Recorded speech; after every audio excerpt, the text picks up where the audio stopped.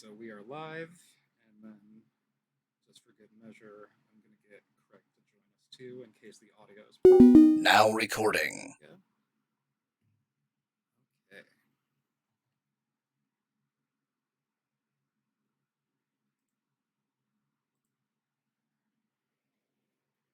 All right. So, like I previously mentioned, I did a thing a little bit differently to start out the episode this week. Here that is.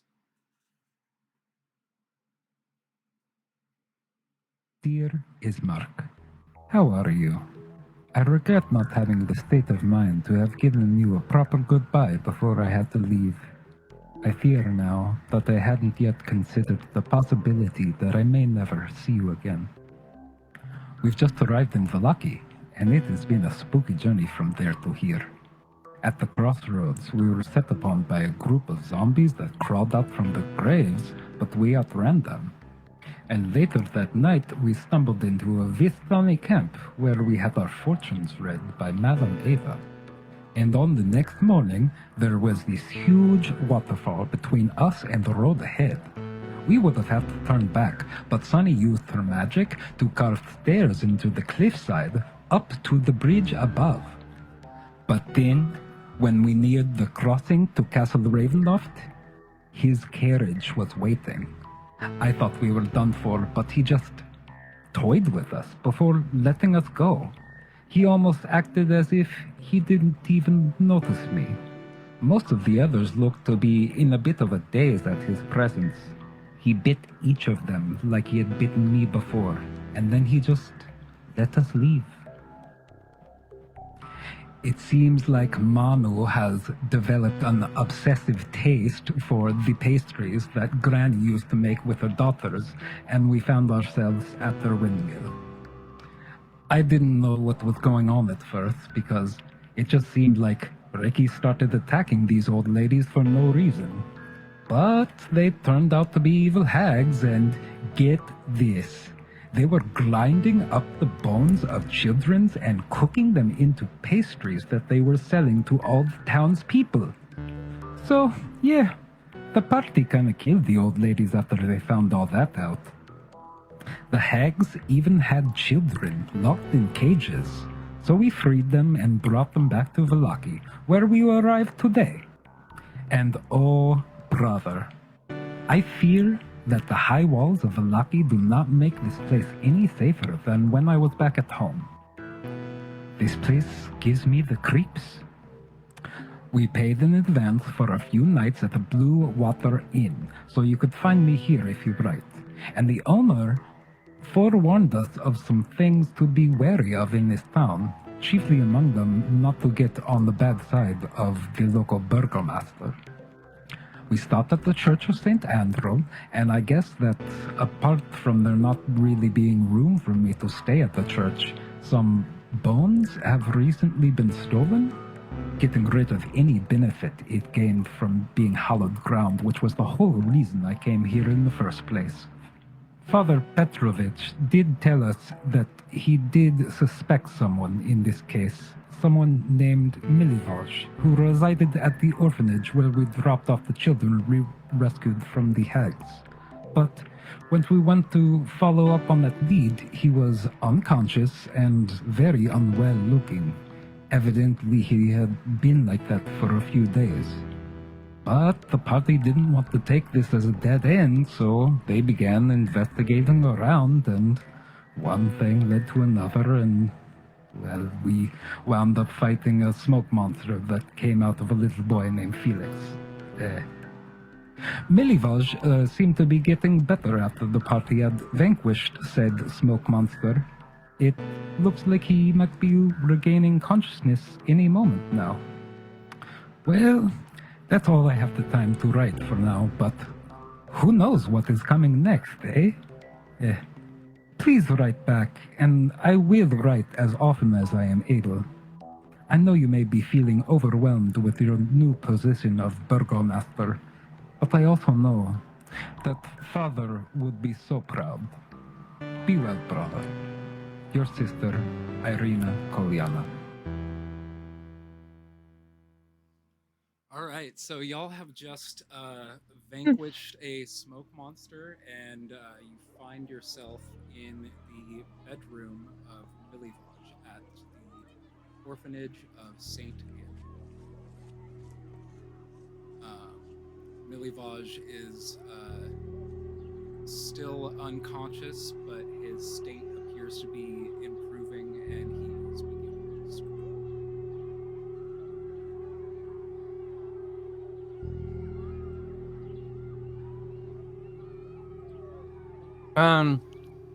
There's something we're not supposed to say out loud. What was that again? I can't remember. I know that Senny keeps saying it out loud, You and I were just want to remember warned what that thing is. by Davian Mardikoff, the owner of the Blue Water Inn. You were warned that Strahd's name is a bit of a Oh, right. not be named situation, as he is seen as the devil. Voldemort. And the By burgomaster the specifically, Meister, right? Specifically forbids it. Cool. Child, are you awake?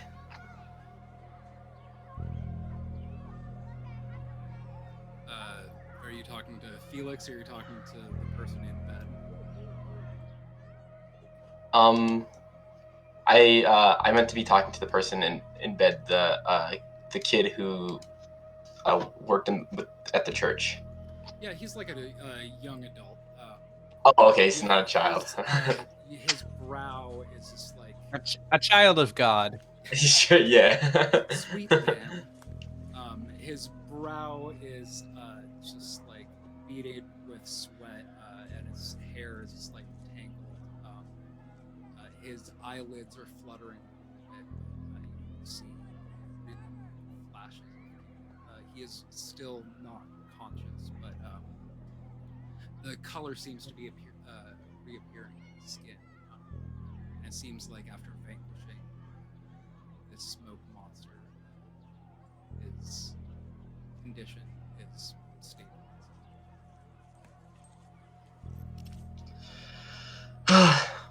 Well, I'm beat. I think I'm gonna take a quick breather while we wait for this guy to hopefully recover from his sickness now that we've taken care of the shadow demon. Yeah. Can I check on was Felix the one who was demon? Yes, and Mhm. Felix is there. Yeah. Hey, buddy. How are you feeling now? Feels strange. Like I've been in a nightmare. Hmm. Well, how do your hands feel? My hands? Yeah, your hands. Cold and clammy? Kind of like touches his cheeks. Kind of, I don't know. I guess like hands. Here, and I hand him my obsidian shard warm to the touch trinket and say, focus your thoughts on the warmth of this stone, and fear not the darkness that you have come from. He kind of tentatively reaches out to you, hesitates for a moment before taking it, kind of grasps it in his hands, and twists his fingers around it, and then holds it to his chest. Kind of breathes like one heavy, like shuddering sigh. His shoulders sort of relaxed. Says, thank you. Okay. Well, make sure to give that back before we leave tomorrow, okay? Well, fine, you can keep it. Goes up and starts heading on Lancelot in front of Manu. I'll ask him. Has this happened before, or are you the first one to be possessed by that thing? I don't what that was. I just know one day I found a locket, and the next day and he sort of shudders. He's like, he starts weeping a little bit. It's like I was watching myself do terrible things. All I could do was watch.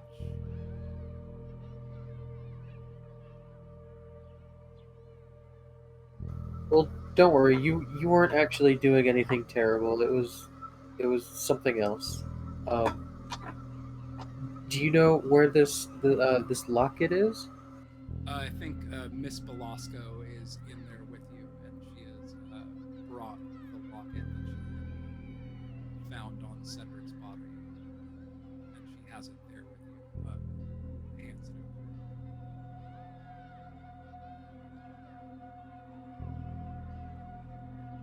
over. Right. It's that that thing in the out of game handout. It's that little. Yeah.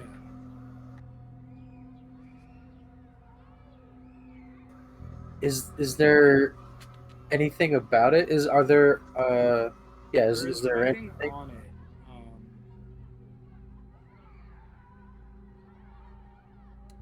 I don't believe you can read it. What languages do you speak? There are markings inside of the locket. I speak Common and Aquan. Yeah, you are not able to read that. Can any of you read what's written on this thing?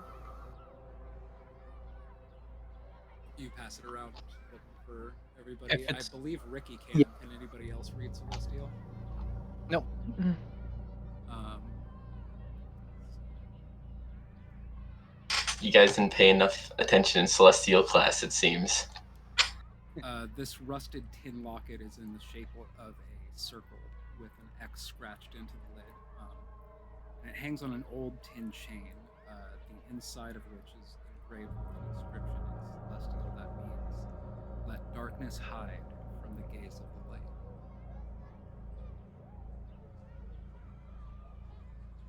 Yeah, I didn't take any extra language credits at school, so Yeah, I went with different electives. yeah, and honestly, I just got my language credit passing the entrance exam. I was raised in a bilingual family.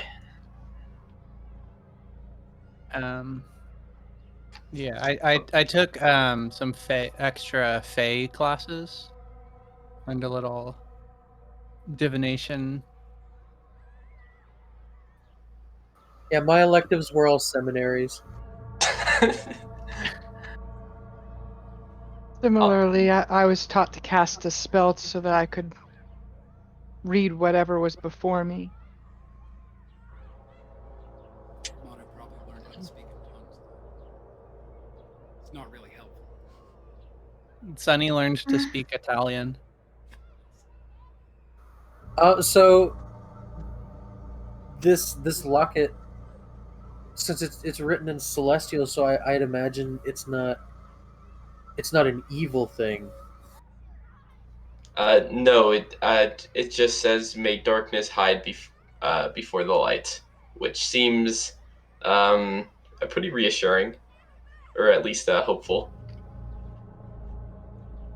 Has anybody done like a detect magic or aura or anything on it? I think I I have detect magic prepared, and I can cast it as a ritual, but I have Y'all are no pretty spell good. slots. Yeah, same. That fight just drained me. And it is, Yeah. you see outside the window that dusk is rapid.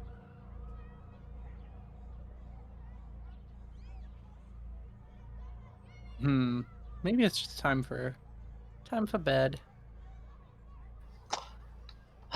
Miss Velasco is gonna go up to Milivoj's bedside and take a towel to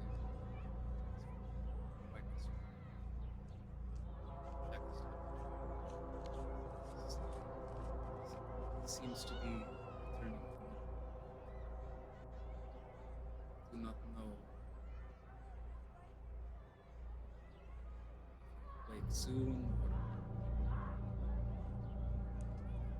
couple of days.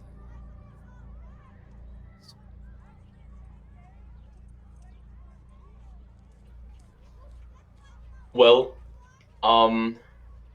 hopefully he's awake by the morning, because we will return. I shall return, hence. Can any of you do detect magic on the locket? Much like you, I can as a ritual.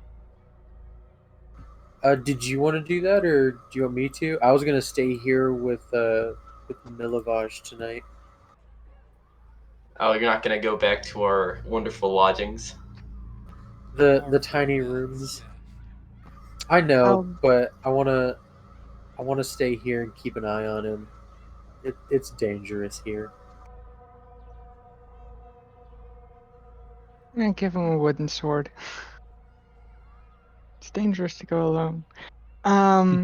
But yes, I will go ahead and ritually cast Detect Magic to sense anything on that locket. Okay, what's that over the course of 1 minute, 10 minutes? I'm not sure how. Takes It's 10 Yep, minutes. Yeah, 10 you're plus just the casting time. sitting there.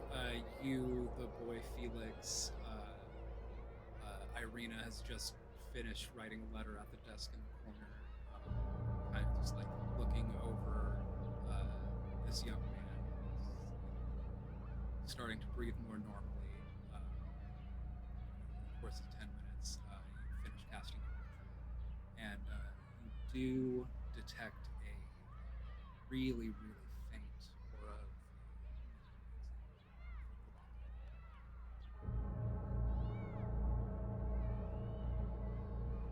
I'll let the party members at least know that, hey, the locket has necromantic magic in it. So, That sounds bad. It's not always bad. They mean, told me like- in school that it was bad. Like half the time, I think it's no. I think most of the time it's bad.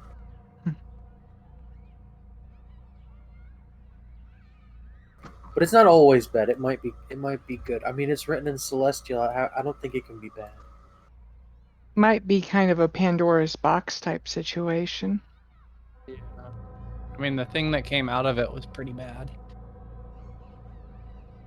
I don't want it to come back.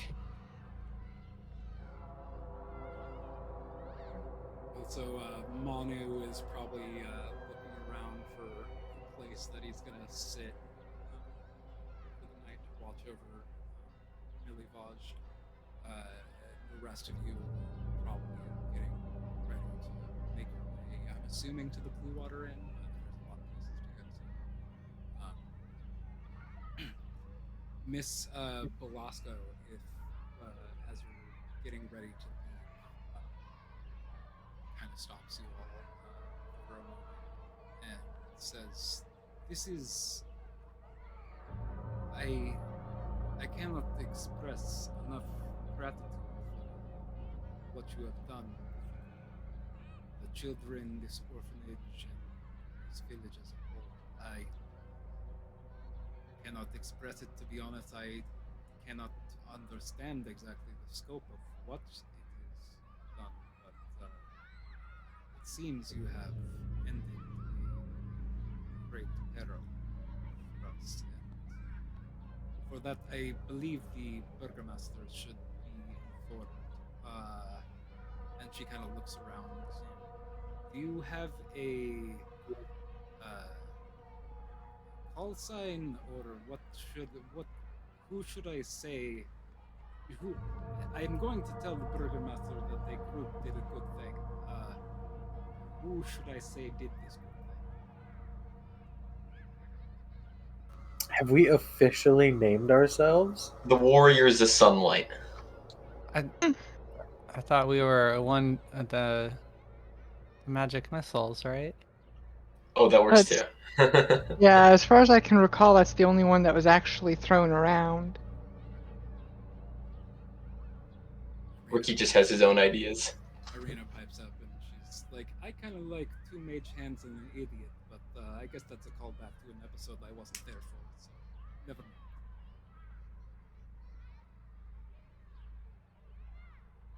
So yeah, we just call ourselves the magic missiles because half of us can cast magic missile. Oh, okay. Starts to scribble that down. I will inform the burgomaster that the magic missiles have performed a very good deed for us. He should, and I think. Yep, speaking to him is up there on our list of things to do.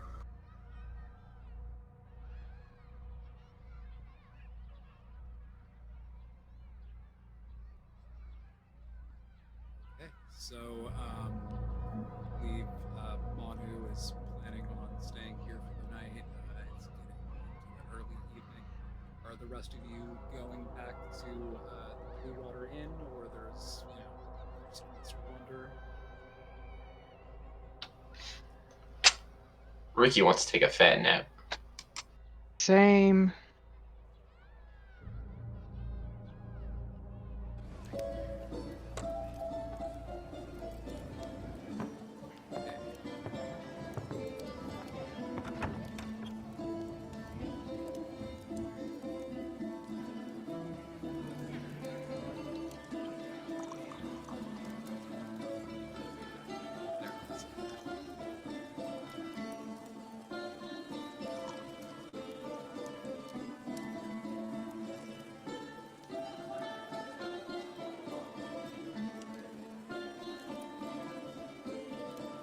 So you guys make your way to Blue Water Inn, or are you just going straight upstairs for the rest? I believe you did pay in advance for both stays. Yeah, I think we paid for 2 or 3 nights. You paid in advance for a few nights, but you paid in advance for dinner in both stays. Mm-hmm. Oh, sure, yeah, I'll have some wolf steaks. I think passing by the bar, Danica Martha sees you passing up, reminds you, oh, wolf steaks will be ready in a moment. Will you be having it in your room or in the dining hall? What's the dining hall looking like? Is anything going on? I am showing you the upstairs right now. It's certainly larger than the bedroom. Yeah, there's several patrons milling around. There's 2 men in one corner, 2 young men in one corner that are kind of. They seem to be, like that crowd of frat lordy, edge lordy bros, just like kind of making derisive comments. Danica is behind bar attending.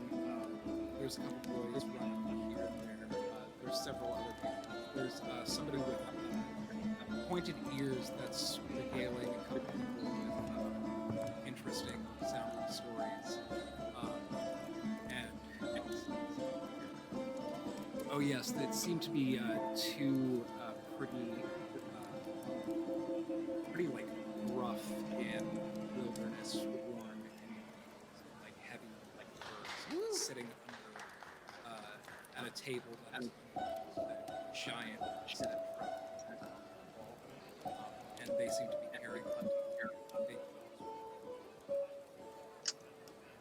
I want to sit next to them when I get my wolf steak.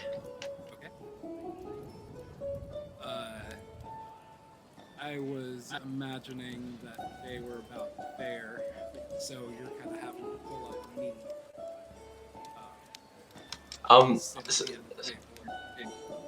I don't.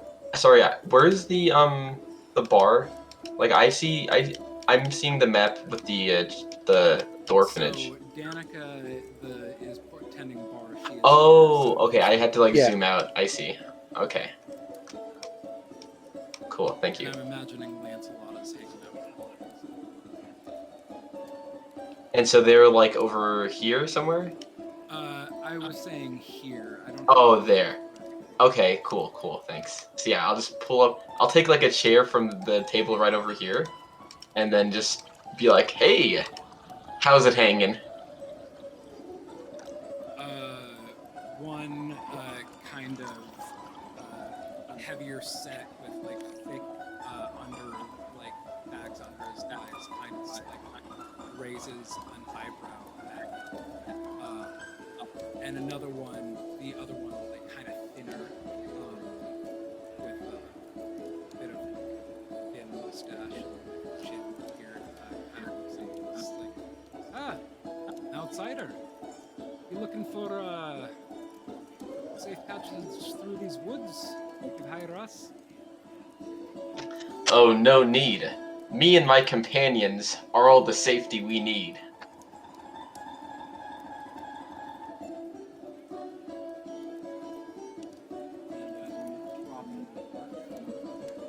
Two of them sitting there.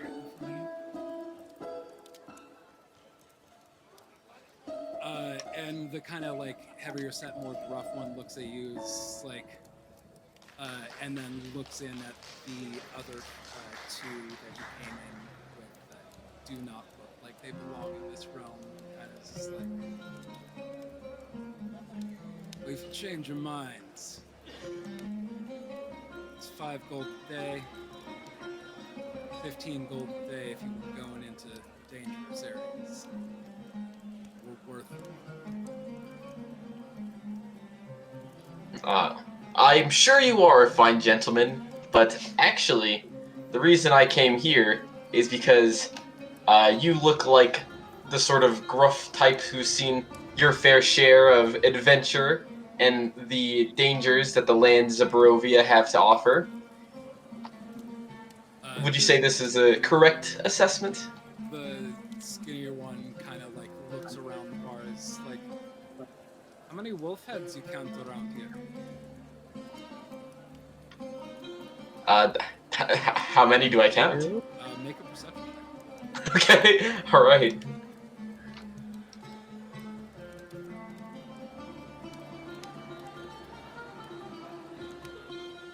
12.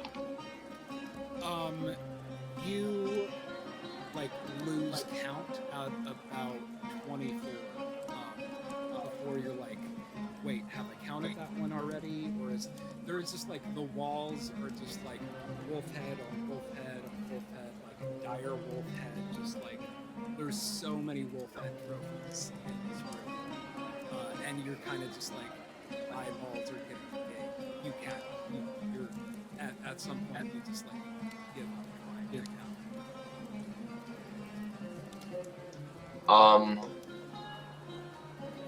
35, final answer. He's like not even. But a great many. And it's like the more gruff one is like all us.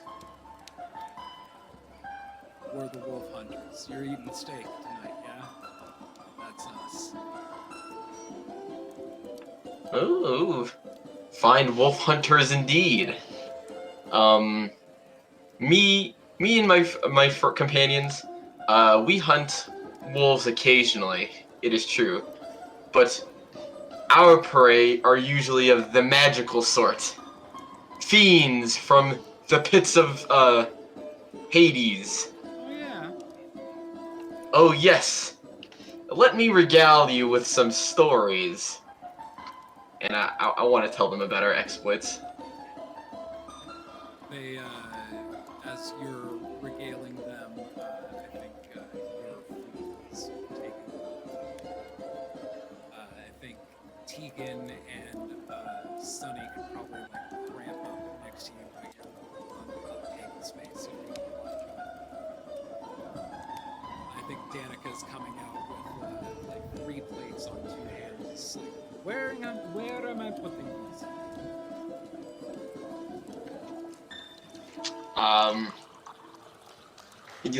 Ricky pulls over like the whole table and just makes it like 2 tables. Yeah, you don't need a strength check for that. So, scooch over, you kind of like it's a round table that's next to it, so you're pushing like a round table next to a square table. It's a bit awkward, but you do make it where the three of them, including Yevgeny, so you have such.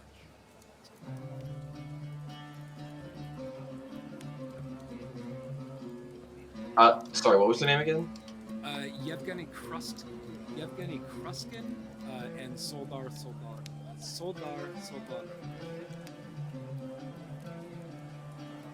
Is it spelled like that?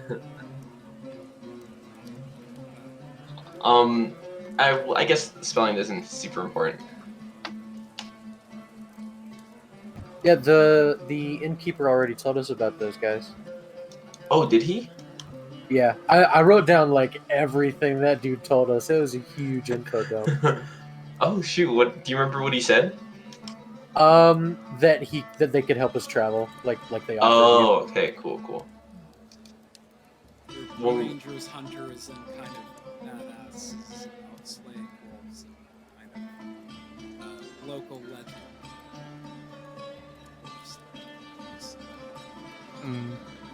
Is one of them actually wearing a pride pin? No, they just look cute. Okay. Sunny asked the one that looks the most alike he would wear a pride pin. So for Okay, your hold on. Out of the two of them, which one are you saying is looking like they would most likely be wearing? I'm saying I don't know which one, whichever one is. Definitely the I one can with do the a- beard. Can I do like a perception check to see who's the fruitiest Yeah, make in a the? radar check. Okay, cool. It's definitely bald techno Viking there. Well, I'm looking at like the whole bar, not just these two. What's that? 9? That's not the best Damn it, gaydar Sunny. check. No.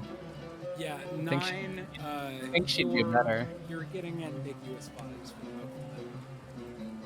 Oh, ambiguous vibes. So both of them. The Very cool. ambiguously gay duo. Married, not to each other? They don't like to put labels. Do they like to, go up on One of Mount Bear one of them- Back Mount Beartalk? Or like, what is their deal? You're not quite you're not quite Okay, well, it's not too important. So when you say that you will help us in battle, what are your morals there? Like, just for instance, just completely hypothetical, but if we hired you to fight the Burgermaster, is that something you would do?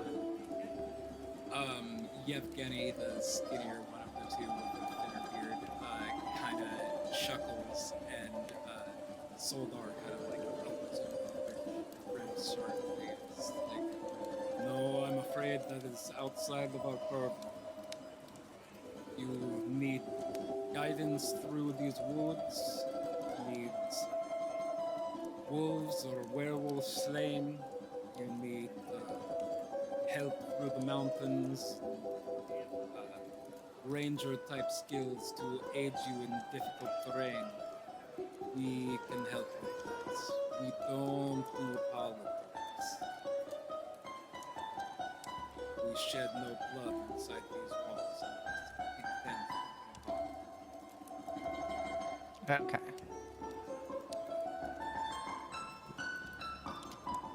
And Yevgeny kind of leans in on you. It's like, I'd keep such aspirations quiet if I were you. Oh, yes, I'm not serious, just a funny joke. I'm not gonna... Yeah, that's it. Sonny, why would we attack the Burgermaster? Ricky, it's just a funny joke. I'm not... I clearly said hypothetical. I just want to know what kind of stuff they will do for us. Oh, okay, it was a joke. Well, in that case, I didn't get it. It's a ha-ha moment, for sure. Us fighting the Burger Master. I think at this point, Danica comes back over with a fourth plate, and it's like the I guess the reptilian one among you. Is he joining, or I have a steak for him as well. I'll take his steak. He would want me to have it. Oh, okay. And she just plops it down right. Thank you.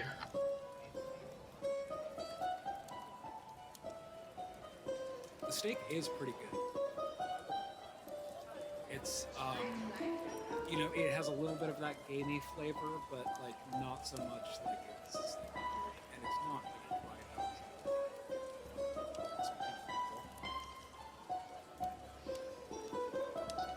out. Well, Ricky will like eat the steak and like converse with everybody for a little bit. But then eventually he'll just once he's like it's like an appropriate social time, he'll excuse himself to go to sleep. I think Irina is yawning at this point too, and just like looking towards the stairs, southwest or southwest. Yeah, Tegan is similarly spent.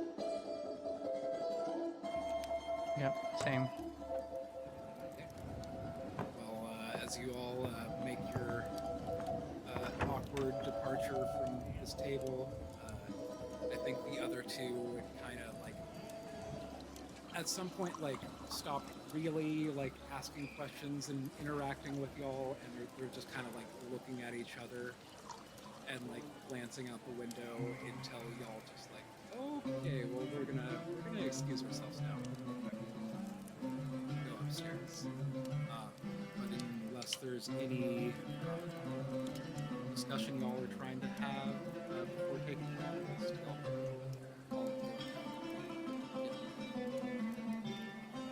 Where the heck is the rest button?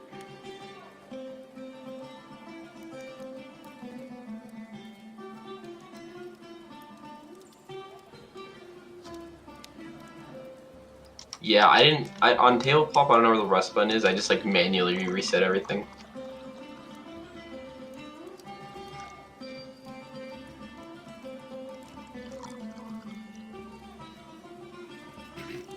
Whoa, Irina, what you doing? That's that's Manu's bed. Oh, I thought he was going to be spending the night at the orphan. He is, but it's kind of weird to be taking his bed.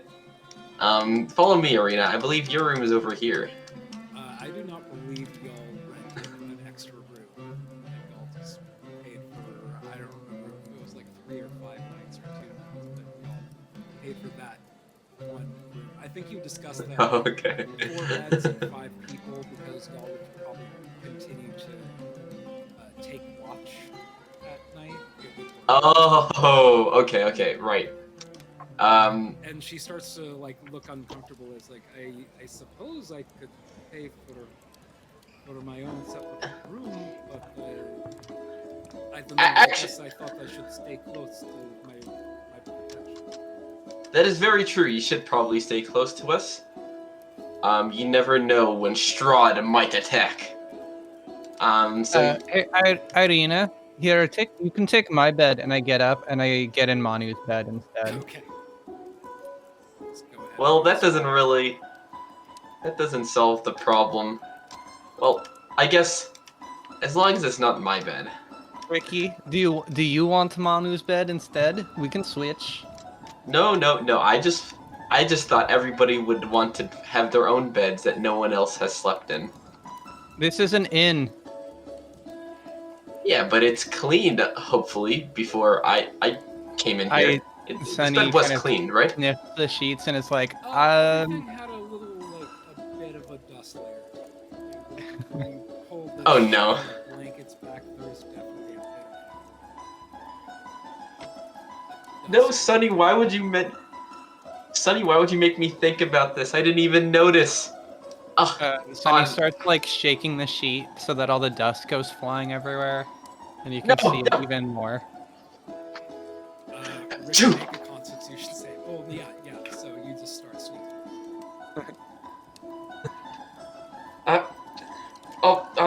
It's my allergies. Sorry.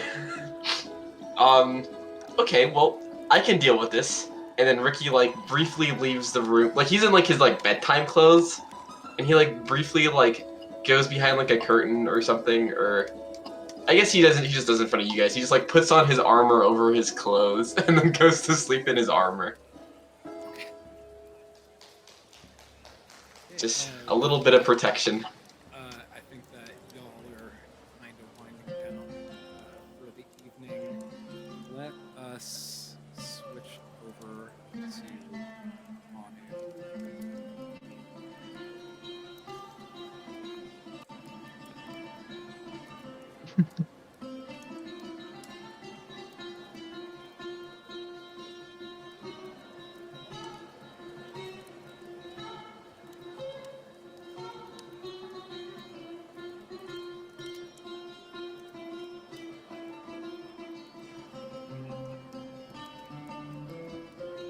Okay, Manu, you've been kind of alternating between watching over Milivoj as he's sort of resting fitfully and gazing out the window. Kind of the moon you could see, you can't really see it specifically, but like through the heavy air fog, you see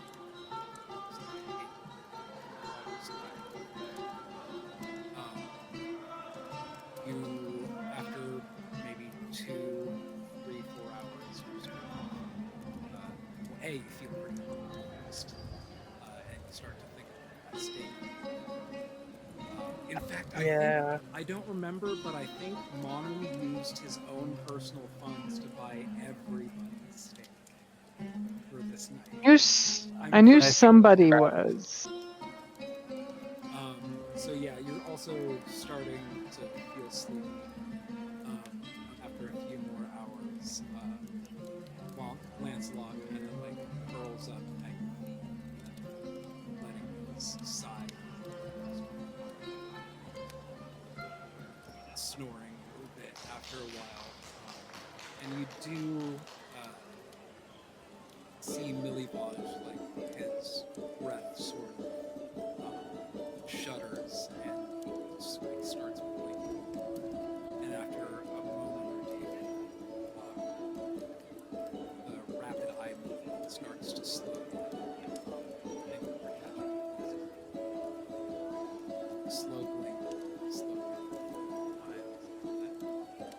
eyes, looking at the sea. Looking to be in a bit of a daze.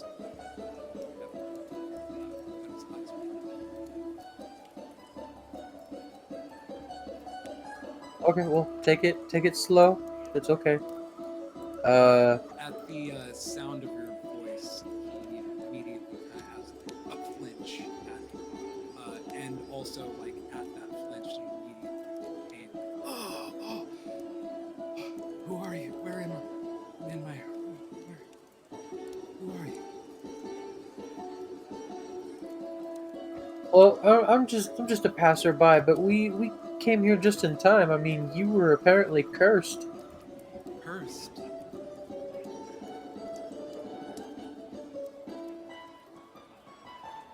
Yeah, I think it had something to do with the bones of Saint Andral. I think that when you took them, you got cursed. He immediately kind of like looks out the window. At first, he was like looking you pretty closely in the face, trying to like kind of discern like who you are, why you're here. But I think with the mention of Saint Andral, he's kind of pointing ceases to.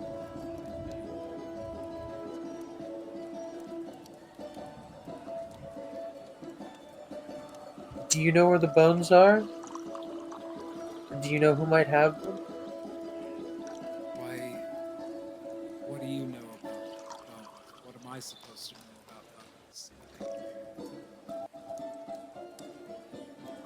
Well, they were taken from the church. We spoke with the priest there, and he said you were one of the last people that that he, or I think you were the only person that he told about the bones that knew about them.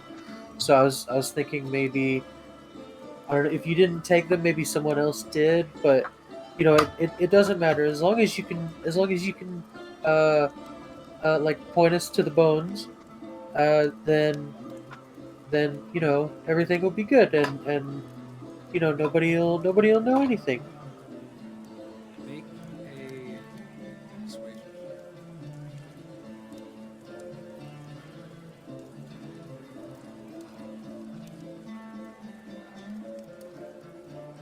A 19. 19. He does look you in the face for a second, but it's like as he's speaking, he keeps glancing out the window, just like anywhere from it's like almost like he's ashamed of making eye contact when he says this. Won't say anything else, but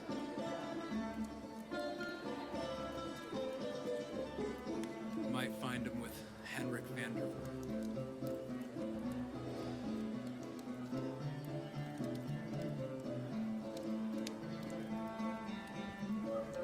Henrik, have we heard that name Henrik before? van der Voort. I do not believe you have. What's the last name? VAN space DER space VORT. Henrik van der Voort.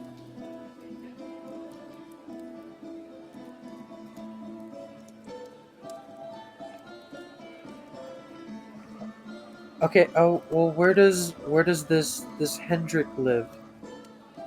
He's the local coffin. He's got a shop next to RSX stockyard.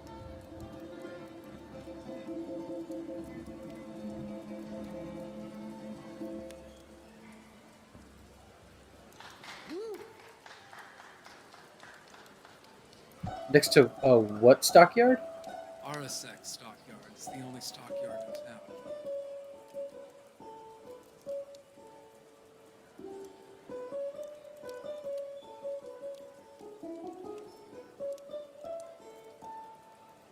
Okay. Well, thank you. And what do I probably don't know what time it is right now. It's just dark. Yeah, looking out the window, it's late. By your estimation, it's probably in the 9 o'clock hour.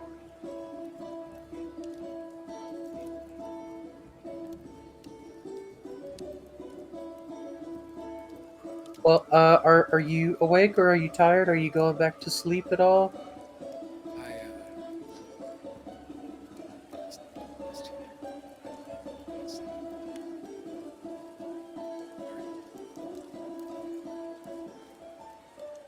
Okay, well, if you do go back to sleep, I'm gonna root through my bag and pull out one of my remaining dream pastries, and I'm gonna split it with him, and I'm gonna eat half. Okay.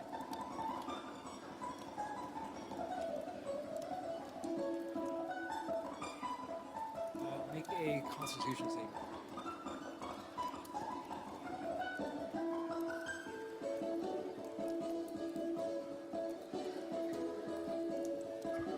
13.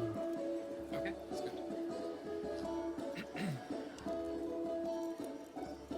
So he gratefully looks at that, and there's like a look of recognition on his face, and he just like eagerly accepts it, and he kind of like wide-eyed looks at it, kind of looks down, and then there's a moment of like almost shame as he says, Yeah. And I'll eat mine with him, and then I'll just go out and like sleep on this couch out here. Well, after a long rest, Manu, you are going to be woken by screaming children. While Irina, Tegan, Sunny, and have a pretty good night's sleep. I would say, Manu, you again have those great pastry dreams where everything is just really it fills you with a sense of the other three, the like kind of hellish nightmares that you had been accustomed to, and last night's sleep is kind of similar. It's just been since you had long rest. You're still having seemingly like spooky and prophetic dreams, but they're not so, visceral. They're not so waking up feeling traumatized after. They seem a little bit more, subtle, nuanced. But with that being said, y'all each wake up after your long rest. Okay. So many children. I think you are probably woken up because there is some couch cushions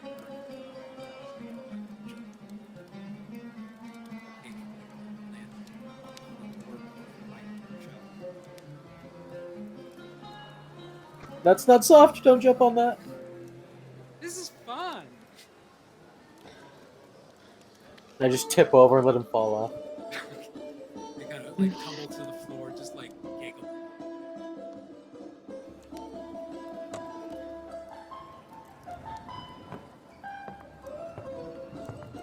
Well, at least things seem a little normal.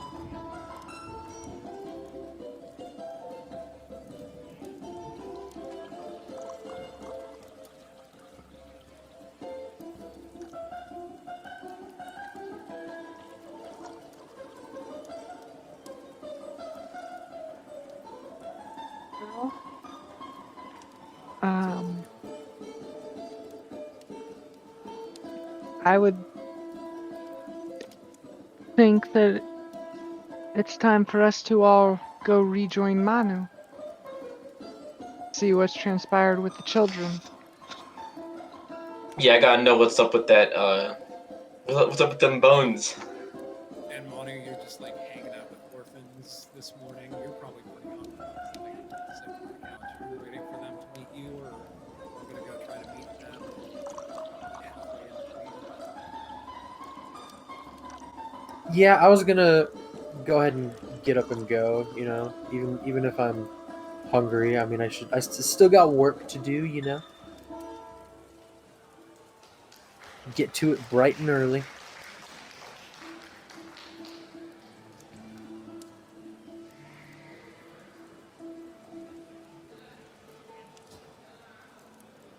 But yeah, when we meet up, I'd tell them about where the bones might be.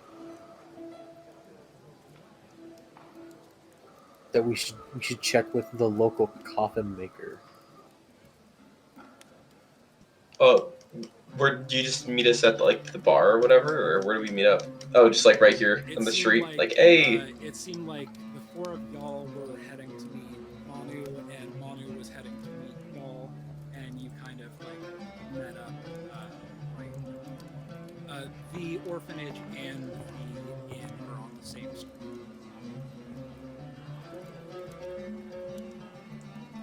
So you kind of like one group going to meet the other, and then Manu going to meet the rest of the group. You almost like back on the right of the street. Hey, I was just coming back to the inn to find you guys. And we were trying to meet up with you. Well- did you find anything out about the grave digger, or what happened?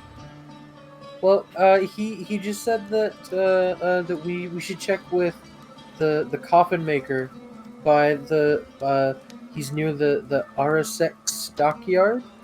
He said the guy's name was Henrik Vort.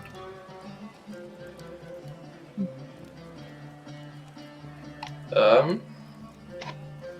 Okay, I guess that's our next lead. Yeah, yeah for the bones. Yeah, I mean there's still plenty of other stuff, but yeah, one thing at a time. Let's not overwhelm ourselves here. Yes. Do you say where the coffin maker was? He told Manu that it was next to the RSX stockyard, which I don't believe any of you know where that is. No, I should have asked You're where like, that oh was. yes, of course. They're like, oh yes, of course, the RSS stockyard. Let's. We can just go back to the inn and ask somebody really quickly. Yeah, we could do that. Ask the innkeeper there, whoever's working. Poke your head in. Danica Jericho is working the bar. What do you ask? Just like, hey, where's RSX stockyard? Who says what? Yeah, pretty much. It's like, hey, do you guys know where is he the coffin maker? Oh, yeah, the coffin maker's shop. That would be in RSX stockyard. And she Oh. says that like that's enough. And then she looks at you and she's like, "Oh, right. That would be by the Morning Gate on the eastern edge of town. You go until you're almost there, and I mean it's the only stockyard in town. It will be if you're heading in that direction on the right. Big stockyard. Can visit. Coffin maker's shop would be on the west side of the stockyard. Henrik is the name of the coffin. Has somebody recently deceased? Nope, just doing a little investigating. Just trying to find our way around town. You know how it is. Okay. Doesn't much care for visitors, so good luck. She kind of goes back. Okay, so, on the map, are they referring to the like big? Yeah, it Like looks this like thing? Oh, do you see it? I think like this place. That Yeah, is it? I'm hanging around. Oh yeah, is it that place where he just moved the? Is that it around here? And then the western part, so like some like building on this side. Snapped you all to my view. Oh, okay, cool. Let's begin the long trek over there. Oh god. You do not have to move all your tokens there. I have another copy of the tokens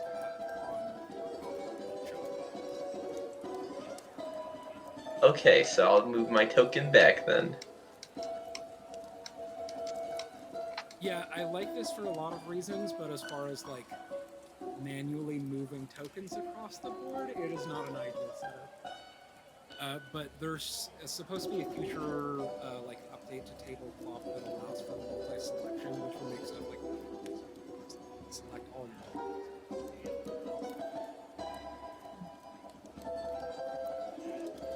Yeah, y'all reach kind of this dirt area.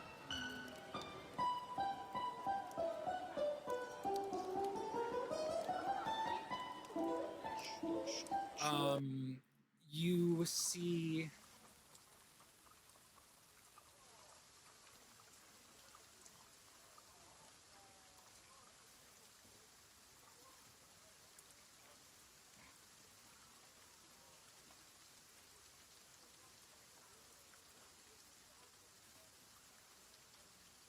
this large stockyard has several locked sheds along its periphery and lies adjacent to a roomy warehouse.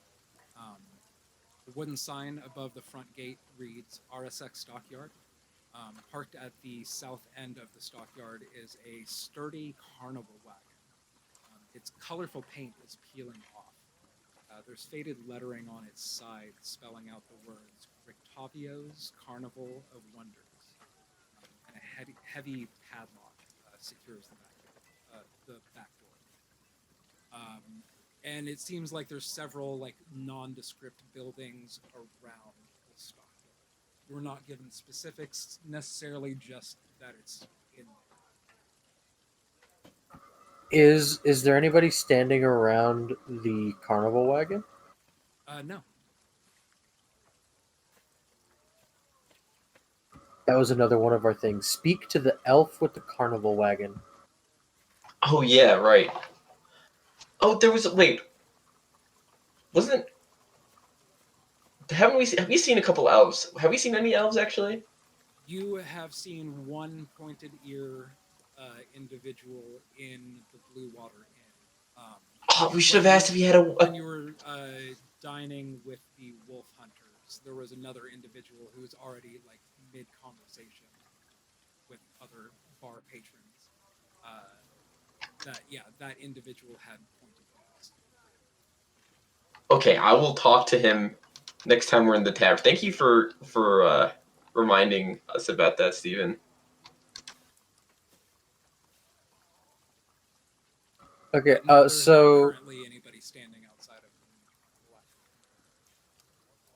the okay, so oh man, he just said he's near the coffin maker is near the stockyard. So I said on like the west side. So yeah, Danica said the west side of. And if you know anything about Mike Leahy maps, you'll know that in villages, like most houses are nondescript, but if there's like a secondary map for a location, the roof is going to be orange. all right, cool. So just a Thank heads you. up, if you're ever looking at Mike Leahy maps in the future, that's kind of how he does that. Okay, well, let's go. Let's go in the orange roofed house. yeah, that was where is that where were we told about that building? Yeah, that's the one where that's where the coffin maker is. You were told it's a building on the west side of the RSX. Okay. So okay, on the west the side. western edge of the RSX stockyard, you do run into this building that let's see here.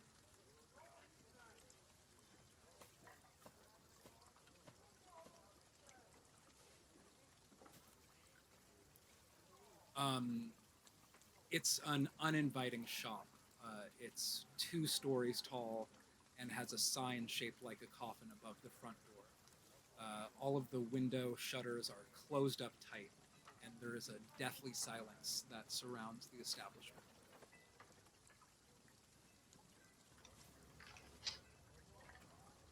Knock, knock, knock, knock on the door.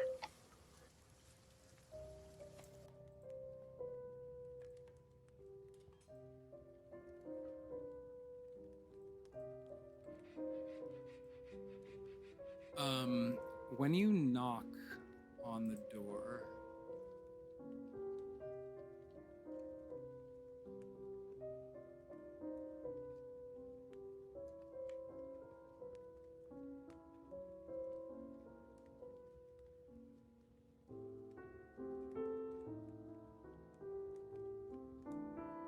sorry.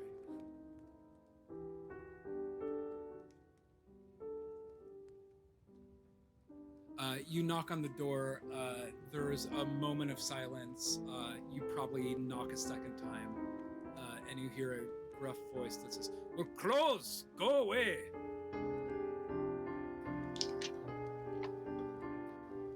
We just want to talk. Please open up, sir. Go away. Leave me alone. Open the door in the name of the church. We are closed. If you do not open the door for us, we will be forced to break it down. They worship the Morning Lord, right? Yeah, the Night Mother and the Morning Lord are the 2 deities of worship. It seems like most good aligned people favor the morning.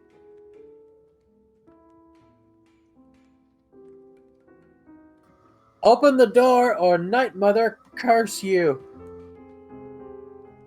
You kind of hear some creaking of wood, maybe floorboards, and then you hear some scraping of furniture, and then quickly receding steps. Oh my gosh. Like, let me in! Let me in! Okay, if he's... How many people are in the market, like, looking at us? There's a couple people milling about, but it's not really, bustling commerce. Nobody's really paying you any attention. I think with, your scream of "let me in," there's probably a couple people that looked over in your direction, but they're kind of more like, kind of walk away real quick instead of rubbernecking. So, how many people are around? Just as like a ballpark. To your east, I'd say you saw 2 people. There might be a third or fourth, like just outside of your line of vision. But yeah, there's not a lot of people milling about in this area. Oh, okay. So, Ricky, wait for me. I'm gonna go around. There's another door. I'm gonna start banging on that, and people will just kind of, they'll be looking at me, and then you can kick the door in while I'm banging on the other door.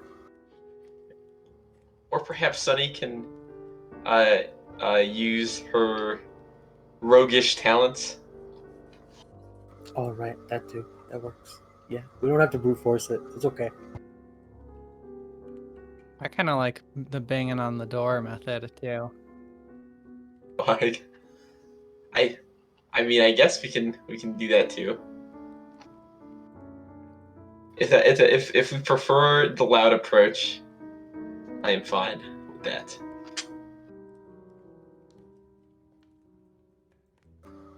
I don't have too much of an issue with it. I mean, we're talking about some holy bones here. Oh, you're right. These are actually very high stakes. Yeah, we need those bones. They're for the good of the church. Yes. All right, Manu, you're right. All right. Make your distraction, and then I'll kick down the door. All right, I'm gonna come around to this door here, and I'm just gonna bang on it like as hard as I can. But you should see if it's unlocked. And no, Yeah, not wait, sorry, even. Is the door that we're at unlocked, or is this one locked? This one's Both locked. appear to be locked. Okay. Like, I'm just. I mean, I can still pick this one, Ricky. Oh, okay. But I still appreciate the distraction. Okay. I think that's more flashy and fun. So Sunny's into it. But I will still pick the lock.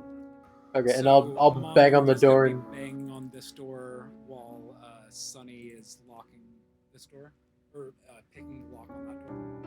Mm-hmm. Okay. Sunny, I'm go going ahead. to guidance Sunny. What does guidance do again? You add a Don't- D4 to your roll. Okay. Does that use a spell slot? No, it's a cantrip. Okay, cool. So I feel pretty confident about this roll, y'all, because I have +10 to sleight of hand lockpicking Right, so you're specifically. putting on your gloves. You're finally Yeah, able well, to use it on a lock. I feel like I'm always wearing them. It's just that they don't, most of the time they're inert. They don't help with other types of Yeah, they characters. just look cool and thiefy most of the time. But yeah, All right. so I think you have a +10 and plus a D4 on that. Yep. So that's a rolled a 7 and +12 total. So 19. Wow. So yeah, you no noise, like not even like a lock clicking. You just like fluidly get the handle, like your thieves' tools. I think I add a little bit of noise just for like flair, like just so you know I'm doing something. Like Sunny is like a little conceited that way. Like Ace Ventura rattling the keys. Like you know I'm here. You do get the door open outside of the latch, but it is stopped like before it crosses the threshold. Like something is in front of it. Okay. Could I like reach my arm through and like check around for like a table or a dead body or something You blocking could the probably door? reach like up to the second knuckle through. It's really not. Okay. But you can make a strength check to try to push it. Here, I'll move out of the way. Ricky, you want to kick this door? And all this while, Manu, you're banging on this door that you're in front of. Yeah, and I'm screaming like, I'm gonna come in. Dead person emergency. Wee you. All right. Ricky tries to break the door down. Okay, make a strength.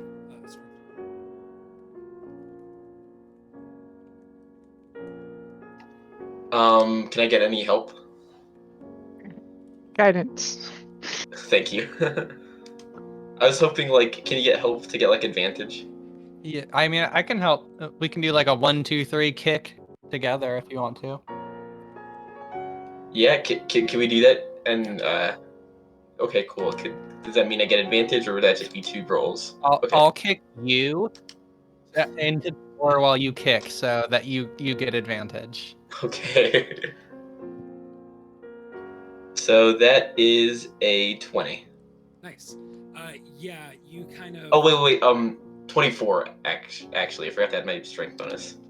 So 24. Yeah. So you kind of like leg out, like flat foot against the door, knee locks, and then like Sunny kind of like behind you, like almost like a spinning roundhouse kicks, like to the tailbone, like pushes your lock knee in further, almost like a battering ram. Your leg turns into, and you hear a huge like wood on wood like, and the door kind of like flies open while a table and chairs just like flies out from in front of the door. I don't know how the physics works out on that, but I'm liking this like martial arts image of like a double kick battering ram. Yeah, that's definitely some Like a Looney double Tunes jump. logic. I don't think that really holds up in IRL physics, but you know, Yeah. rule of thumb, sure.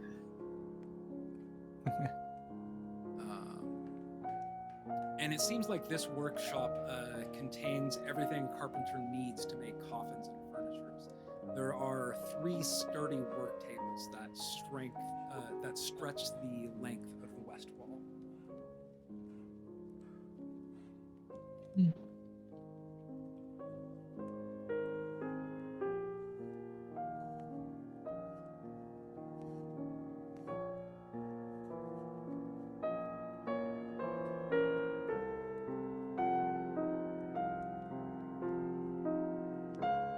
I'm going to check one of the doors. I'm not sure which one I would check. I guess I'll check the more northward door. Oh, we should wait. We should let Manu in. That's kind of what I was thinking, but Yeah. You just hear. I'm gonna break it. Like as you're like knocking, Ricky like unlocks the door and just opens it for you. Okay, you jiggle the handle and then realize it's latched and quickly unlatch it. And I think you don't have to make a dexterity check or anything, but Manu like comes really close to just like pounding your face with the back of his fist like a gavel. And Manu just like stumbles in to this coffin storage room and arranged haphazardly about the floor of this musty, decrepit L-shaped room are 13 wooden coffins. Tegan, I believe, so you were probably saying, we should check behind these doors, and then Ricky was just like, Leroy Jenkins, all right, or to the other door. Are you following behind Ricky, or are you checking? I would follow behind Ricky to let Manu in. And once inside, just to let me see real quick.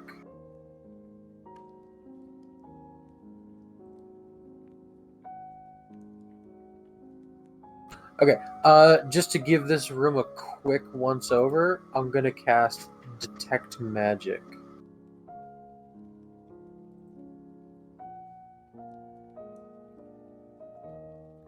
Yeah, it just seems like this is a dusty, mildewy room. You're not picking up any of these. Okay, nothing in any of the coffins.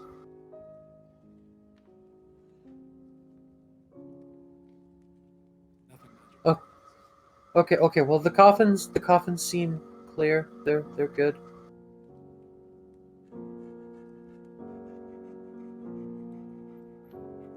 Was there anything of interest in any of the other rooms down here?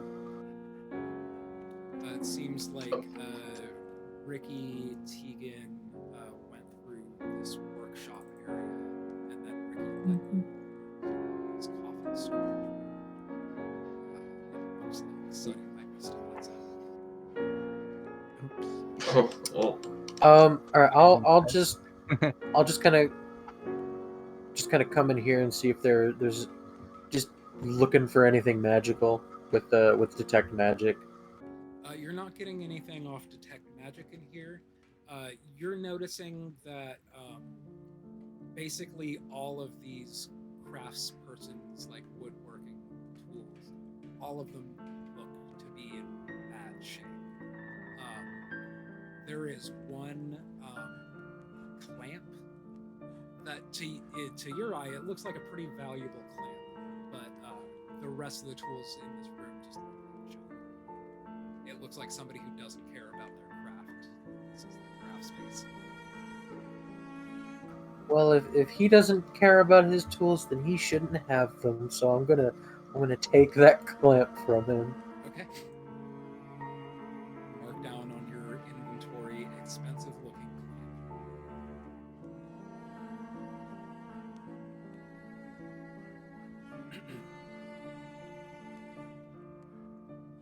Ricky, did you step into what looks like this like eating room area? Yes. Make a perception. Like, I'm basically just looking for the guy.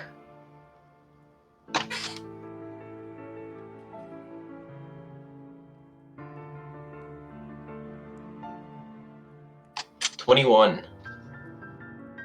You round this corner towards the one door that y'all didn't check through. And this bearded man is kind of like huddled there in the corner with one door on the knob and like, or one hand on the door, the other hand there, kind of just like crouched in the corner, hiding. It seems like there was a moment of flight or flight panic. And he tightens his grip on the doorknob and opens it up really quickly, rushes through this, and is starting to head this way and sees Manu there and kind of stops abruptly and is looking now towards the front door that Sonny picked. And is now kind of like trapped between you and is kind of like, in a pickle between first and second base, kind of just like not sure where to run. Do I hear the commotion? Make a perception check with advantage because it's pretty loud. Should I make that same roll too? Sure. Nat 1. I'm just like looking at coffins, I guess. Yeah, you're like, man, this is some death goals right here. These are shitty looking coffins, but like, what is life but shit anyways? You're just really into these Tegan, with a 15, you're pretty sure you hear a clatter, and a latch of a door rapidly click open.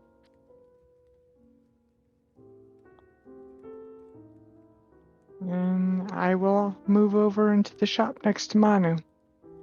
You see this kind of aging man, kind of trapped between Manu and Ricky, hands out, kind of shifting his weight in between one leg and another, still looking like they're considering fleeing. You know, running in some legal systems, running away is an admission of guilt. I didn't do anything. I said I'm closed and to go away and leave me alone. I don't know who. I've never seen you before in my life. You're in my shop. You just broke into my shop. Get out! Get out of my shop!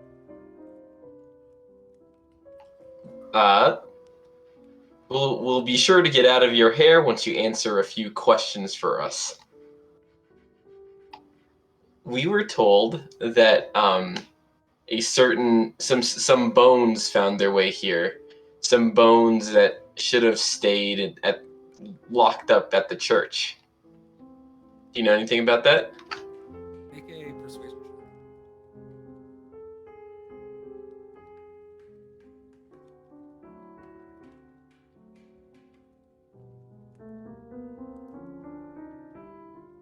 check. $15. 15, not bad. I think at this point, not necessarily to force your actions, Sonny, but you probably step in through this way, finding the other hall blocked, and this person is now finding himself double flanked on either side, and looking at you, being insistent, Ricky, on come on, dude, we got you surrounded, tell us. He sort of does look defeated for a moment and looks down and said, all right.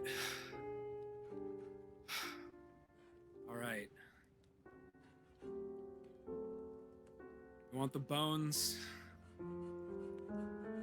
They're in my junk room upstairs.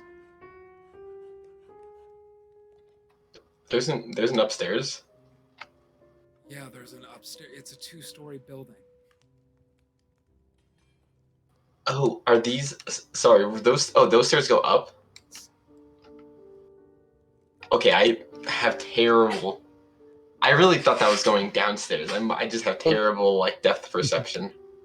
Also, if you Oh, check wait, the, I see. Yeah, if you check the Discord too, one of the nice little flavor image is a pretty cool coffin building. On the Discord? I don't see The it. disembodied audio video window is James. Oh! Really good, movie. Oh, I see it. Okay, That's the thank you. building Okay. what that video is the building you're in. So Ricky's I knew we were in a 2-story building this entire time.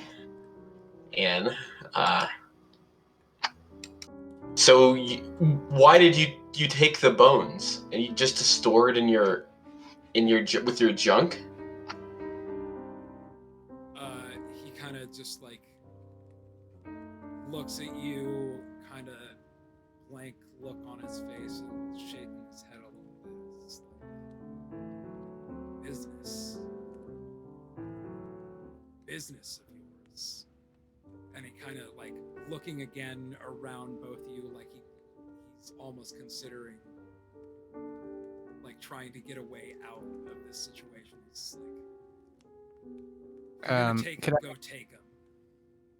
Can I make an intimidation check or intimidate him? And I wanna help Sunny. Yeah, go ahead and make an intimidation check with Okie doke. Oh wait, never mind. I actually can't help Sunny because I don't have proficiency in Okay, that's intimidation. 20. Doesn't require proficiency to help. Oh, okay. Never mind. Yeah, 20. 20. Yeah, He natural. Looking at the two to his left and then the two to your right, and like Sonny, you're probably, before going to bed or maybe after waking up, you had a few minutes of work yoga. Your fucking muscles are looking swole. You flex a little bit, just like looking ripped as hell. And he's also not, used to seeing a orc or half orc person, and with a 20, make a perception check.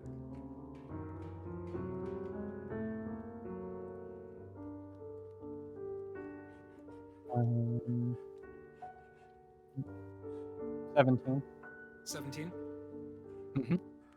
You see a dark spot forming in the front of his pants. Fucking pitiful. Can't believe you're coming your pants at a time like this.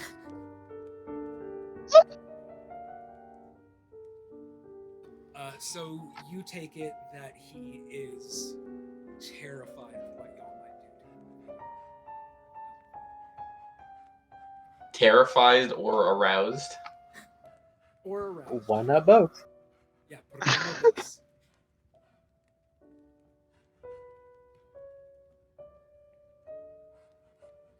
Since those bones were taken, we've had to deal with at least a couple of curses and one possession. So we are more than slightly curious as to your reasons why. Yeah, I think we all want to know why you put everybody in this town in danger. No reason. Just do what I'm told. By who? Who told you to do this? His name's Vasily. Vasily von Holtz.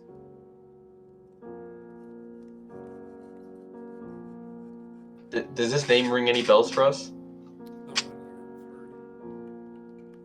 Yeah, not yet.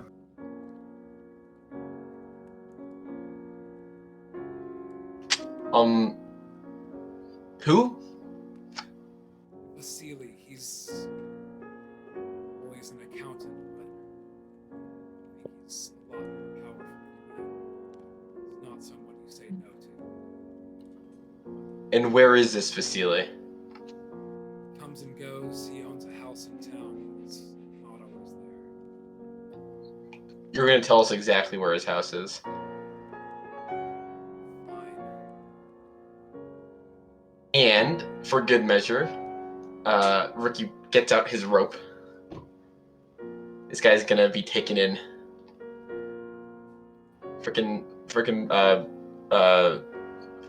Velaki PD over here.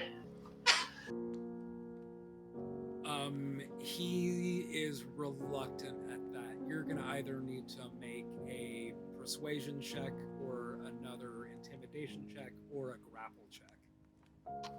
Yeah, I'll just grapple him. Okay. That's a natural 8 plus 0, which is so all you got to do is beat an 8. I rolled a 17. Yeah, so you got him, you get your rope out, and you basically RDR2 hog tie this guy. All right, you wait here until we get those bones. You said they were upstairs? Yeah, in the junk room. Okay. Do you guys have any other questions for this dude? Or should we... I guess I'll just go up and get the bones and you guys can just question him more. Oh, wait. Oh, so this is the... Okay. So this is the upstairs. Yeah. Mm-hmm.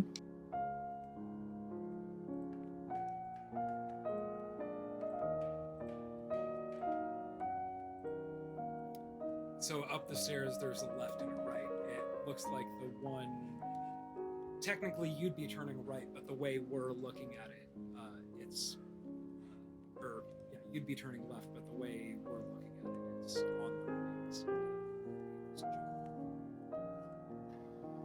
right. So even though I know there's like... This is probably the room he's talking about, I kind of want to explore a little bit before I get the bones.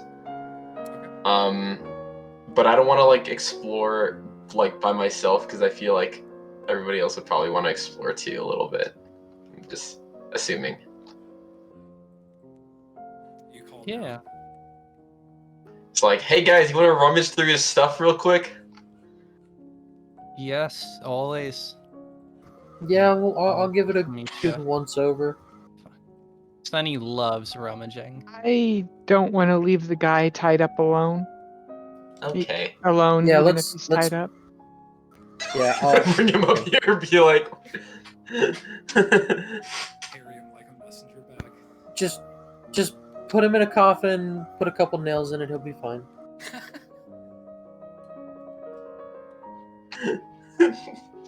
Yeah, just do that. I mean, he is a shoddy craftsman. There's plenty of air ventilation. He's not going to suffocate. It's not one that he made. I'll kind of just go around, I suppose. Just not rummaging through anything, but just seeing if detect magic picks up any pings.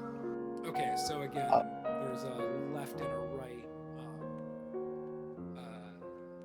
On our right would be this junk room, and our left would be what looks like a kitchen. Which direction are you going into? I will follow Ricky into this room. This kitchen contains a square table surrounded by chairs, and there are shelves. The wood looks to be in a state of decay. On the floors, it almost looks like, you're tentative about where you step. There's some heavy groans and creaks coming from the floorboards, especially in front of the counters. Years, decades even, of sloppy food preparation, not caring about what's spilled on the floor is really kind of like eating away at the integrity of the floorboards in this room. And everything kind of just has this like air of neglect about it. Casting detect magic, you do not see.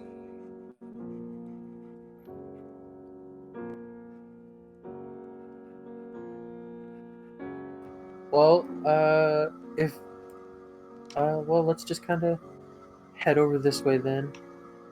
I'll leave the rummaging to everyone else. Yeah, let's rummage a little bit. Does he have Yeah, like any cool stuff that's not magical? Yeah, you guys can rummage. I'm just checking for magical pings. Okay. Ricky, you're rummaging through this kitchen area. Yeah. Make a investigation.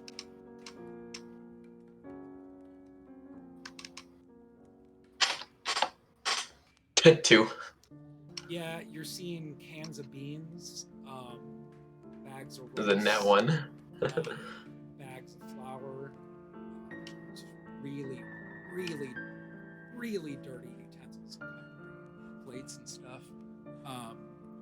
And I think in the process of stumbling around, you put your hand on this brown spot that's just like, you're gonna have to wash your hands like 60 times before it's not sticky anymore.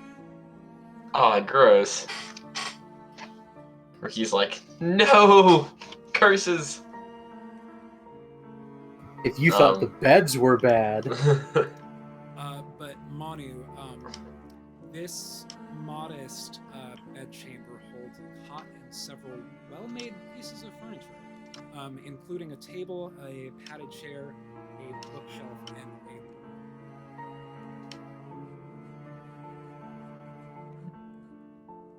a Nothing from detect magic in this tiny room? not immediately. You're not. Well, Ricky like wipes his hands on like anything that seems somewhat clean, and then Oh man, this like a lot of this stuff is actually in good condition. yeah, maybe, I don't know, we might find like something cool, like a diary. Let's look through. Let's do some more rummaging in this room. Yeah, you investigating around. I'll call Sonny in because Sonny likes to rummage. This is his bedroom, so you should get a kick out of rummaging through this. I rummage. Sunny if you want to, or Sunny and Ricky if you both want to, or if one wants to give the other Yeah. advantage, work it out. Ricky will give Sunny advantage. Thank Go you. ahead and make an investigation check with advantage. Okay. So that's 17 plus 2, and nat 1 plus 2, so 19. That is enough. In this, what looks to be a wardrobe that I just pinged, you find 2 sacks, a large one and a small one. I will look in the sacks. Which one do you open first? I gotta go with the big one first.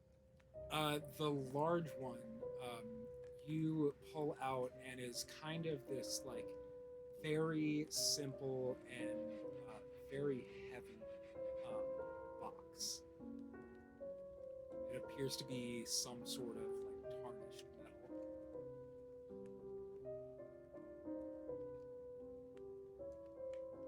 I'm gonna open that box. Ins- Sunny's gonna bravely open the box. Inside, and Manu looking over Sunny's shoulder, you get a strong aura from your detect magic coming out, and Sunny, inside you see an assortment of bones.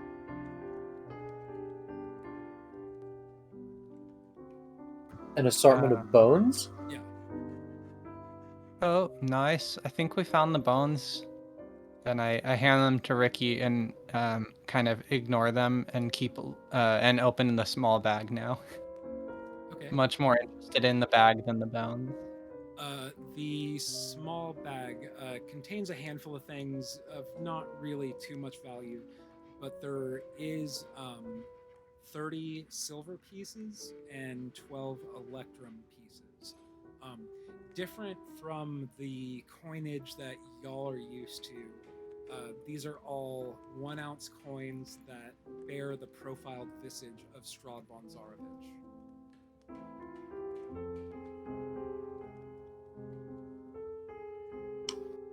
Wait, how many of them were there? 30 silver and 12 electrum.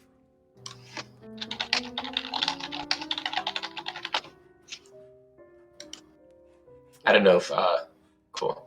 Oh, 12.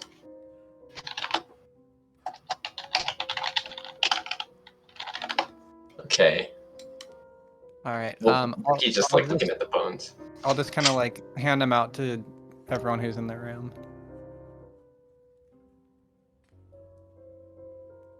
I think Sunny sees it as like kind of some loose change, so maybe doesn't even call Tegan up for it. Sorry, Tegan. Downstairs, kind of staring at the guy. So that's 10 silver and 4 electrum each, I think. Mhm. So, sorry about us being a bit overzealous, but we're still a bit on edge after dealing with some of the curses and possessions that have been happening.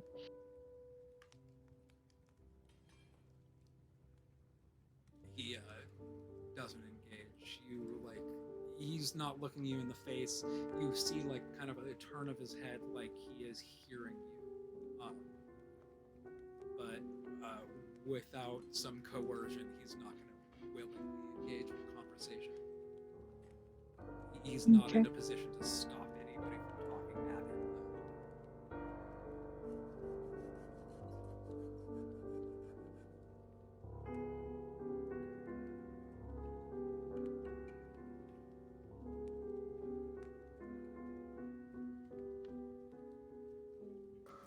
Okay, well, let's check the bigger room. There's the other way. Not really the bigger room. Okay. Do the three of y'all upstairs head into that room?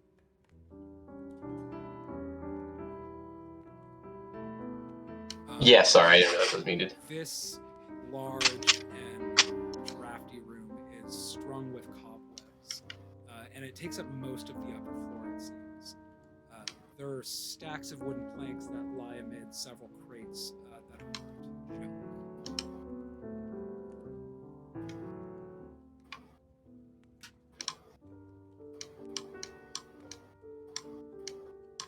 Wait, okay, didn't he say this? BRB. Sure. He said, didn't he say, did he say it was the bones were with his junk? Yeah, he said. He said to go into the junk room. So what bones did we find then? These. I don't know. Let's open up some crates and see if something's in them. But just be cautious because he may have been trying to pull a fast one. Sunny's gonna open the crates. Open this crate without caution. Okay. What is caution? Y'all start going around, opening up crates and seeing what you find. That is where I'm going to have us take our break. Y'all might be needing to roll initiative when we get back. Okay then. Okay. Gonna get attacked by Wanna do it? termites. It can't be that bad. They're inside crates. See y'all Yeah. in about Not even 15 stronger than minutes, which on. is 25. Okay. See you soon. Okay then.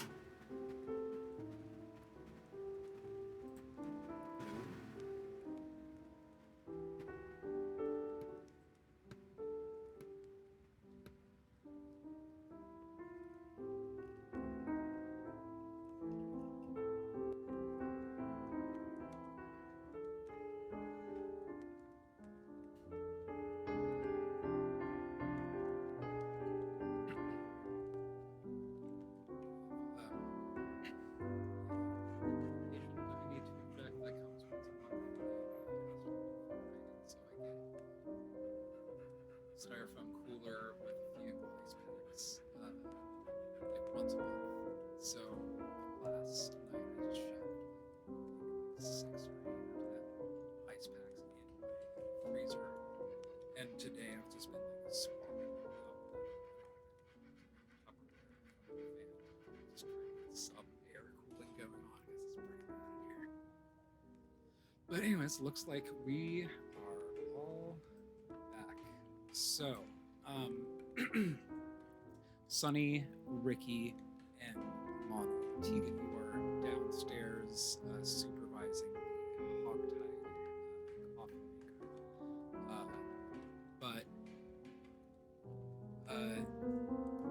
Sunny and Manu, you are the first to start opening crates. And Manu, you open this crate, and Sunny, you open yours. Inside of them is both of you see this pale, stringy-haired creature, and eyes closed in kind of like a peaceful repose type of position. But when just like seconds after the lid opens, their eyes also open, pupils dilate, and directly on the person who lifted them.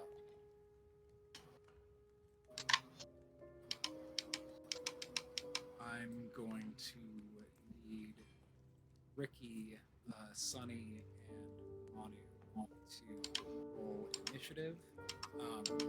Sunny and Manu are going to be getting a surprise round. Okay, so what are these? Are they zombies? You didn't get a good look. Okay. You're stepping back, or you're back. What are they? Vampire spawn? A and B? Oh. I look those at- names. Yeah, Sunny doesn't know. Sunny just I look at a knows. lot of creature art. I knew what they were just by the token. Yeah. This looks like they rolled zeros.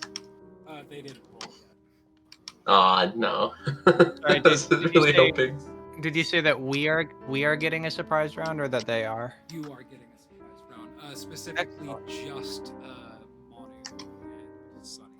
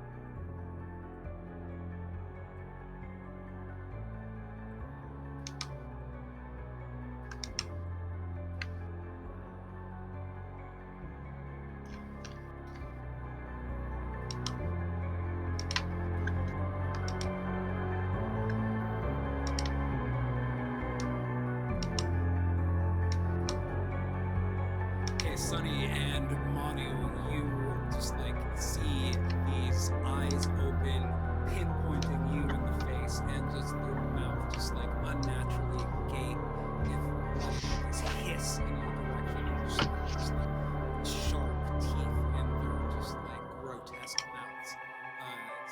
and Manu get a free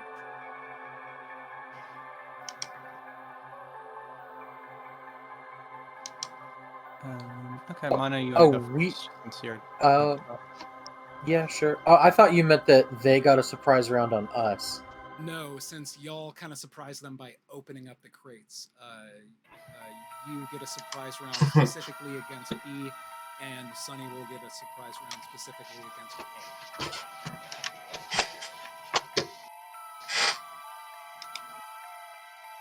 A. Okay then, well, let's see what I'm gonna do.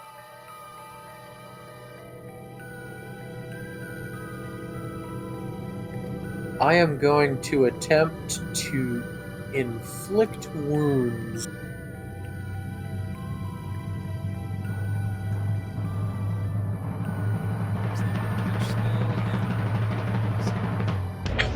No, I just have to make a melee spell attack.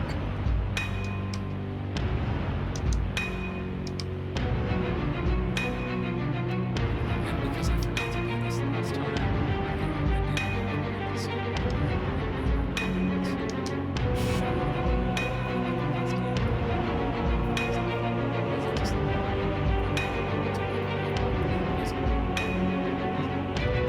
Okay. So, a 12 total.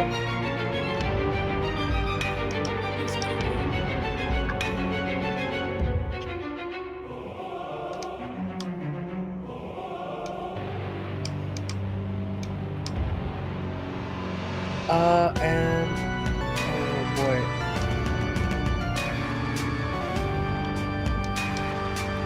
I'm gonna freak out and which way am I gonna go?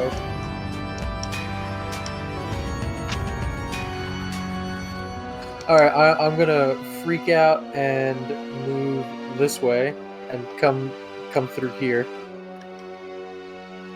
And I will scream down at Tegan and say there are bad things up here. Tegan, go ahead.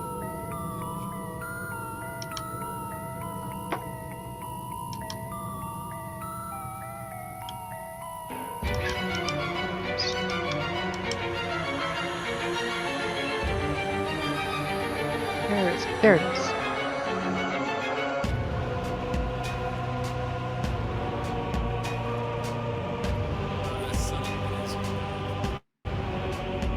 I think, just since it's such a surprise, Sunny doesn't really have time to plan much other than her basic rapier attack. And that is a 10. I think awkwardly you're just trying to like stab into rocks and just Yeah. can't really get a good angle and just like wind up missing.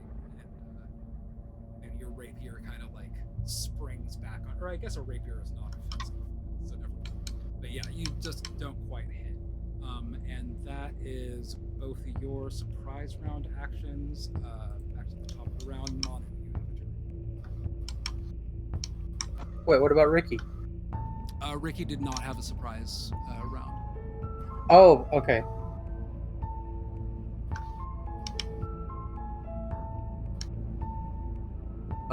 Let's go ahead and Sacred Flame. It's got to make a Dex save, DC 14. No,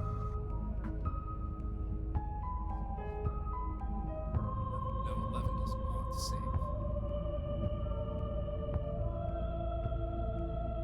save. Takes a whopping 2 radiant damage.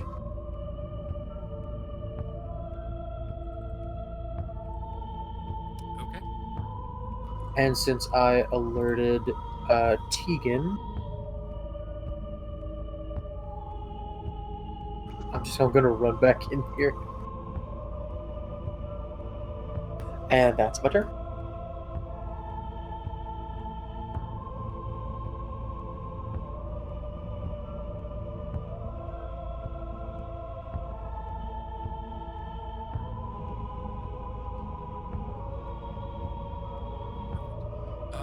That being your turn, Tegan, you are up next. You heard Ricky shout out from the top of the stairs.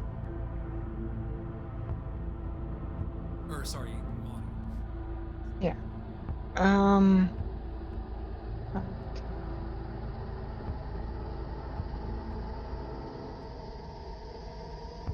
Is that?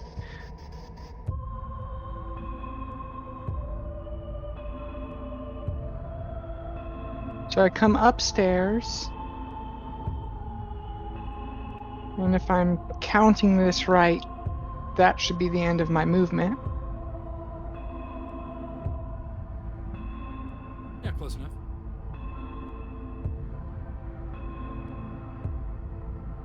And then I see these two deadites. And trying to conserve myself for the time being, I'm just going to Eldritch Blast.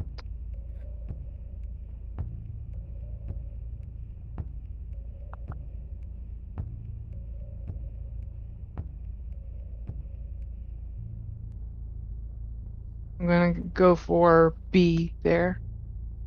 Okay. 18 to hit. 18 does hit. Oh.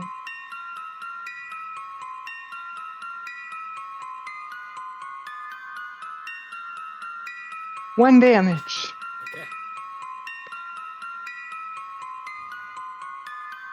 Your Eldritch Blast kind of like busts through it, but it's kind of like a fizzle fire. It's kind of it's just seems more irritating than anything else. That being your turn, Sunny.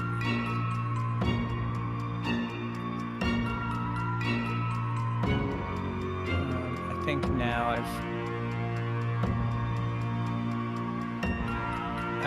yeah, I mean, I think I'm just gonna do the same thing.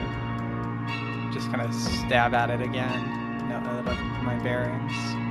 And it's 16 to hit. 16 does hit.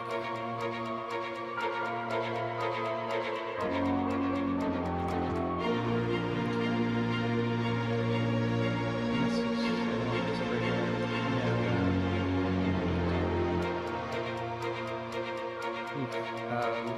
4 damage. 1 plus 30.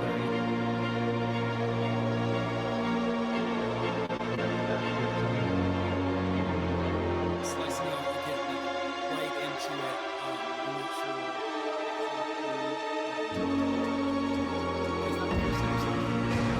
Piercing damage with the rapier.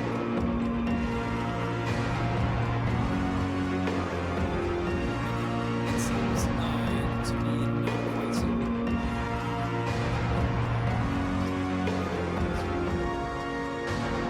Yeah, if Sunny's gonna disengage, I'm just kind of like, I'm still kind of surprised, but like back up away from them, and she gets back with Ricky and Mom. And that's it.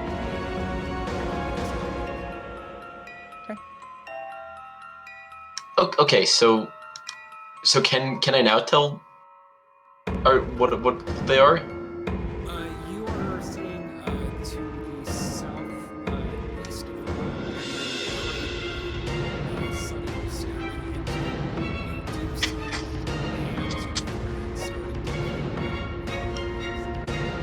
sea Okay, so I guess I'm just gonna walk on up. But like it's so I can like see into the coffin now. Can I like see if it's like okay, the crate, yeah, so because I'm trying to see whether or not I should try to like smite these things to get radiant damage, but because like I like, is it like do I know if it's like a fiend or like some sort of like demon? make an Arcana check. Okay.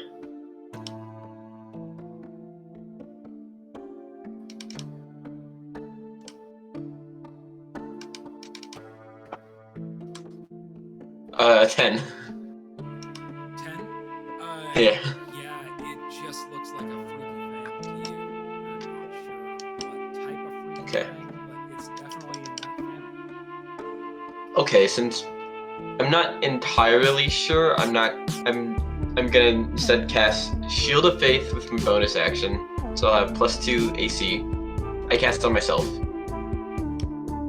And then I am just going to and we've established, I think we've already established that you can hit with like a 16, I think. So I'm not going to use my Channel Divinity. I'm just going to attack it with my sword. So 23 a hit. I'm pretty sure that hits. Yeah, so that's 8 slashing damage.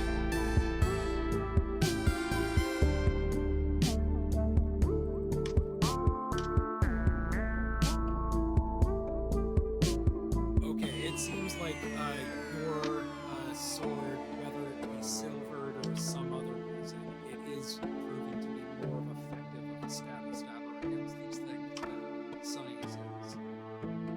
Okay. Alright. Are you doing any movement or anything with your turn? I don't think I can do any movement without taking an opportunity attack, so I'm gonna stand here.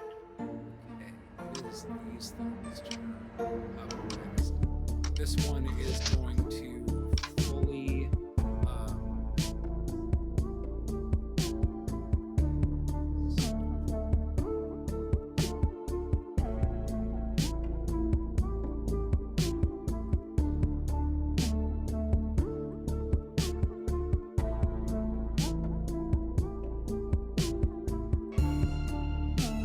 okay, sorry. It is going to just like menacingly, like it's freakishly long arms, just like crawling and slithering its way out of this crate, and it's just gonna like almost like smash apart the rest of the crate. As it's doing so, the few hits that it has taken, it seems like its wounds start to just like knit themselves back together, seeming to be at full health after it stands up, and it's going to just kind of tower over you. It is going to make 2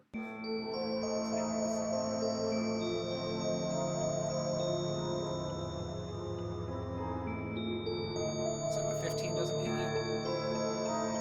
I'm pretty sure 15 doesn't hit you. Your mic is off. And the second claw attack is a 2, so yeah, that doesn't hit.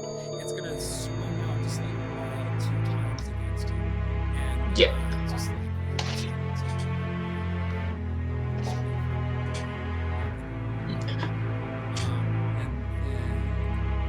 Yeah, DC, or my AC is 21 too. It's just so you know. this one that Tegan had just hit blast his missile just like freakishly crawl out of this crate and not even standing, just like sideways climbing along this wall as it get up close to you. So attacks against you.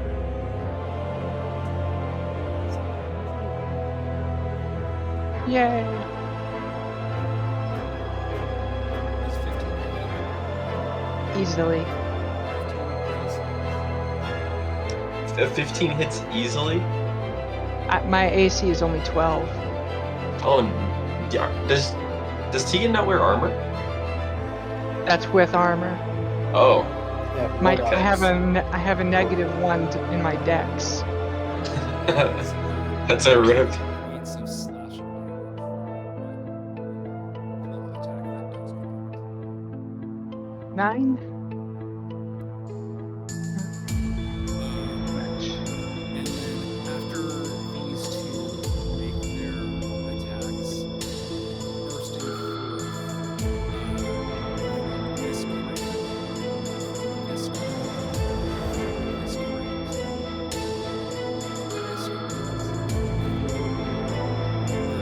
just like make the crate just like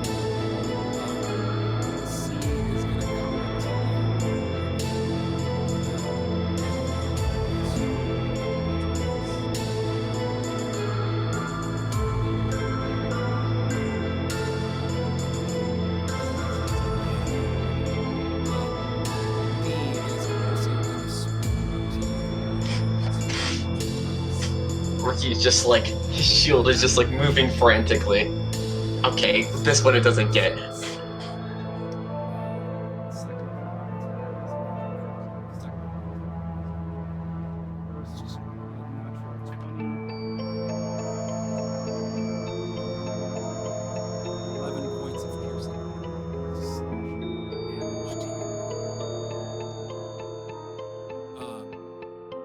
E is also going to rush up towards you and make 2 claw attacks. That's a natural 19. That's a 25, which I'm pretty sure hits. That's a natural Yeah, that hits. 10, which is a 17. That doesn't hit. And a So that's 17 one does more. not hit. Okay. 6, 7, 8 points of slashing damage from E. F is also going to rush up towards you, Ricky. Okay. 2 claw attacks. Oh man. Natural 18. Okay, yeah, that hits. If it has any modifiers, yeah. And then natural 5. Sorry, and how much did E do when he hit me the first time? Or I got the first attack. I didn't get the damage for the second attack. I think there was only one attack. Each one that's hit you has only hit you with one. Oh, okay. But that last one is Okay, yeah, guys, I'm kind of looking fucked up. so these additional 4 kind of burst out and swarm around Ricky, and you just see them just like breaking him. It's just like a flurry of claws. It's just like, yeah, a bunch of missing, but a bunch more. And Ricky is starting to look pretty.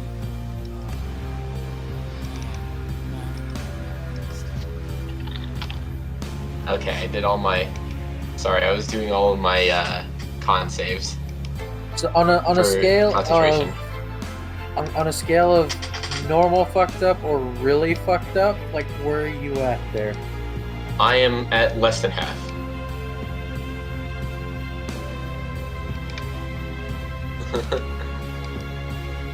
I mean, if you have any healing, it'd be very nice. I kind of want to do a thing first. Oh, you can do it. Okay, do a thing first, and hopefully, I can. As long as like, if I get another attack like what we just happened, I'll probably go unconscious. But then you can always just heal me again. Well, here's the thing. I'm gonna have to make it up to you. Oh my goodness. I am gonna cast Thunder Wave at level 3, which hits all 6 of these. Yeah, including Ricky. Yeah. So yeah, Alright, that's fine. the 5 and then Ricky. So that is. The hag's house all over again. It's not on purpose. It's really the best thing I can do to try and get some away. It's definitely on purpose. Is it a con save?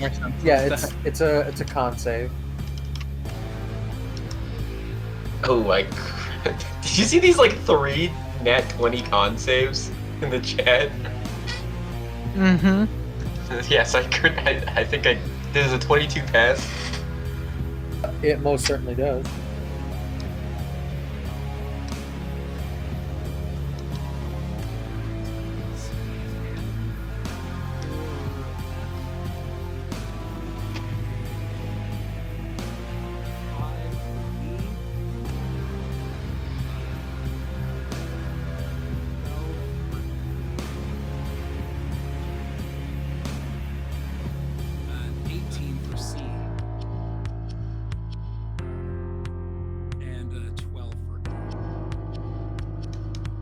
I didn't catch all of those. How many of those rolled higher than a 14? I think just C. Okay. So what I'm gonna do is I'm gonna use Channel Divinity, and I'm going to use Destructive Wrath. So the ones that failed just straight up take 24 thunder damage, and everyone else takes half.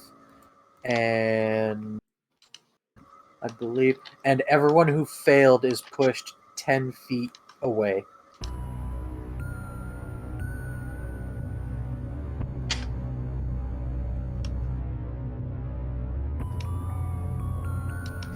Yeah, I'd very much like some healing.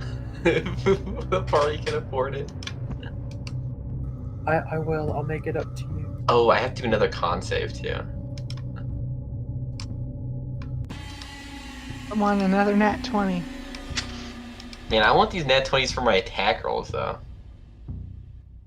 No use nat 20ing a con save. Oh, and I fucking failed. I am sorry. And okay. a successful save takes 12 or none. 12.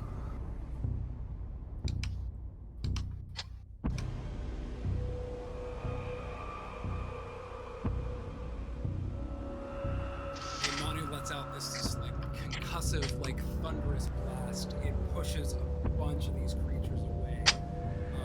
It probably really wasn't what he was hoping. Manu, is there anything else you can do? No, there's nothing else I can do. You should probably move back. Should we? Yeah. Should we get? No, I'll should we be. get out of here or like? Tegan. No, we should try to fight them. We could at least like run into the stairway, so we only have to fight them one at a time. Yeah, that's probably a smart idea. That's true. Okay. Bearing in mind that we fought a vampire spawn before under that church, would I know that that's what these are? Yeah, I think you would be right. Oh, that thing fucked us up too. And now there's 6 of them. Yeah. Let's get over here. I have weird questions for the DM here. How high up above us is the ceiling of this room? I'd say the top of the ceiling where the rafters are. Probably about 8 feet. Okay. And my next question is, how strong or sturdy does the roof look?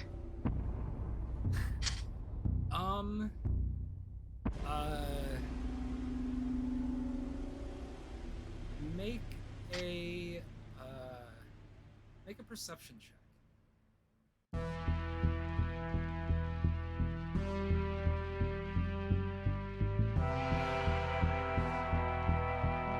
Perception. There it is.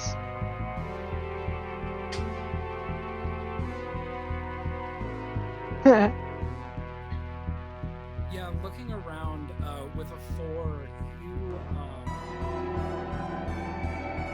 you're seeing, there's pretty big cross beams going across.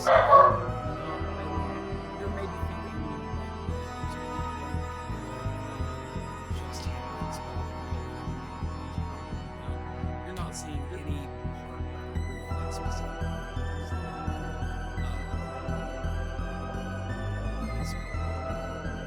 Okay. In that case, I'll go with option B for what my plan is. I need to move up into here to get Steven and Manu in range. I think that's in range. 1, 2, 3, 4, 5, just barely. Okay. And I'm going to pop Bless on the whole party by casting it at 2nd level.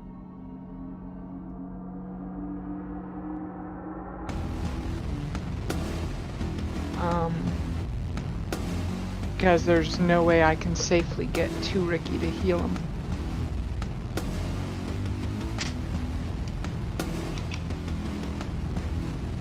Well, okay. I think It No, adds it's- D4 to your saving throws and attack rolls. yeah. And Is there a way for your character to like try to like go over here somewhere so we can try to like funnel them in a little bit? I can move back to where I was. But anything past yeah, we can do. That's fine actually, because there's like a natural bottleneck right there. Yeah. So I think that's gonna be the plan. Is everyone? I think everyone should start moving back so that they can't all just like group around us.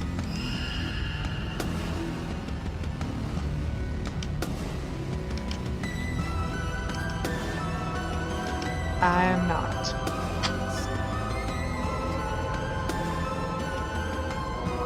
Okay. I'm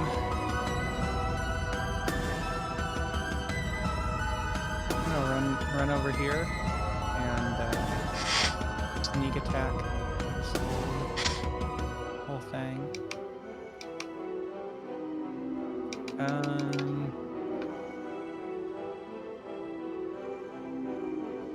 Yeah. 19 to hit. That hits.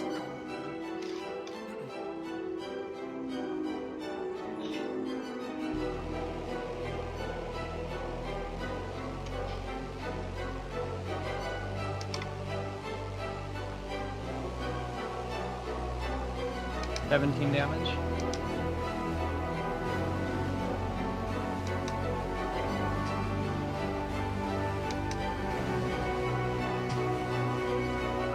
And I think that And that's a slashing damage. piercing. Piercing.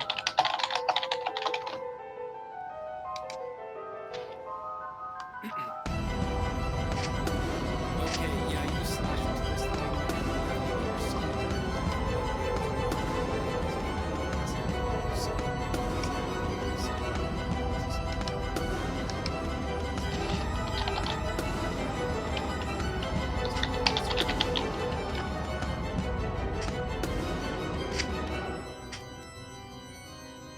No, that's gonna be it for me. Ricky, you are up next. Okay, I still think our best bet is to go back here, and then we should try to kill this guy as fast as possible. But then we're going to want to try to do a little bit of crowd control here with all of these freaking vampire spawn over here, so they don't just surround us.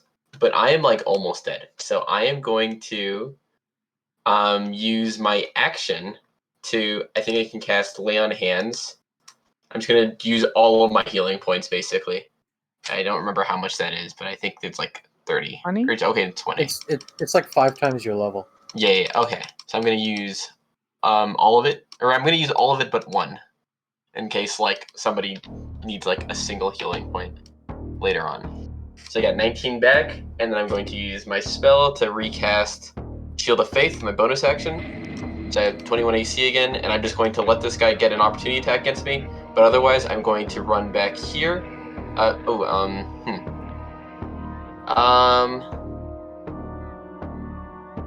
run right here. Although I ideally, because I don't want like Sunny to be here for when the vampire spawns start funneling in. I don't want them to like target Sunny, so I'm going to stand right here in front of her. But ideally, on Sunny's turn, on your turn, can you like move over a space so I could like come down here, and then also attack the vampire spawn on my turn? As a minor point, all of those piles of wood, given the way we've seen these things crawl around on the walls, the piles of wood on the floor aren't that much of a bottleneck to them. Right, but there's still at least like, if we can all cluster around like a corner of the wall or try to get through this door, there's still these walls here. We can just like go into that room on the left. Right, exactly. So yeah, so we'll start doing that. But until then, I'd rather just stand here so Sunny doesn't get like freaking nuked by these vampires that start coming in. Or actually, yeah, it looks like Manu's gonna be the one getting nuked. So in that case, maybe I will go right here, just in case this vampire tries to run away and I get an opportunity attack on him. So that'll be the end of my turn. Okay.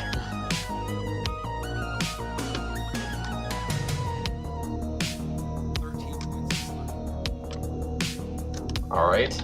Good thing I healed, or else I would have been, like, dead.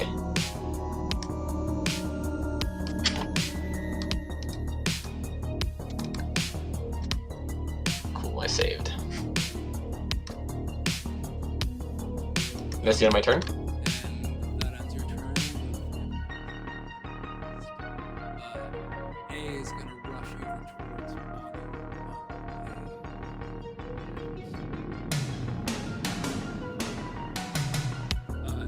it seems like a few of the wounds that y'all had inflicted on this one began to stitch up before it started lunging at Manu.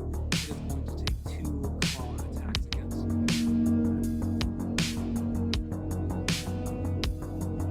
A 16? A 16 misses. 16 misses, so the second is a 3 flat misses. So A is just gonna hiss in your face.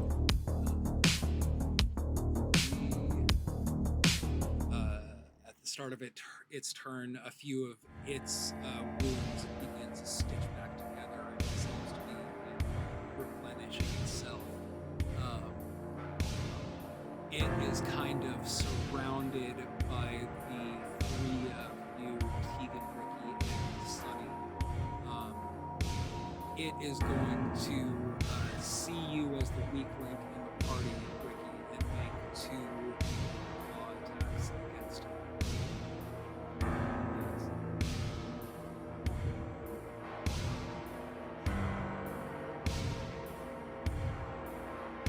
So 22. 22 does hit, yeah.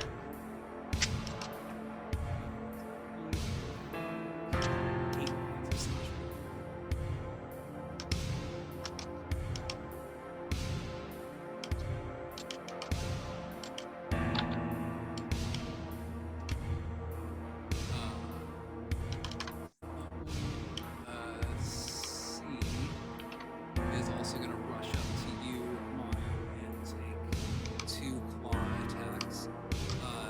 As it does rush up to get in your face, you notice that it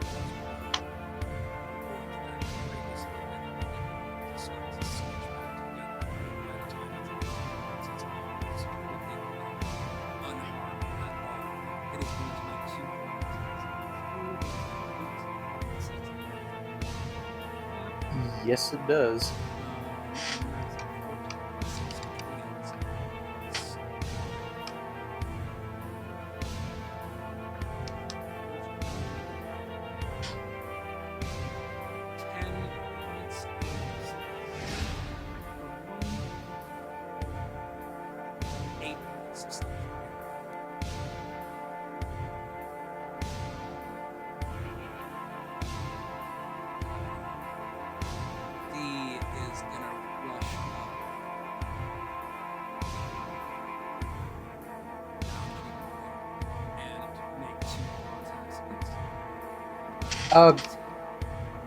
Real quick.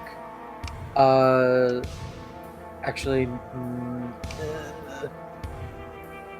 never mind. Versus an 18. Yes, it does. Nope. So 1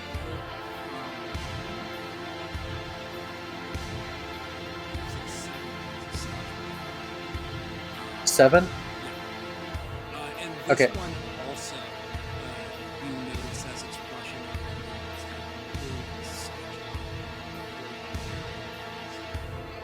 Alright, I am going to use my reaction to use Wrath of the Storm, which is basically Hellish Rebuke for Tempest Clerics. So, the one that just attacked me has to make a Dex save. That's a natural 3. So it makes it a 6.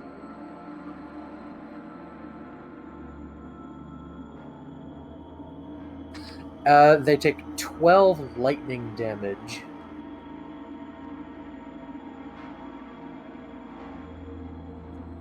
So you use your reaction to like lash out it with your thunderous wrath, and Yep. it just like jolts through it, and it almost looks like dazed for a moment.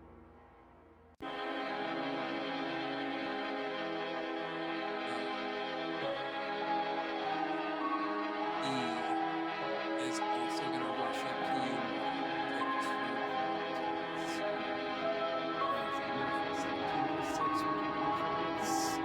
Yes, it does. Nope.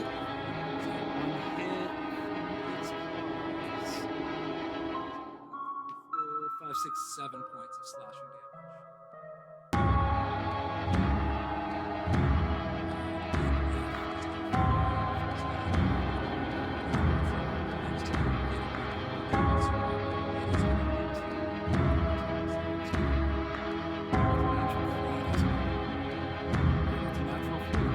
So it's just gonna like overconfidently, like almost like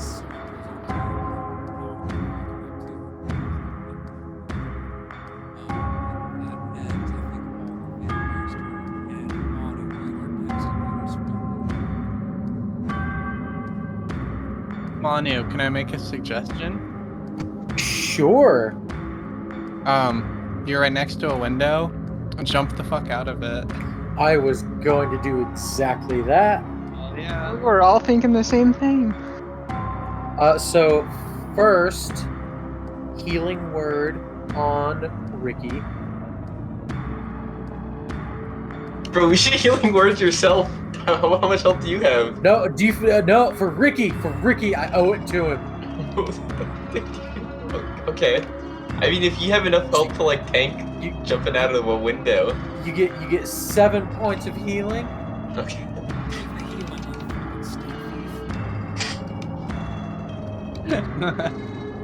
Would you say it's my action to leap out the window, or just part of my movement? Yeah, you're gonna have to break the window, and the window is boarded. So yeah, it's gonna take your action.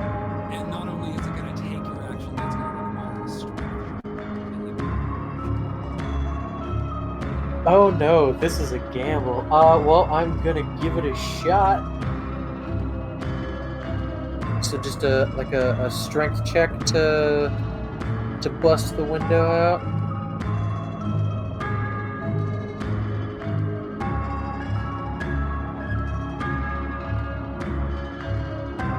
Ooh, that's a 14 total. Just makes it as a yeah, so you just bust the window out. You're gonna have to squeeze to get through it and like size. Losing will also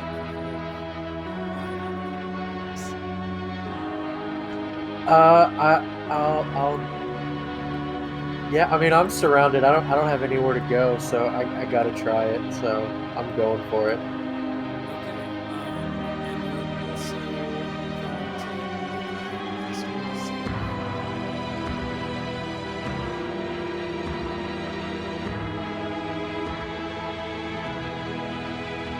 You are blessed. Oh, am I? Would that have helped with the strength check? Nope. But the deck save it does.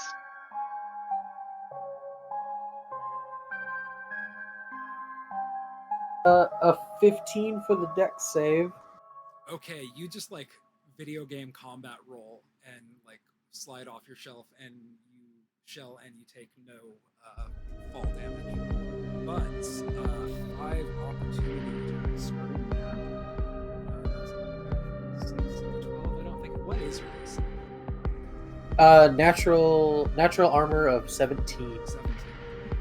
That's 17. That was 1 hit.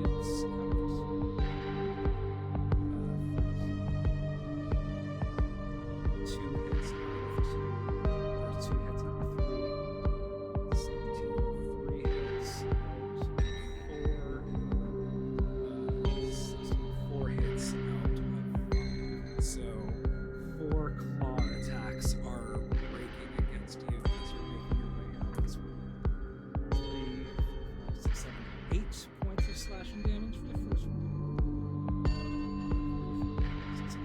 points of slashing damage Well, from the second one. I would go unconscious from the first attack. Okay, so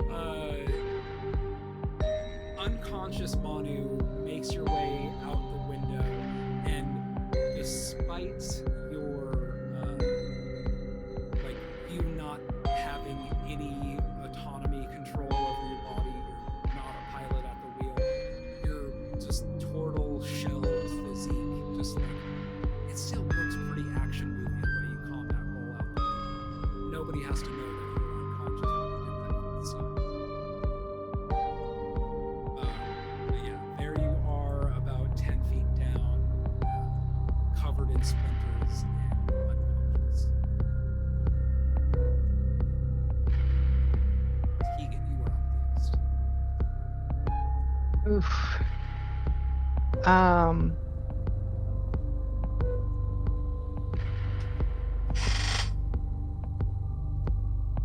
Torn between my options, but what I think I'll go ahead and do is burn a charge of my healing kit on Ricky. Gracias. Fine. 1d6 plus 8. So d6 plus 8 healing. So All you right, have I am back barely above half again. and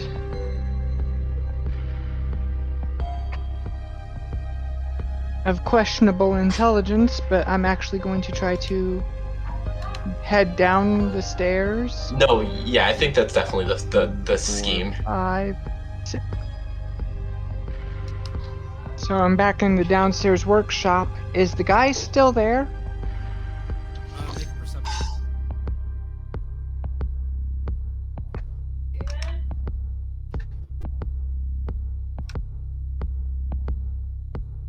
Now I'm jealous of Scout.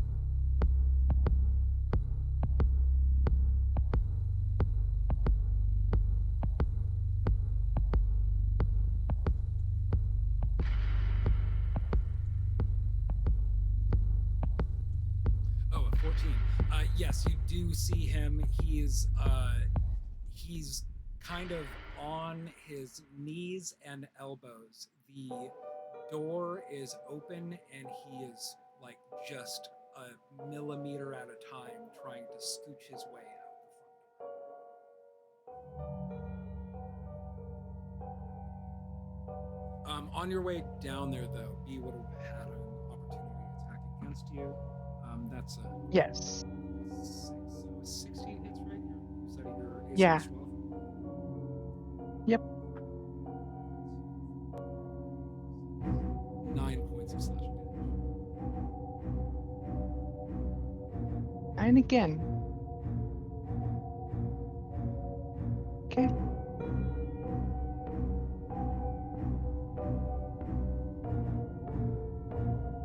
But I believe you still have an action. So it doesn't look like No, you could no, probably the leave him alone my- for 3 or 4 rounds. my action was healing Right. Rick. So yeah, is that your turn? That is my turn. Okay, Sunny is up next. Okay.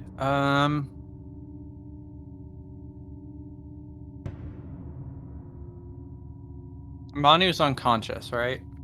You don't know that necessarily. You just know Manu dived out of it. Okay. I'm gonna disengage.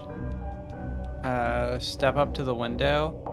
And remember earlier when I said I was taking Fey classes instead of language electives? I'm gonna use my Fey teachings and use. Oh wait, no. Let me redo this. Okay.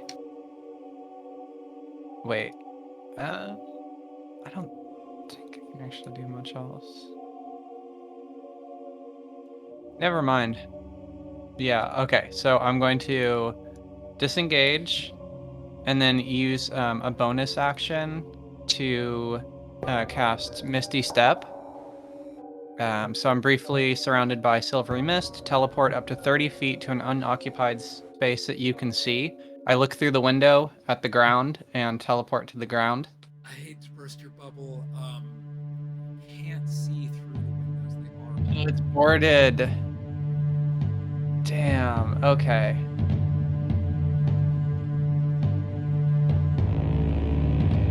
Okay, wait, okay. This is fine because I'm going to use Misty Step to teleport right here. And then use Disengage to hop out the window after Manu. So you get one attack of opportunity from. Because you didn't disengage there. But Well, disengage is for the whole round. It was for the whole turn. So if she uses a disengage to get out of that guy's opportunity attack, it's like for the whole round. Like then she can't get any. But that guy used his opportunity attack anyway, so he couldn't opportunity attack Sunny. Yeah. Yep. Regardless, would teleporting away get an opportunity attack? Because I kind of just vanished. Okay, just asking for future reference. So I jump down, and I think I still haven't used my actual action. So make 2 what? Okay. Hack or save.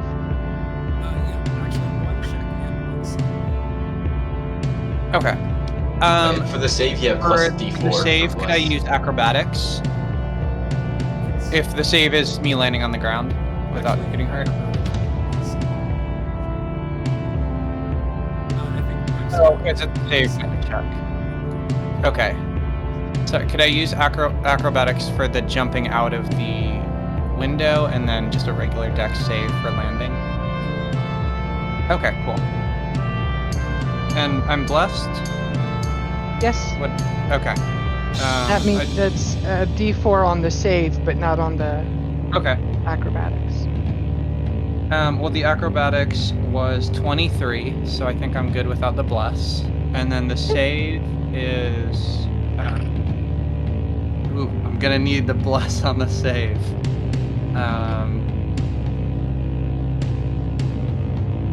10 on the saving throw. Okay, you almost perfectly mark out the window and do notice that Manu is beneath you and you're trying.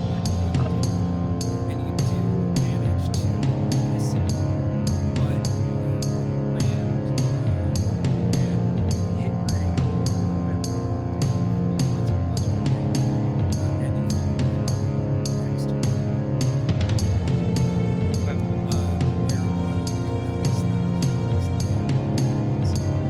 Okay. Can I, while laying prone, can I make a medicine check to stabilize him? I don't think so. Yeah, it was all bonus actions. Okay, then I will try to stabilize Manu. It's a +0, so 7, which I don't think is enough. Yeah, it's kind of like a death save. Like a helpful save. All right, well, I guess I like pat Manu on the back or something. Yeah. I'm pretty sure in the death saving rules, if you use a medicine check and you fail, you actually add a failure. Is that not a thing? Not that I know of. Alright, let me look.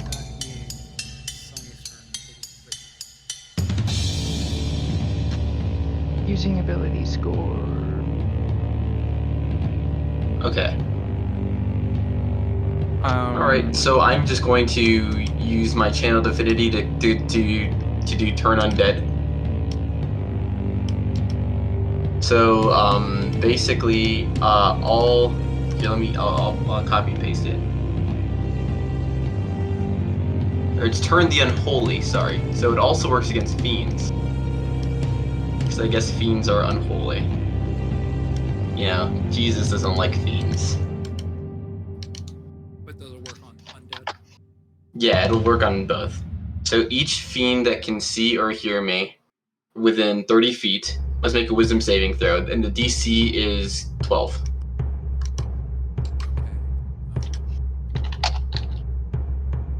So, Looks yes, like- all of them. It looks like E and A are just outside. Oh, okay, well in that case, I'm going to move up. Because he already used his opportunity attack, so I'll just move up a bit. 5, 10, 15, 20, 25. So am I in now in everybody's range, or should I move up one more? Yeah, I think everybody's on. Okay, then alright, so I'm like, hold on a sec, I take a few steps to the left, and then I present my holy symbol and turn the unholy. And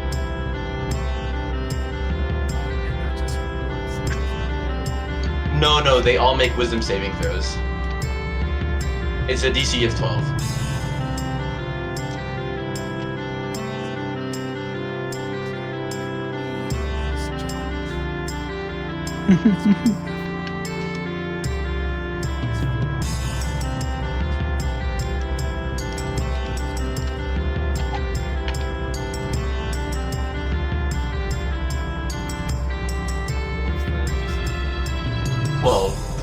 Wisdom saving throw 12. So C fails as well. E does not. And A does not. So it would look like F, D, E, and A succeed, but C and Okay. So they're turned, so nobody attack them. And then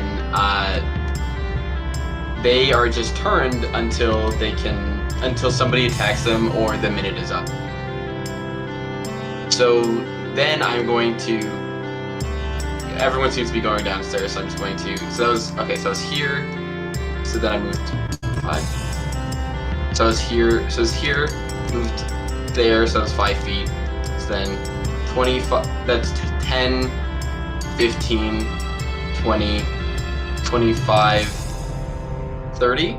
So then I'm going to wait down here at the bottom of the steps for any of these zombies to show up. Or let me see if I can cast anything else really quickly. No, I'm not gonna cast anything else. so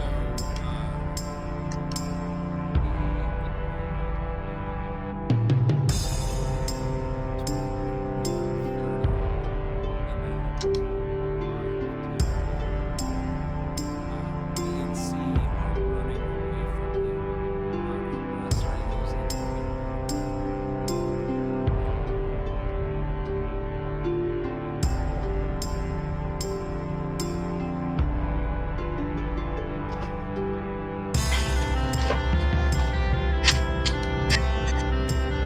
I could also use more healing if you could take it. Or oh no, you should probably heal Manu.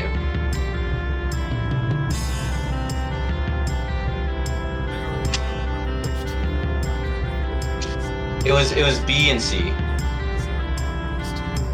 So yeah, it was just just B and C. You should- Manage condition. Yeah, probably like.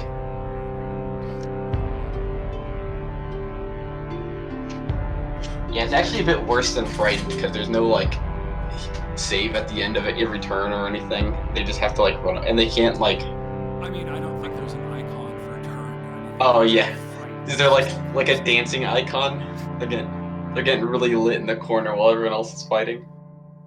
I think last time Steven was running a game, I saw the invisible icon. I was like, that looks like a sapphire lava.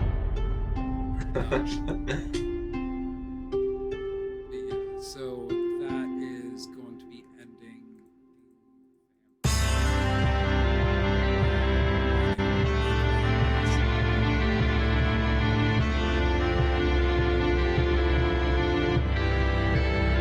That is a natural 1.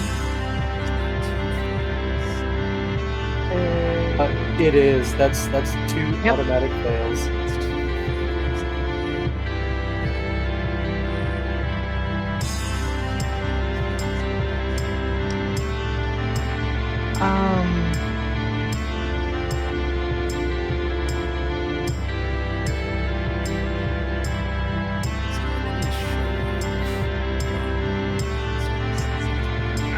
I remember where the exit is, and that's my only actual concern. 2, 3, 4, 5.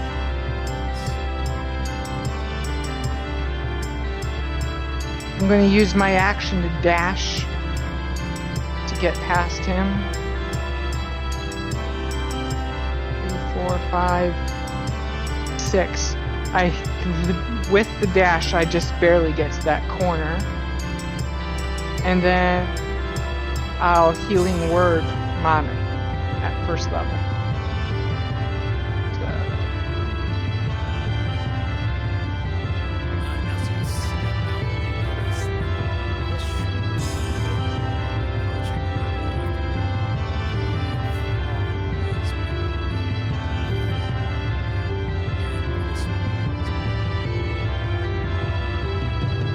This morning, what?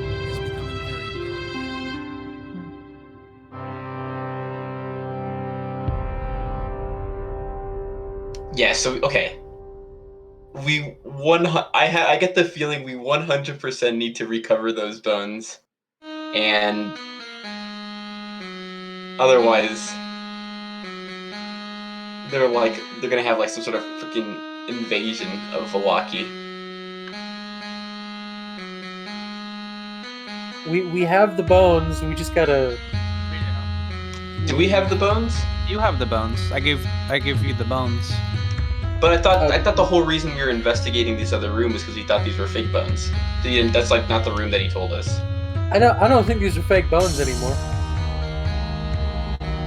I was just investigating because I wanted to steal more stuff. Yeah, I think he was lying about where they were. Okay, but I think They're definitely like not normal bones, right? They didn't pop to detect magic. They did. No, they had something weird about them, right? Yeah, they were like imbued with necromancy. okay, then those. Yeah. But they are magical. The bones The were bones magical. had Though? like the bones had like an aura about them. So then Yeah. so then worst case- unidentified something. so then worst case we can cut our losses and run. But I feel like we can still take these guys if we like just use some strategy. Like instead of just Manu is almost dead. I'm prone outside. yeah. I mean, if we're fighting these guys one at a time, Well, which you I- can understand. Yeah, we might be able to do that. I hit Manu for a 5-point healing word, so. Yeah. But look, maybe Alright, yeah, that's alright. maybe they're just gonna run to Strahd and it'll be fine. And they'll have a party over in the castle and they'll leave us alone if we just walk off. They're just gonna pursue us through the streets. Like we're gonna have to fight them anyway. That depends I on how mean- dark it gets. Yeah. Sunny can run away. But we're gonna have to. So like we're gonna need to put these bones in the church, right? And so we're just gonna have to fight them either at the church or we're gonna have to fight them here. So I guess we could run to the church and hope the priest can help us. And I'm down to fight them in a doorway, like kind of what you're suggesting. Yeah, right. I think we should fight them. So maybe try to get to the church and hope it's more defensible.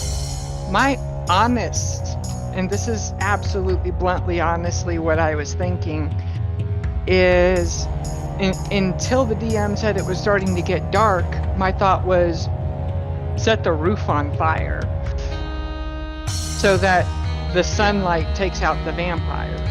I mean, we could. Do you want to set the building on fire and burn all the vampires? I mean, that's an option, but we are kind of still in the middle of a city. That could do a lot more damage than we anticipate. And it's never been sunny here, has it? It's always been kind of really overcast. This is the first time sunny has come to Milwaukee. Right, which is why I'm thinking. Okay, I think. I had to action to dash, so I've done everything I can.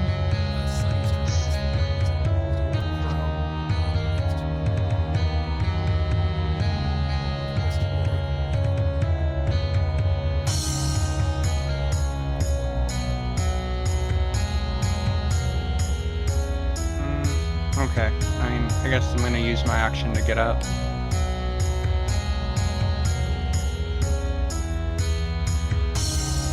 Tegan, okay, so Tegan's over here. I'm gonna run over to Tegan. Using, yeah.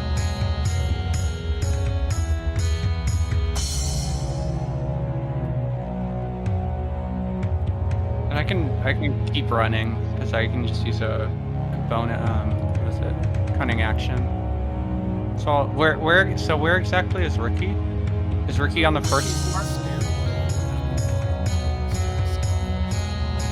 I'll run up behind Ricky, like on the first floor.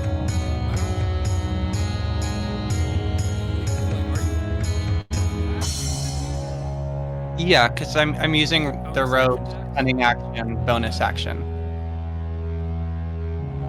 You could And then you could get that's the end of my that, turn. That No, that's just barely gives you enough. I thought you were like. oh no. We opened this other door so you could get there through a shorter route. These vampires are all upstairs. I mean, either way, I made it. I think it's So yeah. If I wasn't roguing it up, I wouldn't have. But yeah, and that would.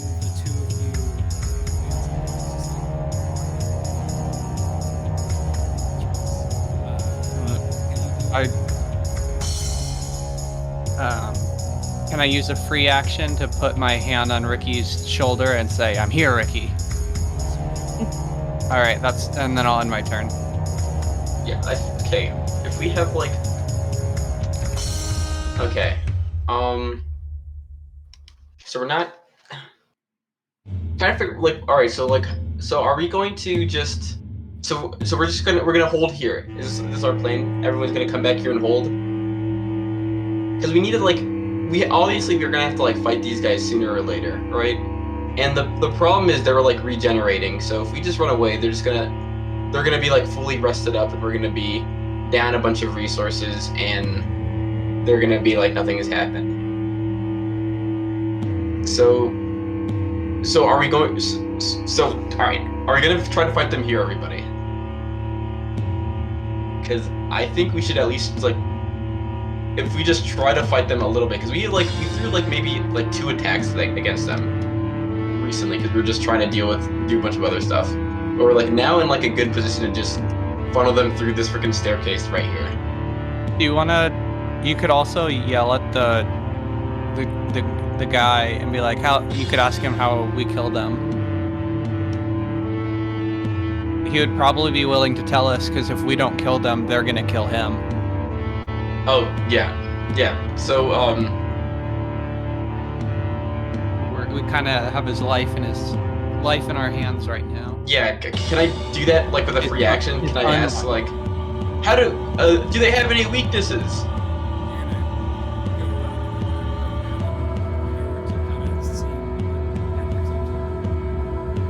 Yeah, sure. In that amount of time, he has scooched a little bit further out of his ancient time.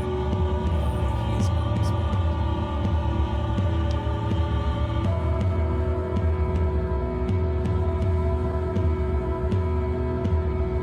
What a jerk. Mm-hmm. I was fine with him making all these vampires spawn, but being rude is really going too far now. Oh no. I think my laptop just stressed out from the heat and turned off. Oh no.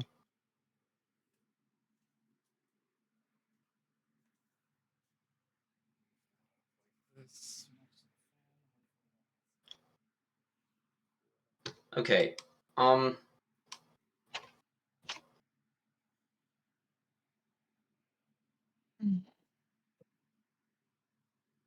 But anyway, like, so I think so. We're gonna try to hold them off here.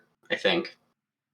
I am going to just move up a little bit from you because I'm going to activate something called Radiant Consumption, which I haven't done yet because it seems kind of trash. But these guys are vulnerable to radiant damage, so I'm gonna do it.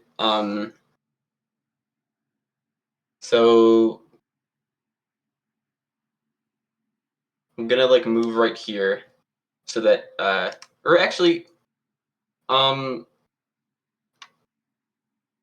gonna move it do it here. How much HP does Sunny have? I'm doing great. I'm Okay, do you only just taking 3 damage from rolling my ankle. okay? I'm very sorry, but you're gonna take another 2 damage as I activate this. Is that That's okay? Yeah, I'll take it. Okay. So I'm gonna activate this. So it's in chat. So now I'm like glowing. So Sunny takes 2 radiant damage, and then is that what is that? F also takes 2 radiant damage. So Wait, if you're so positioning, I don't think it actually worked. Like, so all of these vampires are in the upstairs, and you're currently just in the stairwell, and there's like walls and stuff in between. Basically, Right, but it's like everyone but you and Sunny. so so while you're okay. Oh, sorry. if we're gonna fight them in a like in a line also, this will keep anyone like if so I like I'm gonna keep taking damage, right? Like every turn? Yeah, but I'm thinking And anyone else who comes up here? yeah. So just don't use it. So instead maybe Let me read the rest. Because I don't so mind here damage. because I I just was thinking you could do just something like because you have like a short bow too, don't you? Yeah.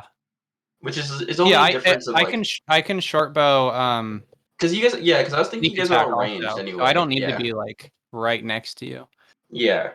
Yeah, That's what I just do was whatever you okay, just go ahead and do it however works best for you. I don't mind taking 2 damage now, and I'll just take a step back next turn. Easy. Well, I'm just yeah. trying to inform decision for Ricky that like where you're currently at, like the only person in line of sight from you is Sunny. Sorry, all of these other ones are I haven't hidden them from view, but they are on the second floor. And If you you're move I know the creatures I know these creatures wouldn't take it, but I was thinking this one you would move one because more space south, then I feel like that's would at least hit F, right? yeah, but then I'd be like open up to like I don't want to. I'd get attacked by 2 people there. Then I'd rather just because here I can only get attacked by a minimum of 1 person who goes here. Does that make like you know what I mean? Whereas if I moved up there, I could get attacked Okay, by 2 people. I thought this if you moved to here, I thought that this was the only open. I guess it depends No, on because what then kind of wherever F is, bow- couldn't Yeah, it just whoever F depends on is, like yeah, how we imagine it. yeah. I'd imagine would F be able to attack whoever's there? Paul. I think so, yeah. Yeah. So because here's how I was imagining this kind of being I guess 10-foot radius, so maybe it doesn't go up. I was kind of imagining it being kind of like a sphere. Um, Yeah, but it says you shed bright dim light, which kind of sounds like it's emanating from you. yeah. So I feel So and light like wouldn't go through things probably. And wouldn't yeah. necessarily bounce around corners either. Okay. All right, that's fine. But I think I'm still gonna keep it just so I can get the Yeah, go extra for it. I'll just radiant step back. damage. Cool. And then you're also I think you're right there actually. Yeah, you're right. Yeah, just so I can because I think I'm going to just stay here then, and then we can fight them as they or I'll stay here because then I think if I'm down here, they might like, or it doesn't matter. So, yeah. So then, yeah, I'll just activate it and then hold my turn for when F comes in to attack me.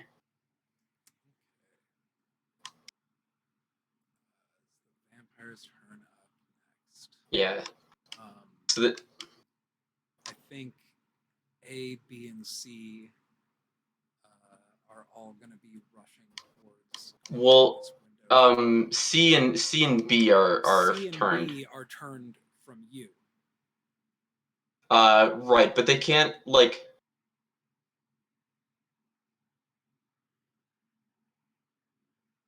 So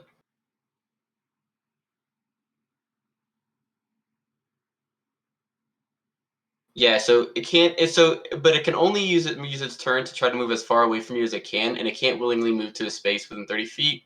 It also can't take its reactions, and for its action, they can only use the dash action, or try to escape from an effect that prevents it from moving. So they're effectively like incapacitated, basically. Okay.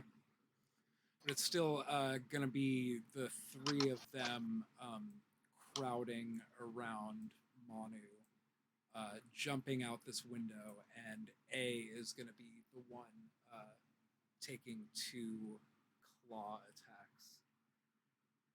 Okay.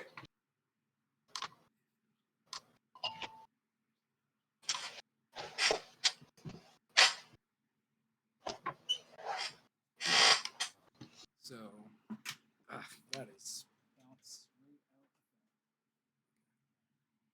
out. That's a lost d20. Jesus, twice outside of the dice tray. 13 plus 6, 19 hits you, Yes, it does. and then 12 plus 6, and 18 hits you. 2, I think. Yep.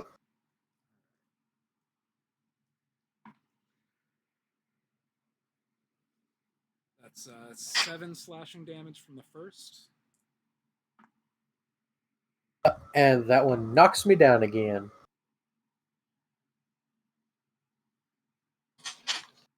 And it was 6 from the second. I don't know if that is a failed death save, if it's the same turn that you go down. It's 2? Yeah, it's 2.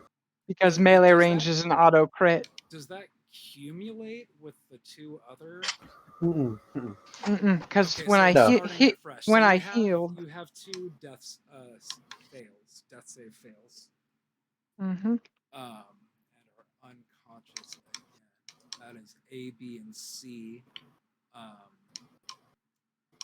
D, E, and F are going to start rounding this way.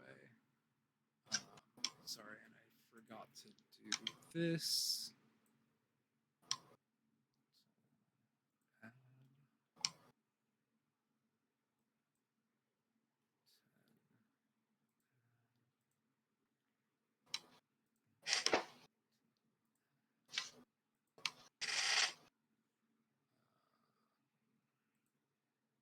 And being outside doesn't seem to bother them. It's overcast Nope. enough.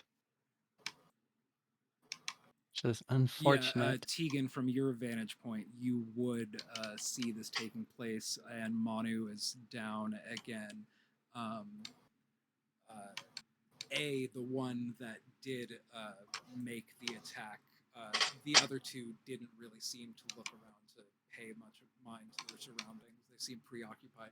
But A did look up with kind of a grin on its face before making its 2 claw attacks against Manu. And then Right, but my question was, is them being outside, it's overcast enough that they're not they don't burning seem in the like they're sun? being harmed, and like I said, the one did look up at the overcast sky with kind of a malevolent grin on their face. Mm. F is going to be running up to you, Ricky. And what is it at? it's going to make an attack against you. That's a natural 19. That's going to be a grapple attack, though. Okay. So yeah, that's like a 25. And it is going to make a bite attack against you. And you're grappled, so it automatically hits.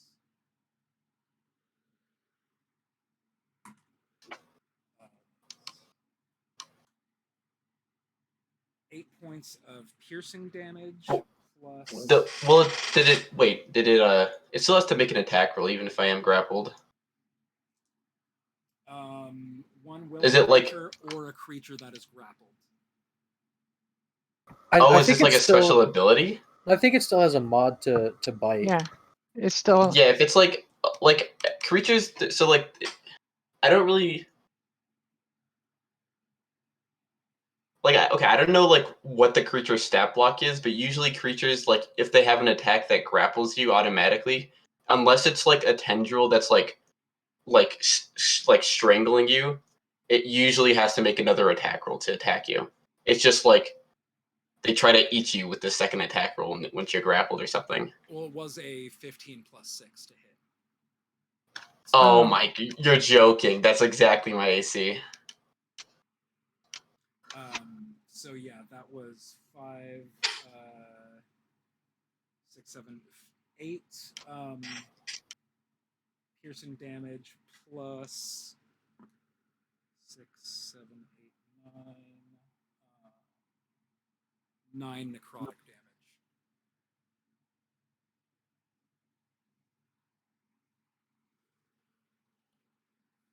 Okay, I'm resistant to necrotic. Sorry, I was muted. So I'm still alive, baby. I think E is going to go as backup, and D is going to use its action to try to get out this window. That's a natural 17, so that's enough to break through. And that is enough to avoid damage. And that's all the vampires. Manu, make a death save.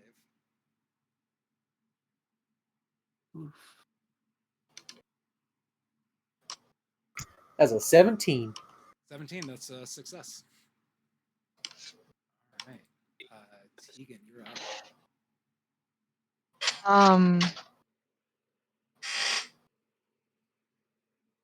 Don't waste any healing up. I kind Yeah. of feel like I almost have to, because you're one fail from death. To restart the death saves at least. Yeah. Well, So you now have 6 HP because I healing word you with my bonus action.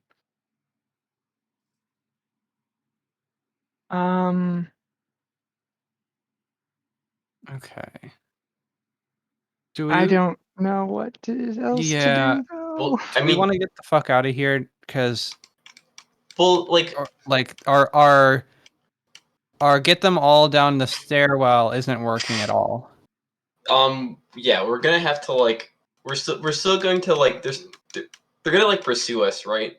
So I guess you could try running, but I think mean- like the best chance of survival is to actually, because we have like not thrown out any attacks recently, so I think the best chance of surviving would just be to group up and then have them attack us like 1-on-1, and then actually Yeah, try we to just kill need- them. We can still do the one-on-one. It's just got to be somewhere other than the stairs.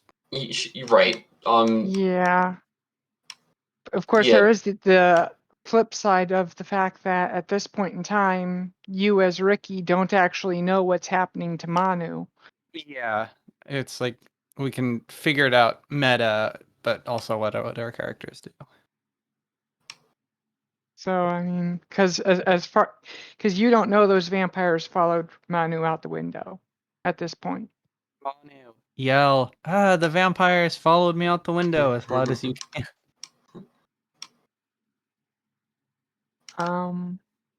For Manu to yell that, he'd have to survive until it's his turn for one. Yeah. Thing is, I'm so squishy. D there is going to I know. rack. Even one-on-one is going to be rough for Tegan. Yeah, I'm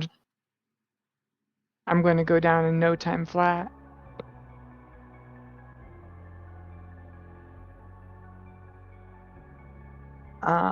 And there's nothing I do.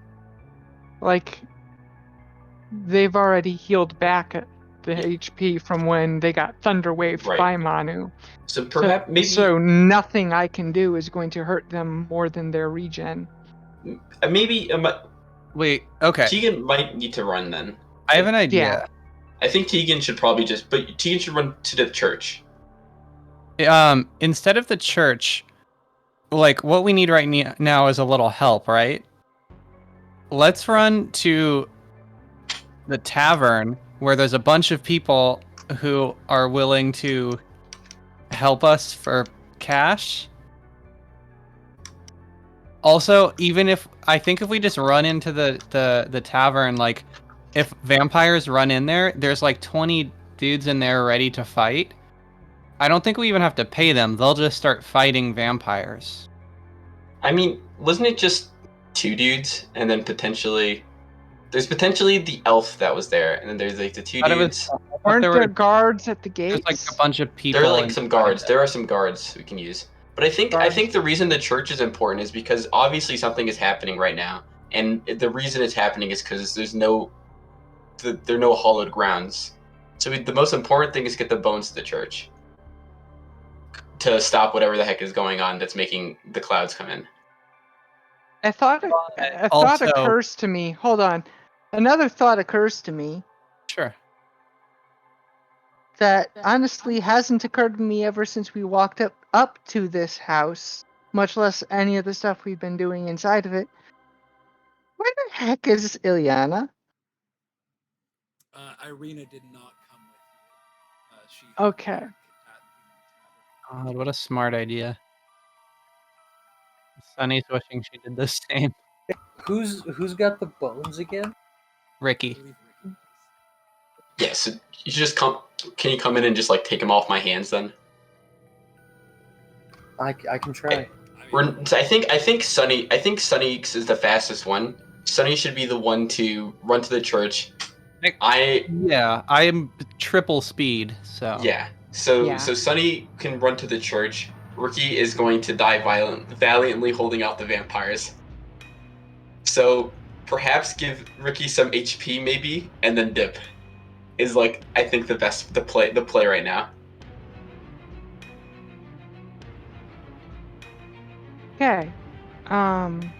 Okay, wait. That- Are we that- doing? Back Are we to doing the fact that it's my turn for now. Sure. Is that Ricky plan to I think like are you doing that because Ricky wants to accomplish the goal, or is that just the best survivability thing? I think because like we're gonna all right. So like if we're not gonna fight them, then we have to run obviously, because Mhm. otherwise you're just gonna get a bunch of attacks against us. So if we just try, so we should run, but running is gonna be harder for some of us than for others. So the most important thing, the ones that it's easy, people who have an easier time running should accomplish our primary goal of getting the bones to the church. So that's why I think Sunny should take the bones to the church. It's like the most important thing right now. I think what Tegan could potentially do is either just run away and try to get help from like the tavern or something, or what Tegan could also do is if she has enough movement, I don't think she does, try to grant me some HP. No, she probably won't be able to grant me HP. So I think Tegan should just run away. I think Tegan should just like use her action to dash to maybe a guard room, Yeah, some I guards was or thinking something of like that. Unless she has like a spell that she could use that really quickly, that might be helpful. Okay, I'm on board. because I had to use an actual spell slot to do healing word, I can't use my action to cast anything but a cantrip.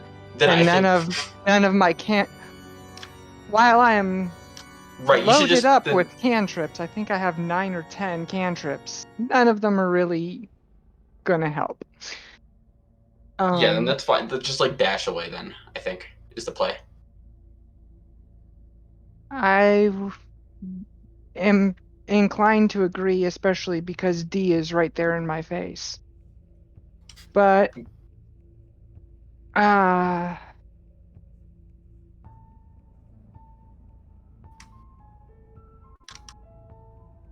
instead of actually dashing this turn, what I'm going to do is cast Thaumaturgy to make my voice triple loud for the next minute. And as I start to run away from this house and up along the street, I start warning anyone around, vampires in the city. And I just say that basically on repeat as I start running away.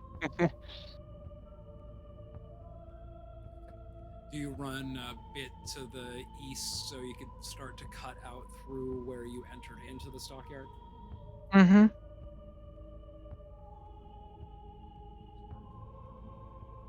So like you can get East. out there or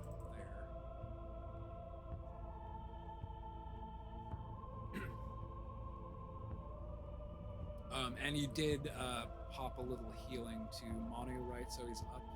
Correct. I gave him 6 HP. 2, 3, 4, 5, 6. That's where I'd end up. That's your turn. Sunny would be next. Okay, so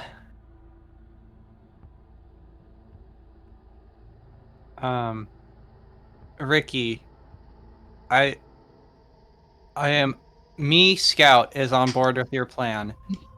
Can we have a quick conversation while where you tell Sunny in one sentence why she should run away?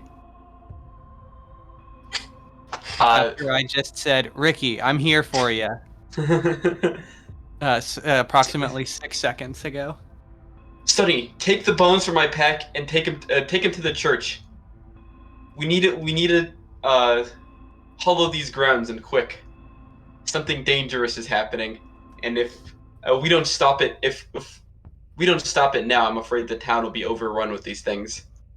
Okay, that's pretty good. I'll take it, and I'll take the bones.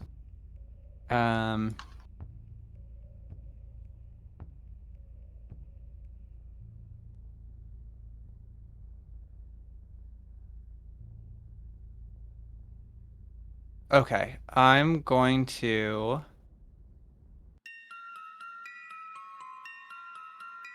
You got a double dash.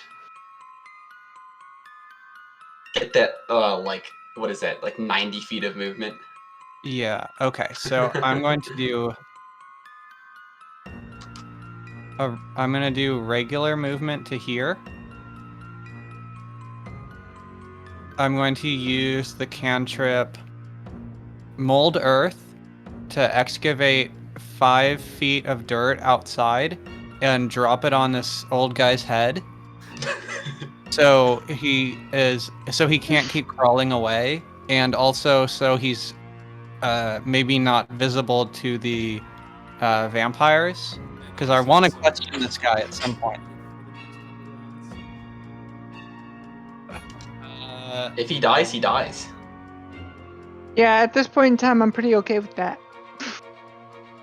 Like, I feel like he's more likely to get killed by vampires than to suffocate, because I think there's like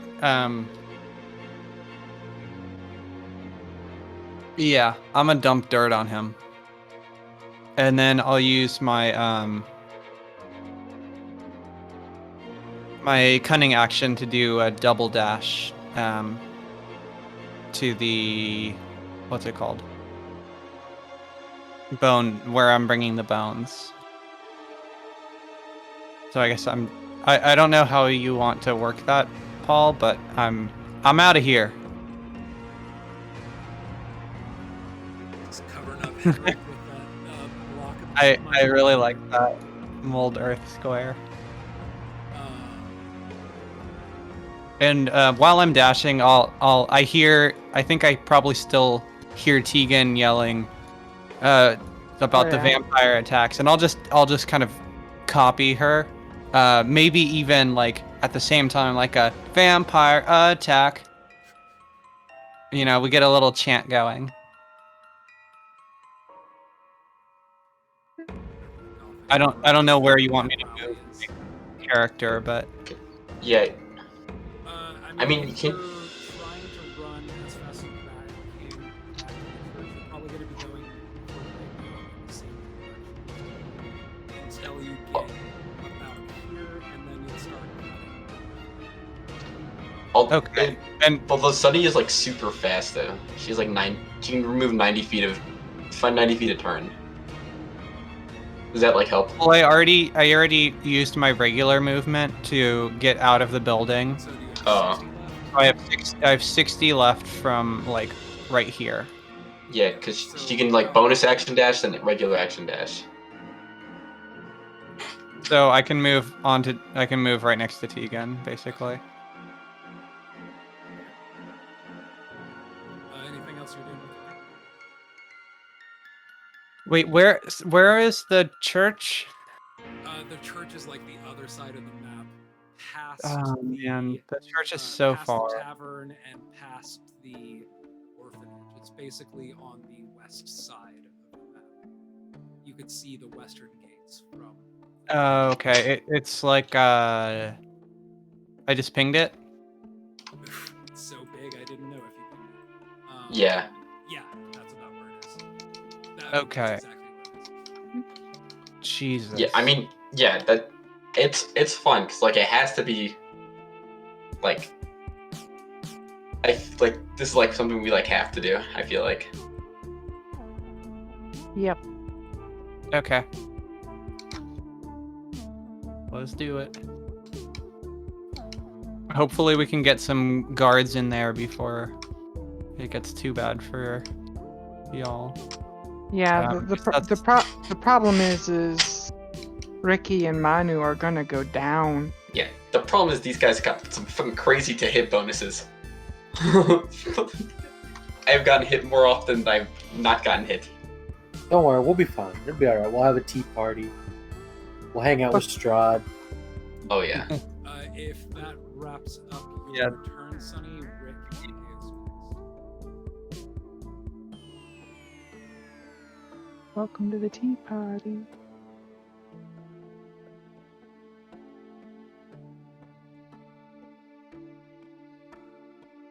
Mine does not hit. That is not just a 9. That is actually a nat 1. So that definitely does not hit. Yeah, sorry, it does not hit. Okay. Well, regardless, it still takes 2 radiant damage, and then I take 1 radiant damage.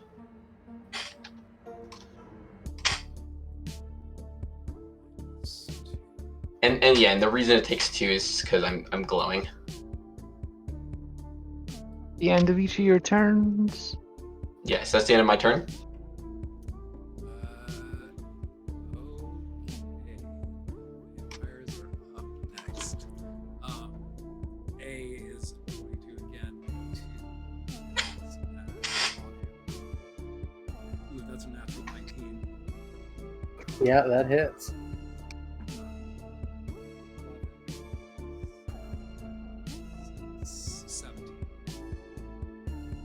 But for like the damage or The second hit is the second. oh, okay, that hits too. 2 claw attacks. 10 Probably going- damage, 1. Yeah, I'm down. Okay, And so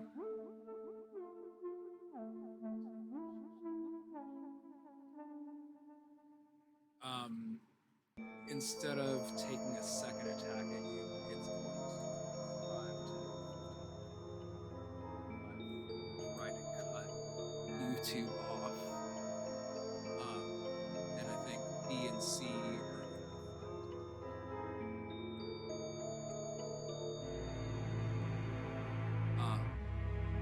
They have to dash. They have to dash. Yeah, they have to use their action to dash.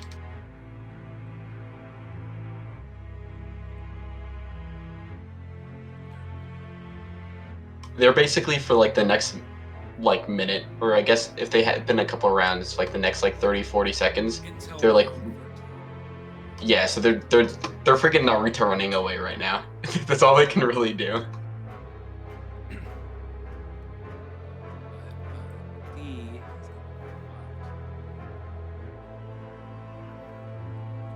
is T. Mm-hmm. So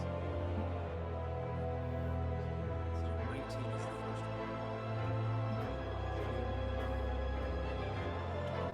So 2. Mm-hmm. 6 for the first one. 8 for the second one.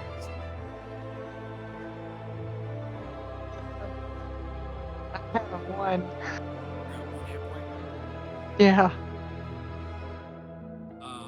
And then I think E is going to use its action to try to push through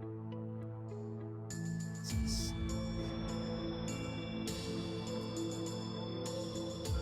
Fails. So you see as it scampers out, it takes a little bit of so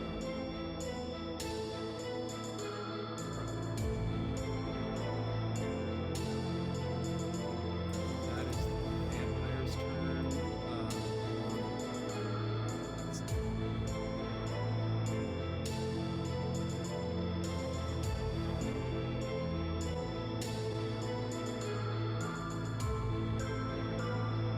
A 13.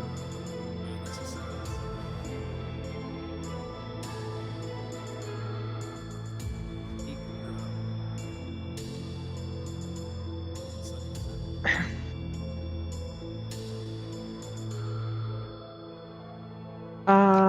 It's so funny. We're basically running interference on Sarah. She's.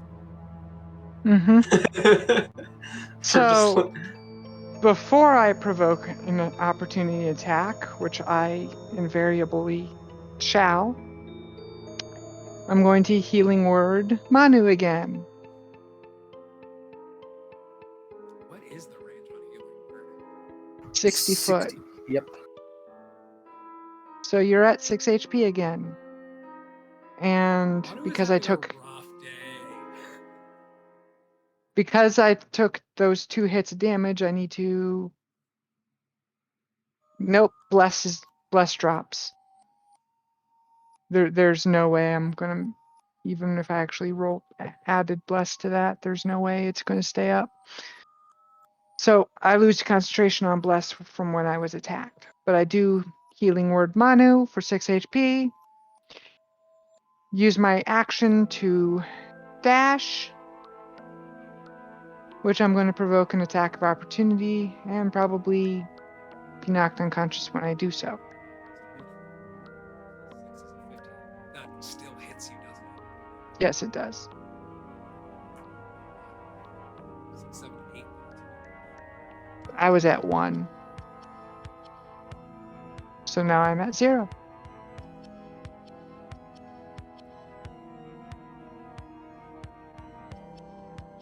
Save the city, Sonny. You're our only hope. Tegan is at 0? Correct.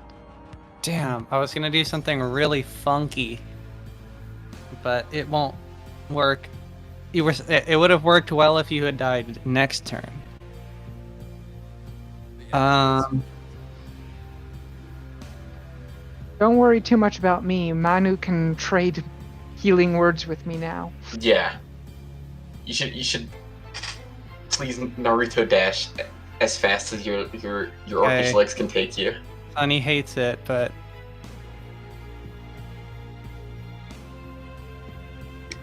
Sunny's just gonna do full on. Alright.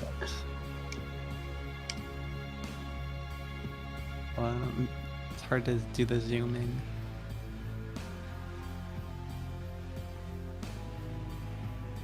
Alright, Sunny's gonna move to right here. Yeah, and also you can like run in front of A and B too without, or C and B too without worry really. At Oh, least because until they're turned. okay. Then I will.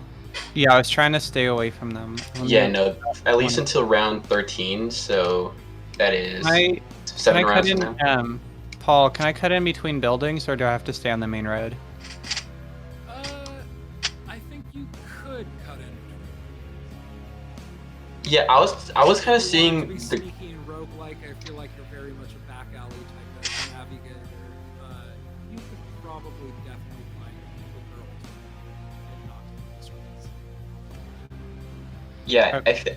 is this grid like actually how we're moving on the map? I thought it was kind of just like a abstraction since the map is actually way bigger. It is a slight abstraction because with tabletop rules, it's within a number of grids. It's pretty close, but the map is slightly smaller. If you Okay. were in real life running all the way to the church, it would be like, It'd take a bit longer. But it's Oh, close okay, enough. but it's not that It's much. close It's enough. not that much. Okay, I see. Thank you. And it's Alright. close enough that the like buildings more or less fit on top of it. Yeah. Okay. I run. I'm still yelling about vampires. Not quite as effective at getting people's attention going through that way, but probably a little more effective at cutting some time. Yeah, I figure That is time is pretty important. Tegan. Oh, well, Tegan. Once Tegan's back, I don't know. Sunny's about to not know a lot of things that are going on back here, so and I guess that's about it for me. Yeah, Ricky misses. Yeah, super misses. Okay. But I wish those like 3 nat 20s I rolled on my con saves I could do on one attack. I don't think I've rolled like a single crit, or I've rolled like one crit that one time, which is really cool. But my attack rolls have not been the best. A and D, frustrated that you've been reviving Manu, are both gonna make 2 claw attacks. Also real quick, just as a reminder, this guy does take 2 radiant damage. It adds up. I gotta remind you every time.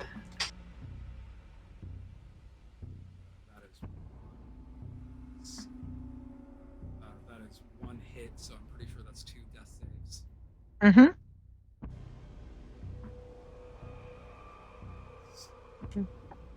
Remember, they have advantage on me.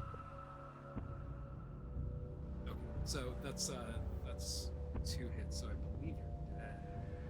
Yep. Okay.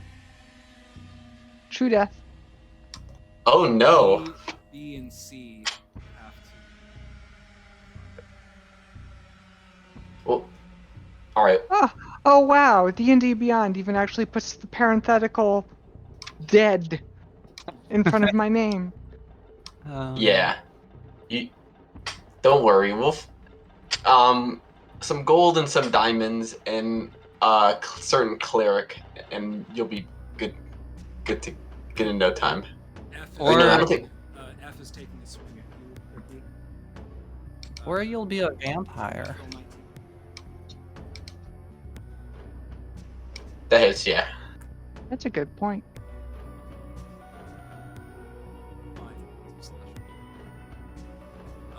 And E is going to get up from prone. That's half of 5, 10. And is gonna long stare at.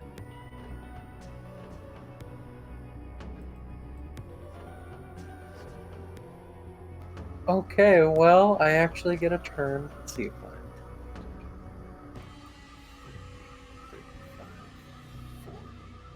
Okay, with 40 feet, I can get there. Lancelot at this point has just been like confused by the whole cacophony. He's just like barking at you like woof woof. Lancelot, go to the hotel or something.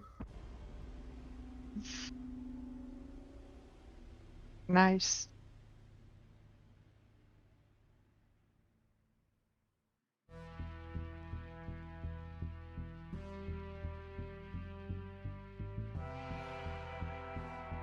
Okay, and how you looking, Ricky?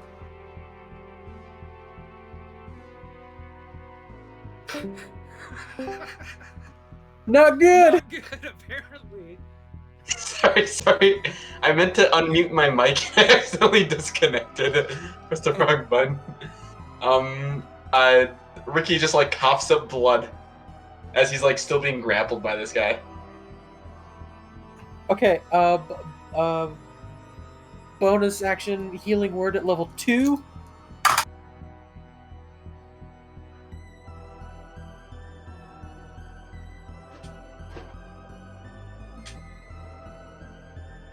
Okay, that's 10 points of healing. And then I will Sacred Flame the grappler there. So it needs to make a dex save, DC 14.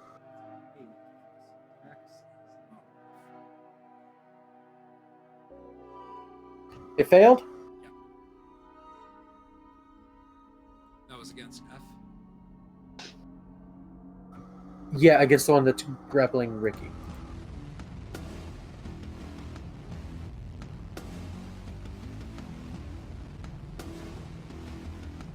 Uh, 7 points of radiant damage.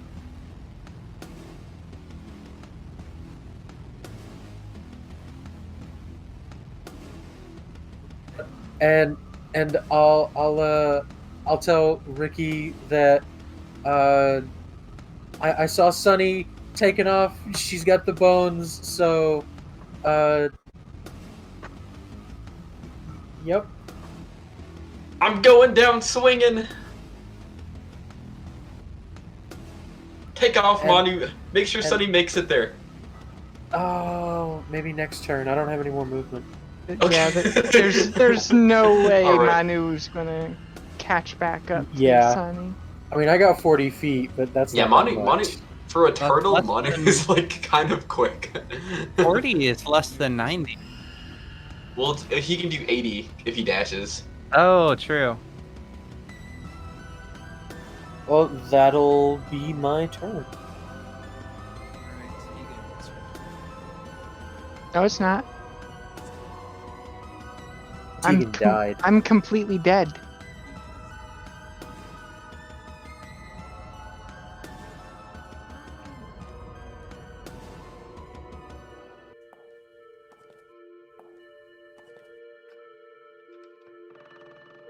You feel I'm completely dead. A visitor. I suppose we're all visitors in a way, visiting this You feel pain, but you look down and you don't see a body. You're so brown, it's thick, so swirl. You become aware that you're being Well- there's a presence. No. There's a lot of individual presences.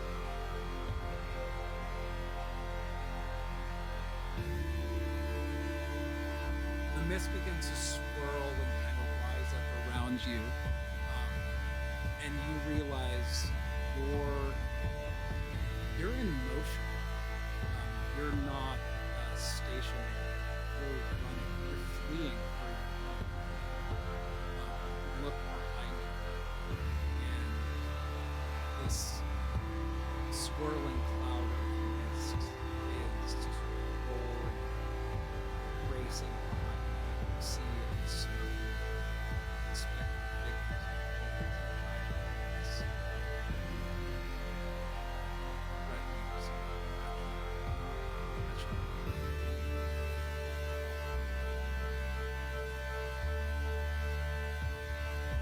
you come up short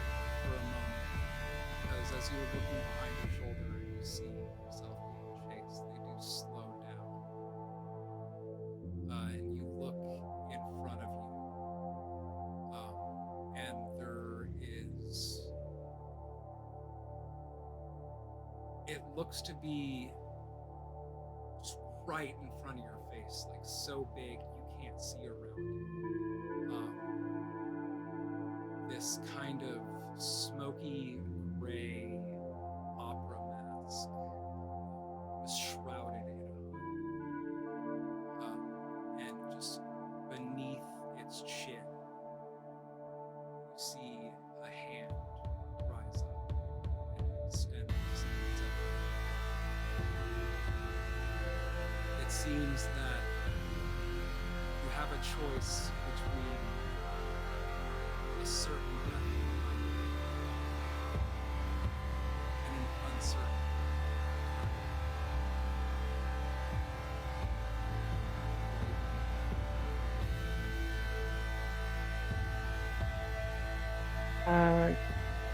Keep running forward. As you're running forward, and again, you saw this figure in front of you. It seemed like it was like light leaning forward, touch your forehead. But that doesn't happen as you keep running, and it's like your perspective shifts and you realize this thing wasn't normal sized and right in front of you. This thing is massive and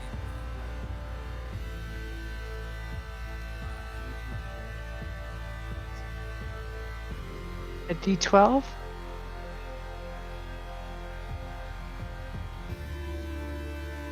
That's a 1.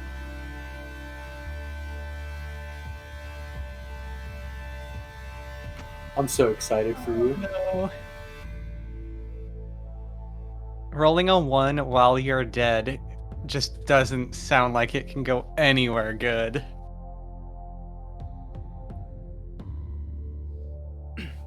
You run forward, and this thing just like you feel like you're making good ground, but it doesn't. It doesn't seem like it's getting closer at all. And it's then that you're just like taken by the sheer snow of his presence. And it seems to be like you're hearing dissonant whispers and just like cacophony rising of breath.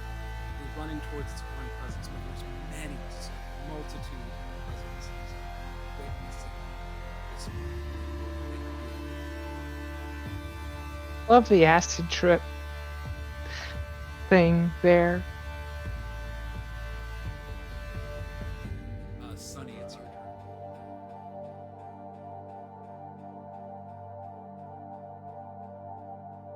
turn.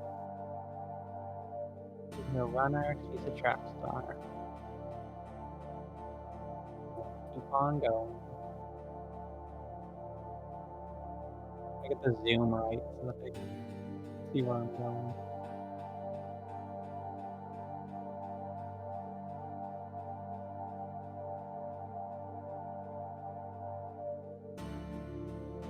Vampires at the coffin hut. There you go. Roll a actually, no. Never mind. Ricky, it's your turn. Oh, okay. All right. Oh, you've got to be. Okay, I missed again. And does not hit. What happened to your rolls, man? I rolled a 1, a 2, and then a 4. 2 radiant. It's 2 radiant, yeah. So, yeah. Okay. Is that your turn? Yes. Okay. F, since it's right in front of you.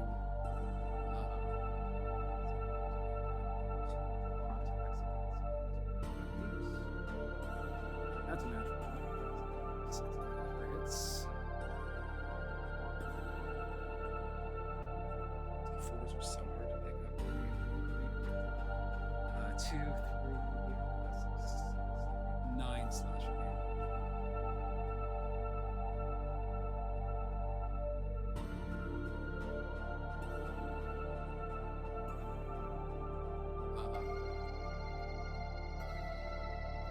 C and B have to keep running.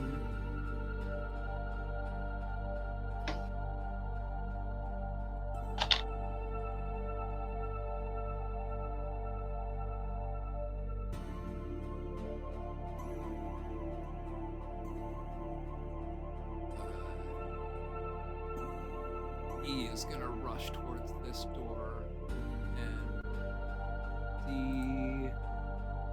or A, if either can make it, neither of them can make it. So D is gonna get as close as they can get with covering. And A is gonna be standing on the line of T.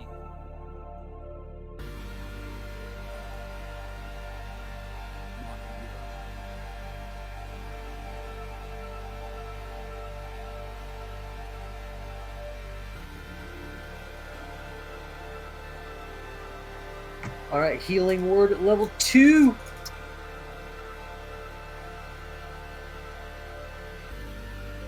For 9 healing, and then once again, I will sacred flame. Who did you healing? You healing word? Who you You. healing word? Oh. You. What? Ricky's like, run away! What are you doing still here?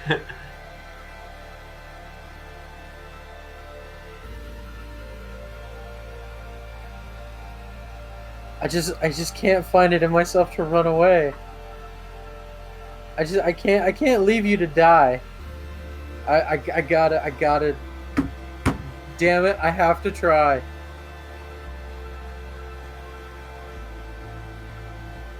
So yeah, I'm gonna sacred flame the vampire there. So it's got to make a DC 14 dexterity save. That saves it. All right, it saves. No damage.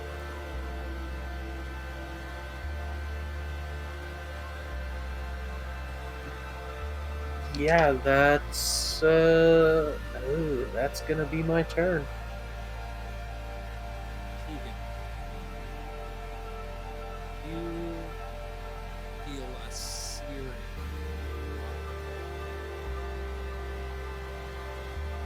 starting from your genitals.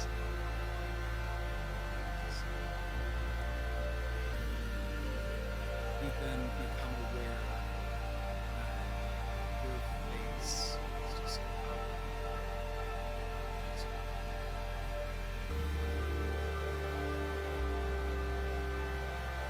You reach your hand up to the side of your face to your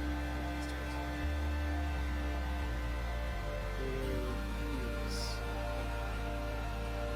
In fact, rubbing your fingers against them is tapping against your skin. It's too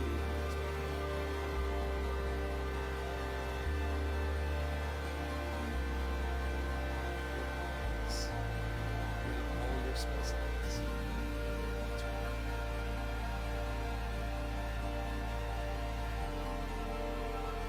In Velaki? With the vampire standing over me?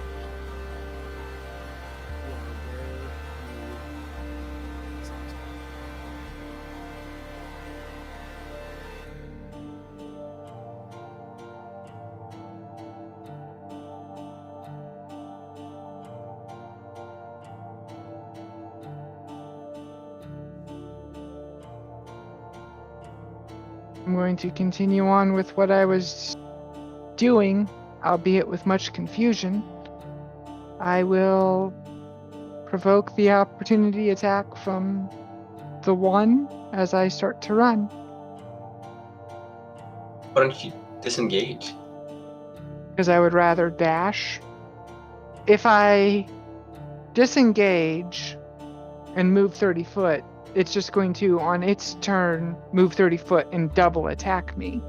If I dash, then it has to use its action to dash just to keep up. See. You did have to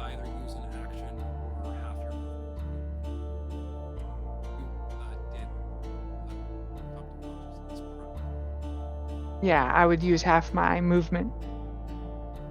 That way I can still move, take my action to dash and move 45 foot. Yeah, it's going to make the one attack opportunity natural 13 and it's just like angry and confused as to why you're Hey, join the club. that's sunny.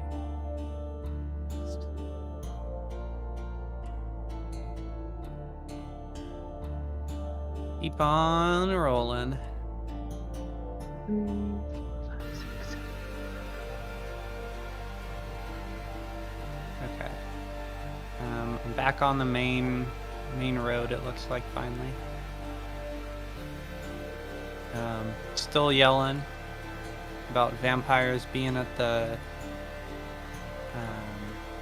whatever it's called. Close to the man, the coffin maker shop. Still have- Coffin maker's once shop. you make your next left, then you're on. Okay. It's quite a 3 turns dash. This one is gonna be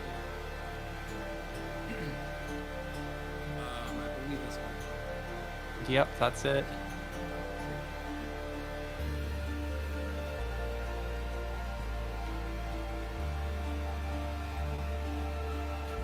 Does hit against F. And so F is going to take actually also 4 radiant damage from my thing. So 10 slashing and 4 radiant. Because of my glowiness. And then take another 2 radiant at the end of my turn, and that's the end of my turn.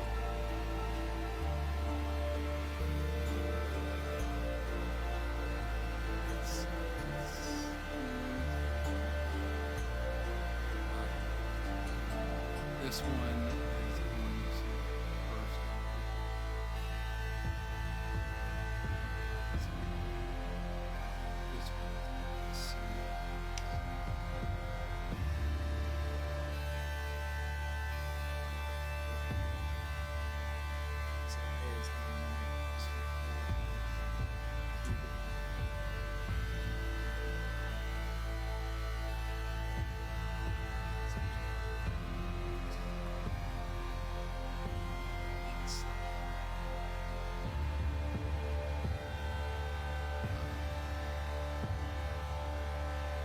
he is going to step over this kind of.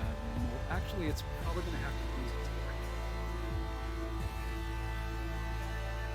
The son of Minecraft. To get over, smash down on Henrik.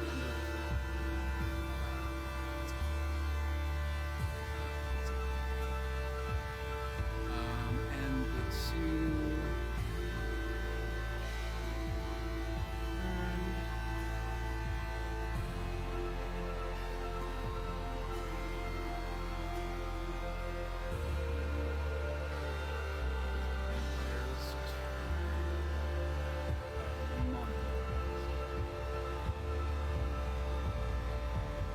You said it attacked me, but I didn't hear what the damage was. 4, 5, 6. Alright. Last spell slot, healing word on Ricky. Level 1. No! That's 7 points of healing. I'm actually like kind of I'm like kind of healthy from all of these healing words you've been showering on me. So.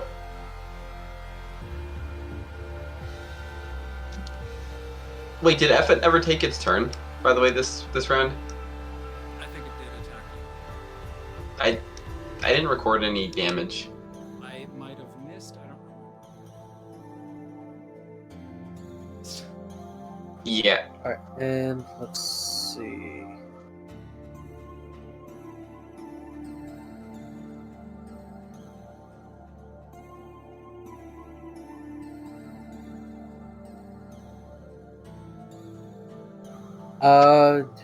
Damn. I'll just Sacred Flame F. Hopefully F is getting kind of close. Yeah. Hopefully F is getting kind of close to death. Is it? How injured does F look? 10 does not save. It does not. 7 radiant damage. Yay.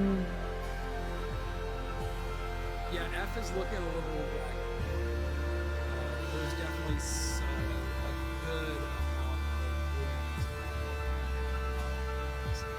And it appears that Ricky, you've kind of successfully been doing this one specifically with a lot of it seems like every time you play that, it's kind of stopping.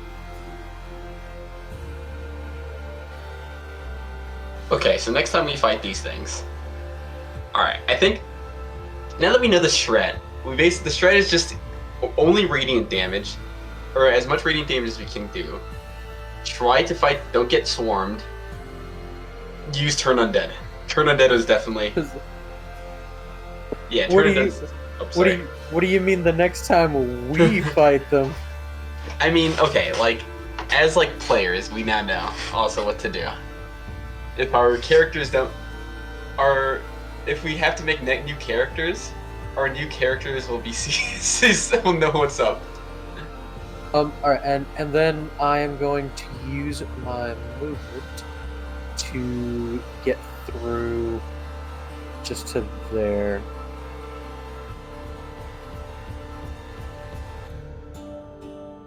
You trying? Yeah, hopefully that vampire doesn't see you.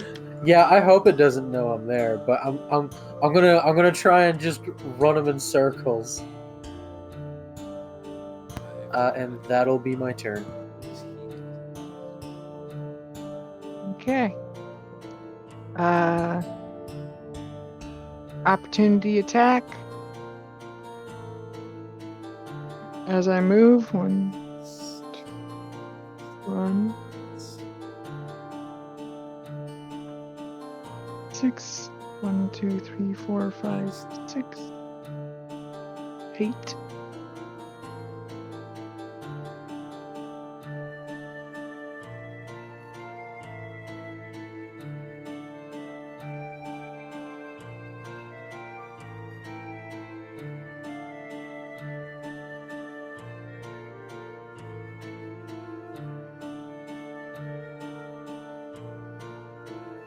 Of course, I am back to yelling along. And because thaumaturgy doesn't require, and since thaumaturgy doesn't require concentration, that minute is still going. Performance. Click. 15. 15. Okay, as you're yelling out, it does seem like a few people are poking their heads out windows and starting to pay you.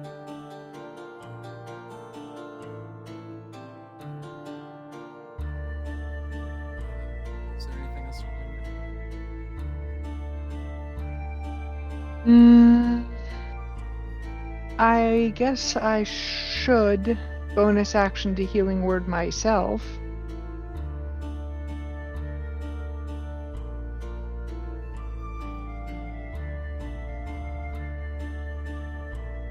Just to heal up a little,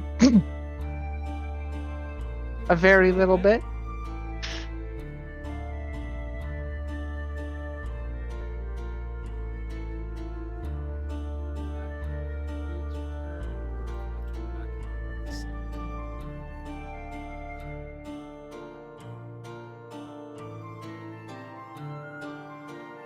Does anyone want to take bets on what Sunny's gonna do? Because if you guessed, she's gonna Take it on fucking the run.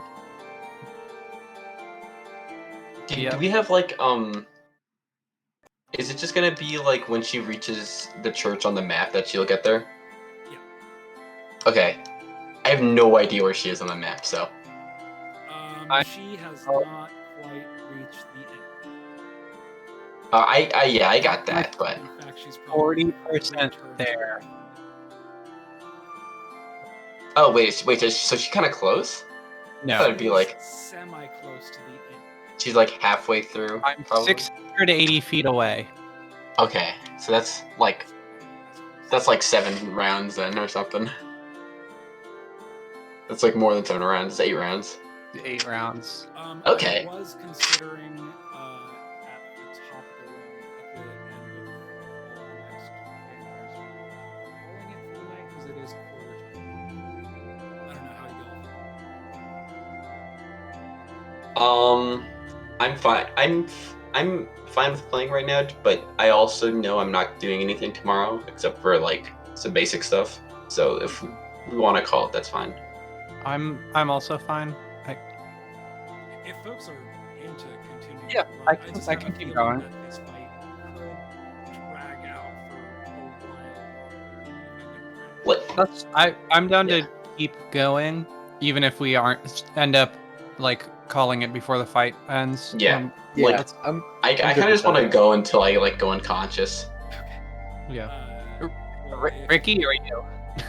Sonny can't do anything else besides dashing. Ricky will- Sunny can do plenty of other things. I She mean, just in is this not turn. going to.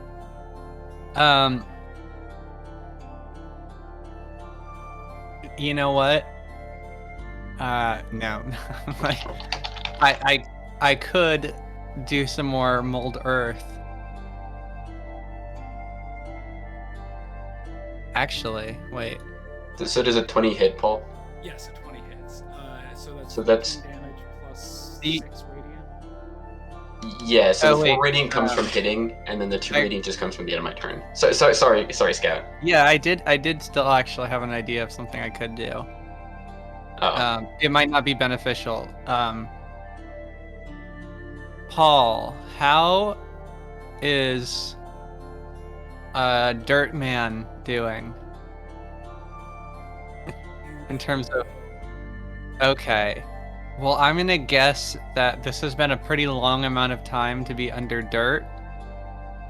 So I'm gonna cast Mold Earth just like on some random dirt over here.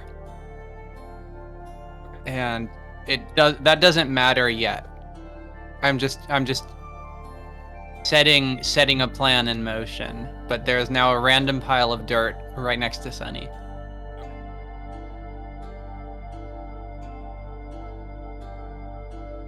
And then I end my turn.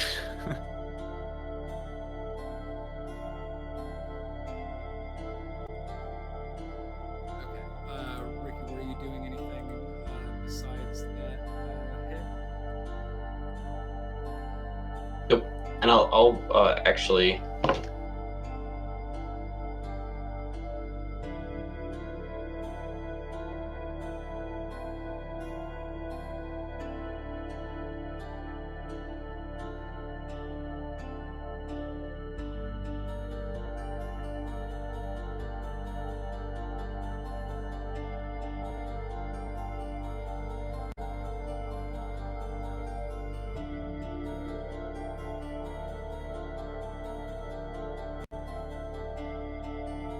I feel like you said, oh, I don't actually.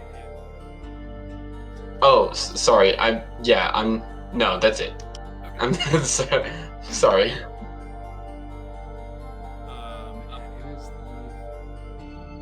it is the first place. F is looking really hurt, really frustrated, no Ricky. It is going to attack 18 instead of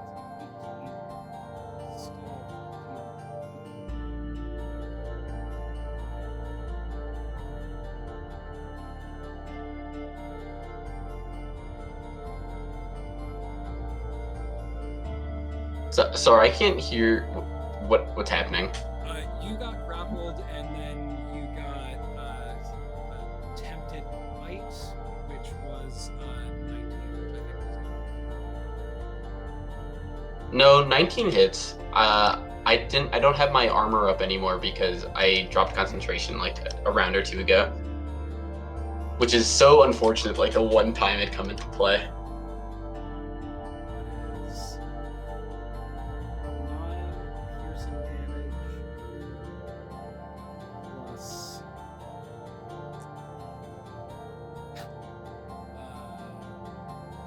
11 necrotic damage. Okay, I take 5 necrotic damage. It's not resistance. Yeah, I'm because I'm an angel. Just celestial things.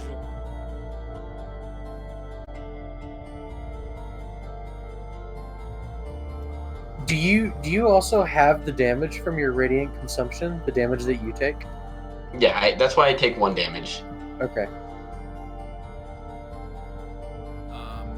A is going to try and rush at Tegan. B, C have to keep running.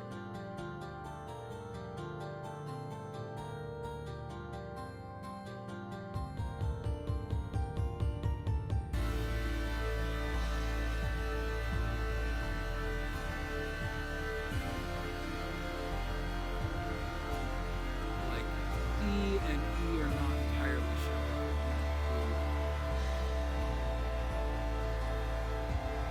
I think it's gonna step over when it's hot and just get right up behind.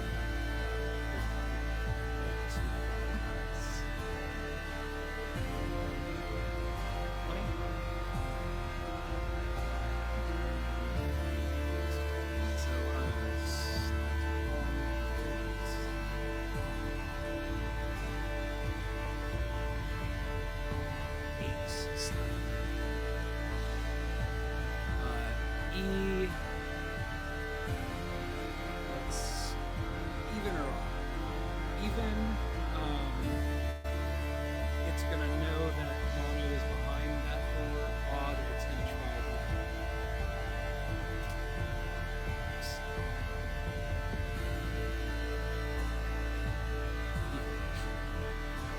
So yeah, it's gonna burst this door down and make 2 attacks.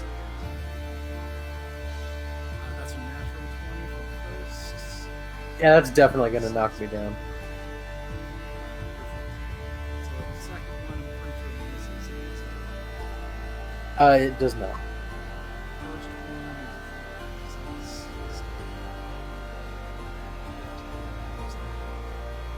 Yep, that knocks me down.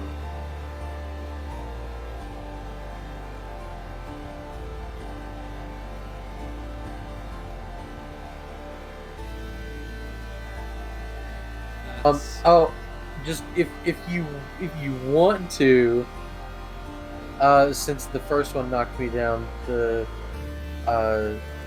second one would have advantage. roll a d20 second. That's a natural 6, so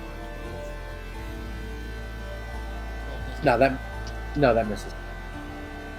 So yeah, make it. So,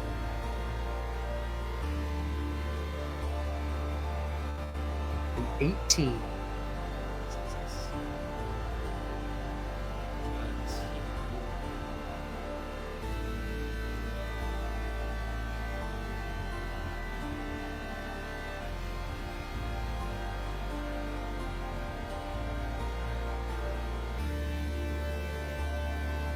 You there?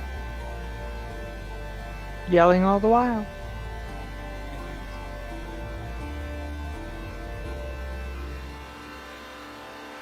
No. Sunny, you have just spawned a piece of dirt next to you, and you are running with All right.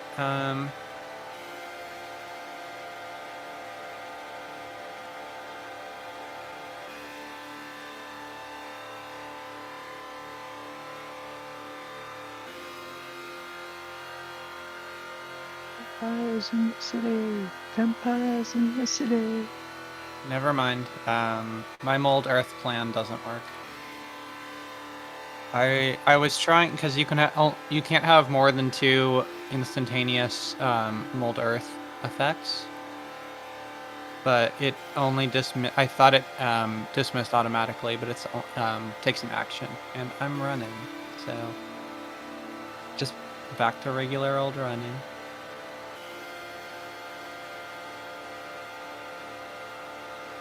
And I'll end my turn.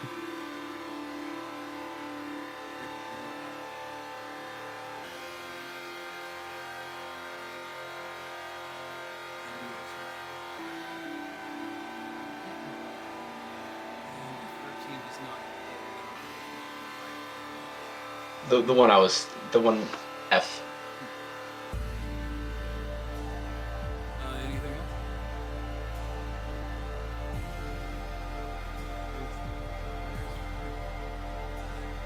E and F are gonna both try to.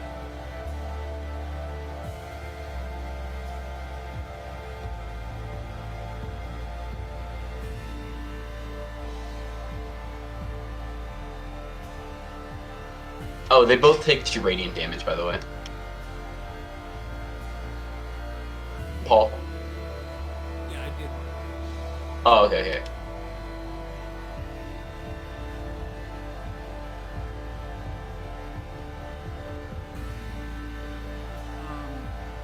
so yeah,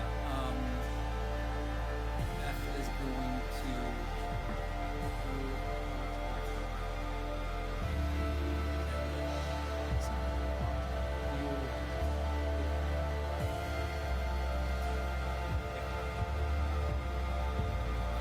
So then E is going to.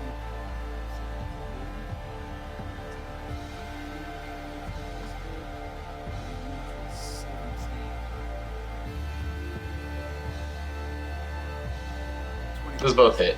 Those both hit, yeah. So 9 slashing.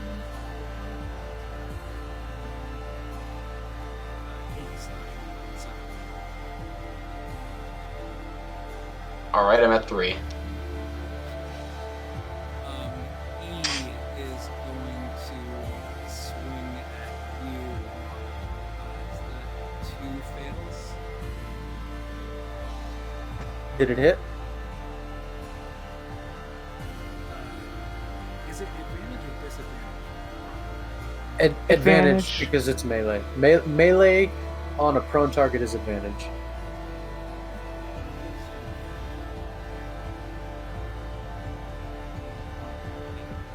Yeah, that hits. And then second claw attack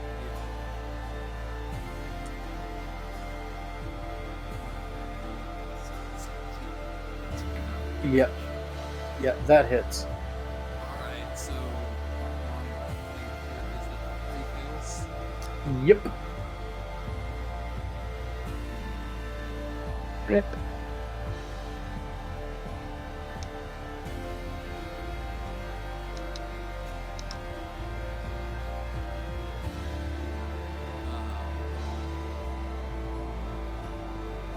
This one's gonna dash towards you. I think people are definitely starting to take notice of this.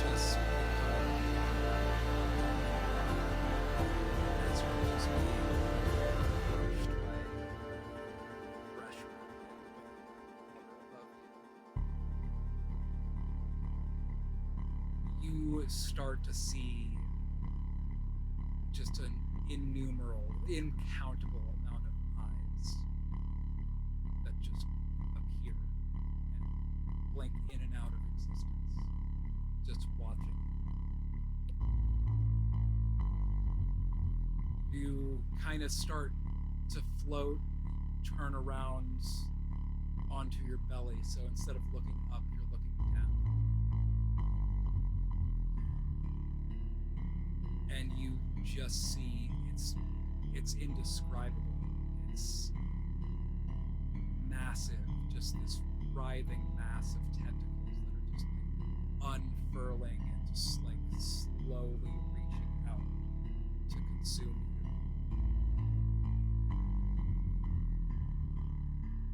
you. It's almost like you have the sensation that you gasp for breath. You don't feel it. Kind of turn over once more, floating backwards now. So your face above what you see. And some sort of strand of something, maybe a rope, starts just like drifting into the air above. And then it's sinking fast. It's like almost like it's desperately trying to catch up as it's it seems now that you have a choice between certainly sinking and never surfacing, and a possible rope to help, but you're not sure what you might find on the surface. What do you do?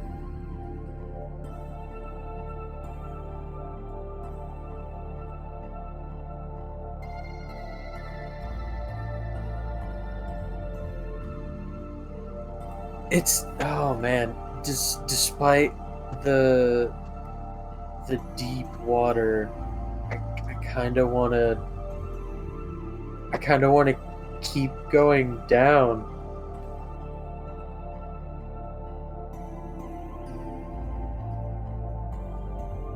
As you continue to sink, there seems to be like almost like desperation. Some like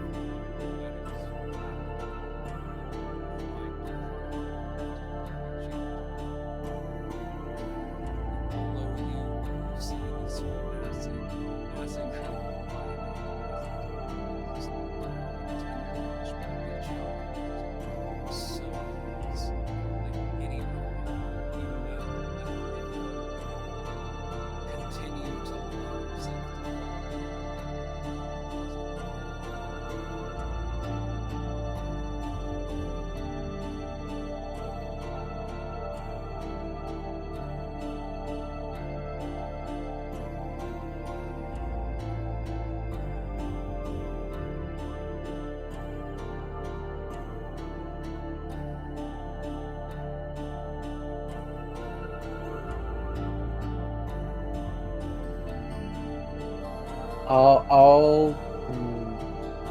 I'll keep going down. As you fall, you see these eyes like it frustrated,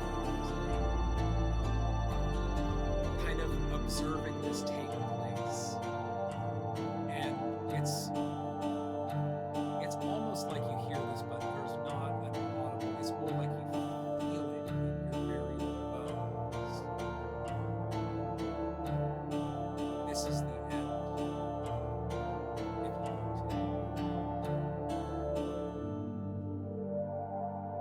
If you just but reach out.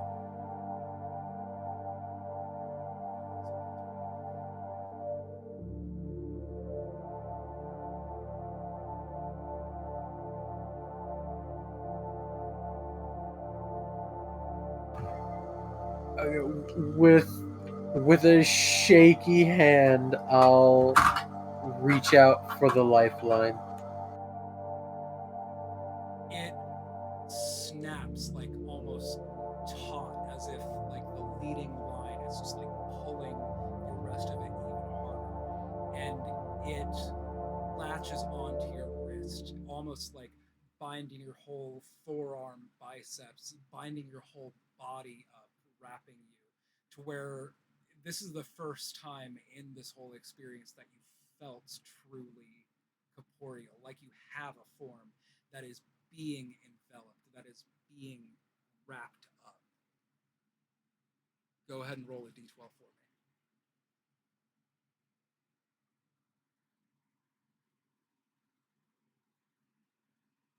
me. A 4.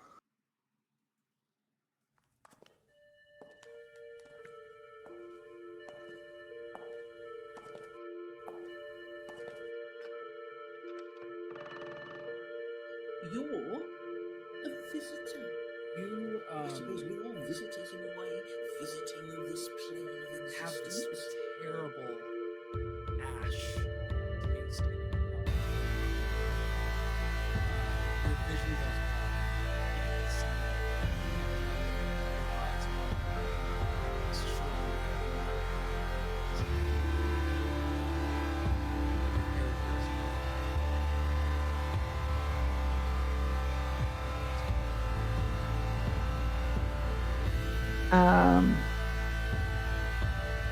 I move up and dash.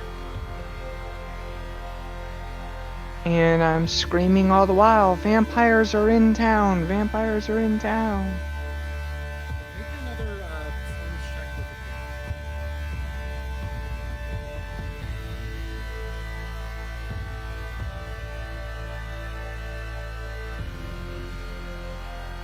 Perception, performance.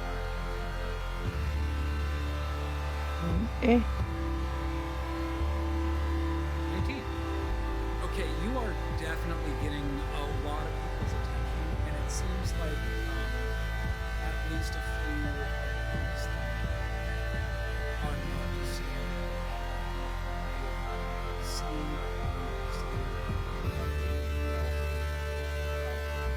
other people run.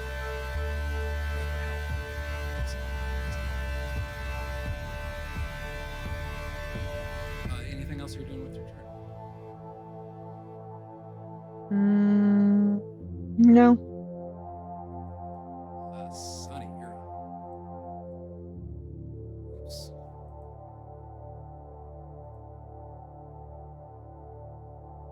I gotta go fast. Do the spin move, it makes you go faster. I used the spin move for extra 30 feet. No, moved 90. Still yelling, hey, hey, hey. All right, and Vampire. you go ahead and make a straight. Okay.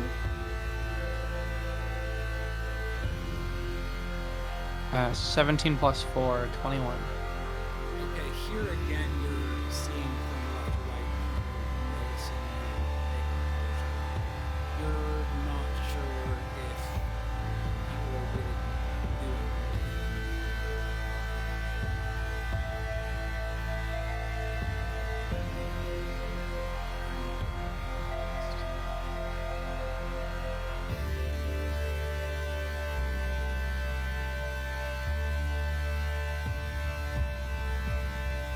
Another miss.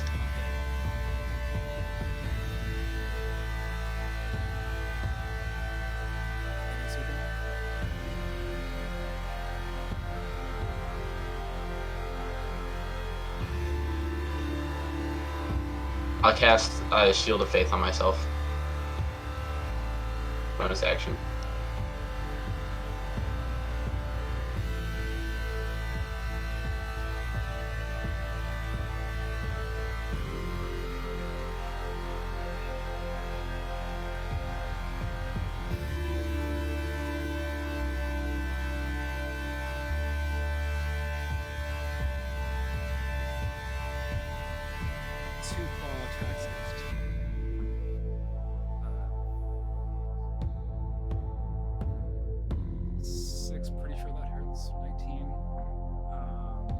How'd it catch up to me? Oof! It caught up to you because it used its action, so it can't attack. Good point. So yeah, that's that one's turn. The two that are next to Ricky.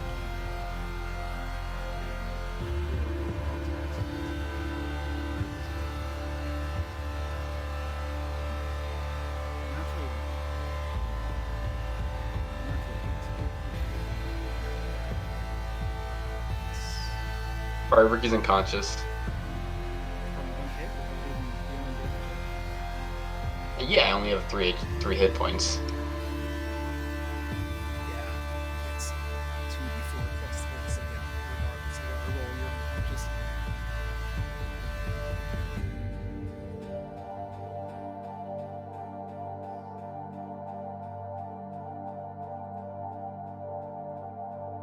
And F is also going to make 2 claw attacks against you.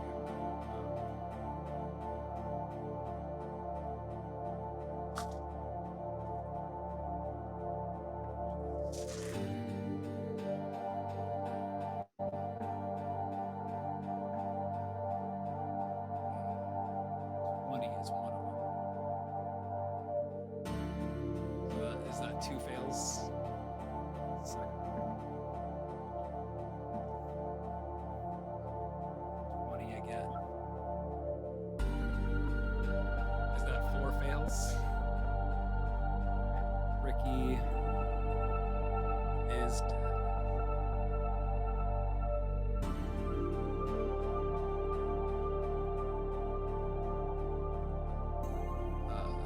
And E is the last vampire. It's gonna 5 swing at the dog. How dare Which is a it? miss.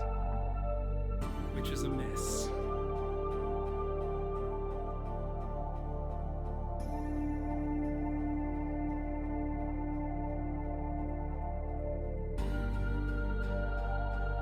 Manu, you come to consciousness and you're prone. You have this aching hunger in the pit of your stomach, which is like unfathomably large. But you are alive, have all your hit points and all your spell slots.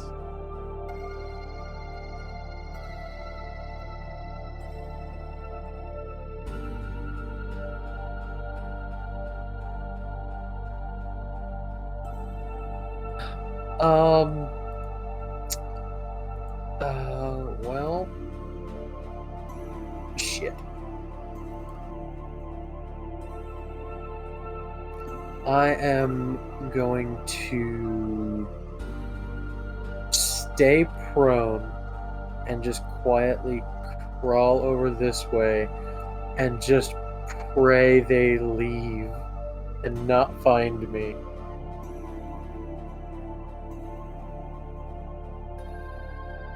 And that's all for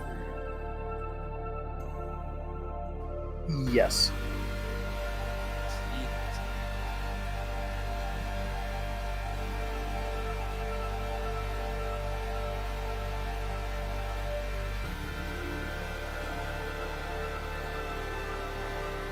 Going to provoke as I dash ahead. Good. I'm gonna hit myself with the healing word. For 6.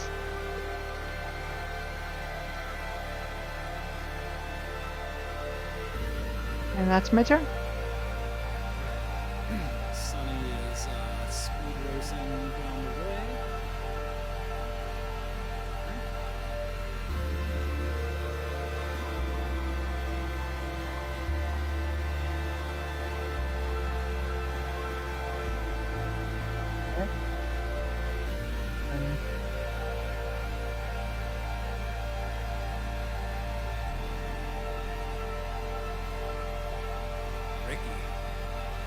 Getting a little close finally.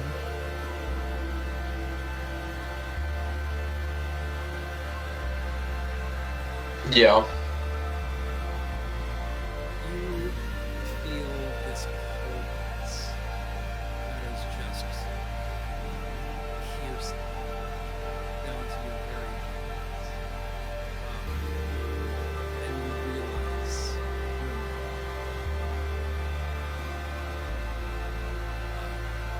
you are shambled through streets that are just and every additional step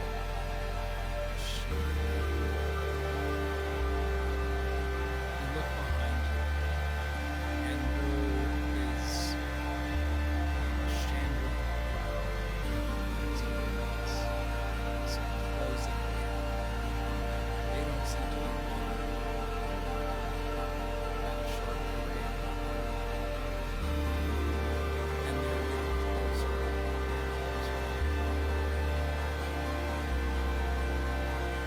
As you try your best to reach the step that's so even with just slightly rough surface, just how cold it was would make you feel add on to that you are being slashed with every step. This swarm of zombies that is threatening to swallow you. You see in the distance before you, there is a spot. It's just a round hole. It's almost like Vanta Black. It's almost like you can't see through it. It's like it doesn't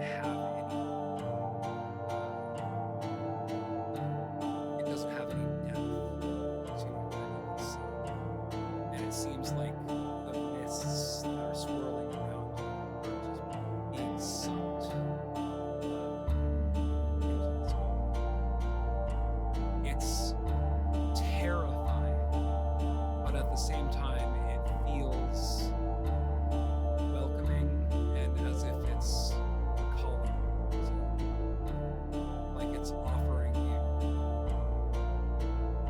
a shelter away from this pursuing menace.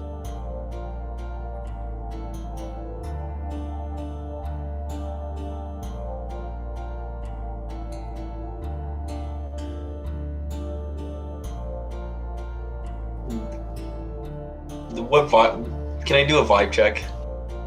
Is this thing look at? Go ahead and make, I don't Does this thing look super evil? know, everything Is- that you've seen since you've been in Barovia. But, Right, but is this thing like? Am I like making a deal with the devil here? Can I mean, if Ricky's not gonna trust like some just dark force offering Harp like safe passage.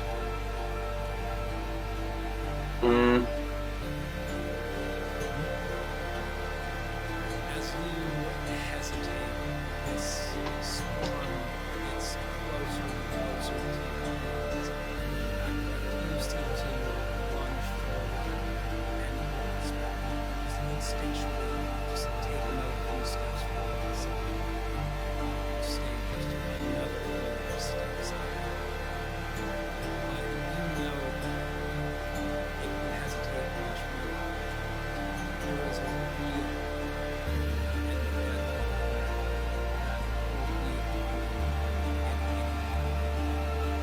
there's something else in front of you that is, but it seems wordlessly to be giving you a genuine pause.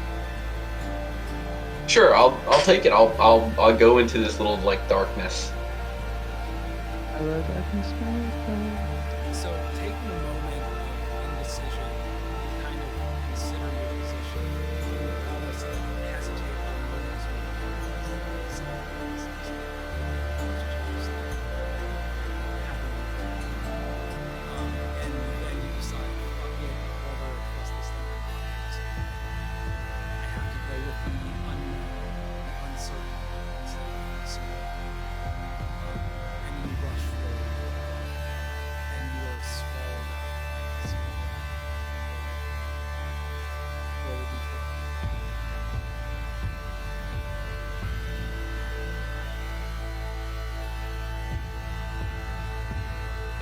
11.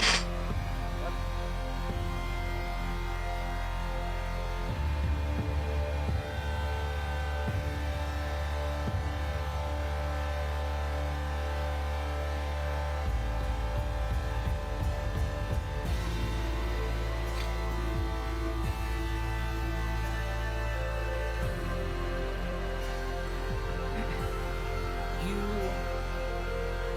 almost feel like your whole being is being stripped apart and put back together. There might be some pieces that are missing. You feel the need to scream. The sides of your neck just burn and ache. You can't make a sound. You can't.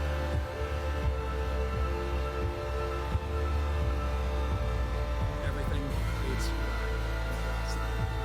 Just severe pain being unnamed.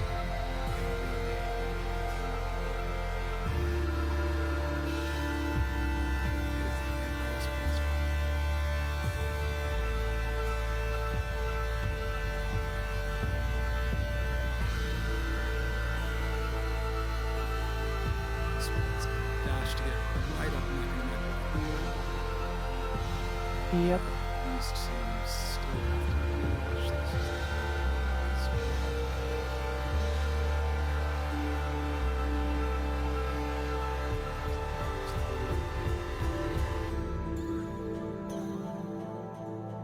This one is going to step in and around the dog and make another 2 attacks against it. I hate these unforgivables.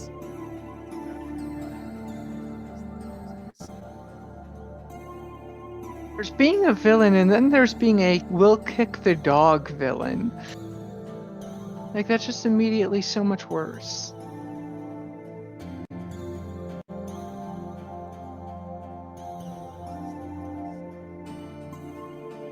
Oh, that's a miss.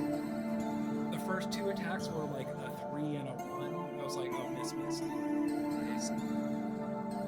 Oh, that's a miss too.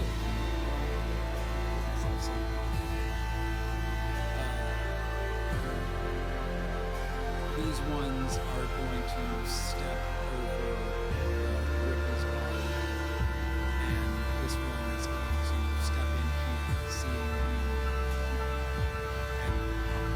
and see what I think it's going to call out. So.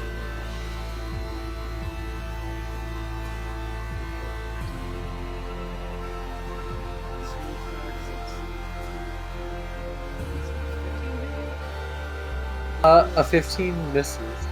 Yeah, 17. Yep.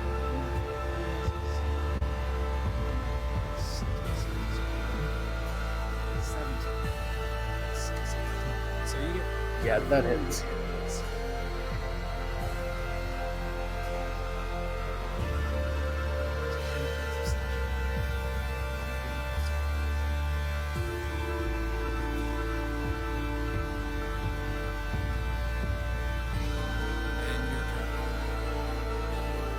Okay, well, I'm going to stand up.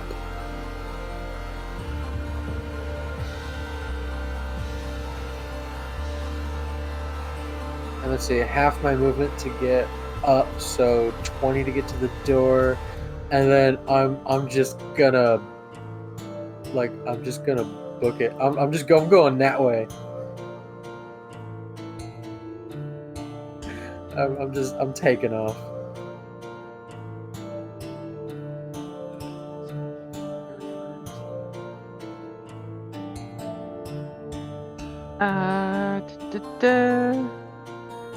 AOO as I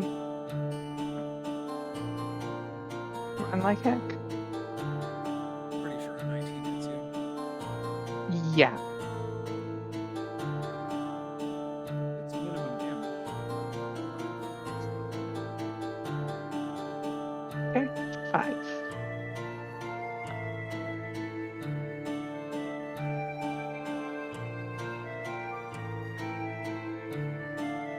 Are you doing anything else with your turn? No, not this time. You I mean, notice obviously- as you look over to your right, it does seem like there are some shouting commoners kind of moving inward, and it does seem like they have alerted two guards who are kind of still being filled in on the situation as it's been witnessed, but two guards are being That's nice. I'm still yelling as loudly as I can.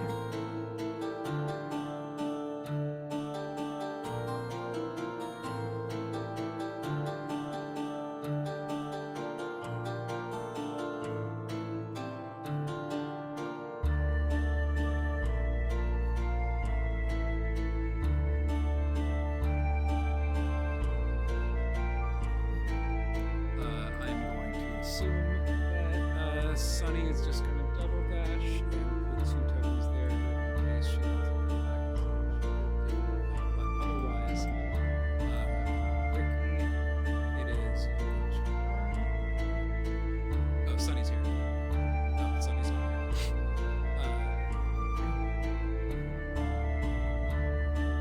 You find yourself opening your eyes and you're prone at the bottom of the stairs.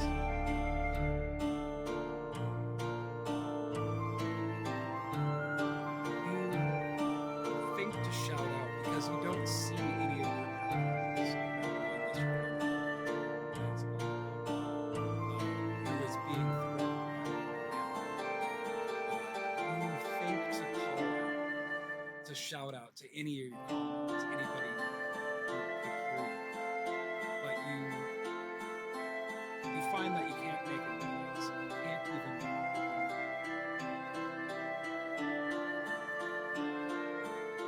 But you are alive. Not dead. You have all of your hit points. You have all of your spell slots, and you are prone on the stairs.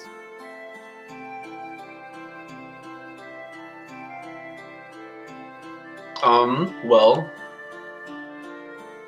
To in Sunny, we did pass your turn before Ricky's turn. I just moved you up. I'm assuming you weren't going to do anything else than that, but while we're here, No, that's probably what I was gonna do. Sorry, there was a gunshot by our house, so I was trying to figure out what was going on with that. Yeah, I don't know what was going on with that, but we're all good. in the old place I lived in, like one of our neighbors would just randomly shoot his gun in the backyard. Yeah. Hopefully something just like that.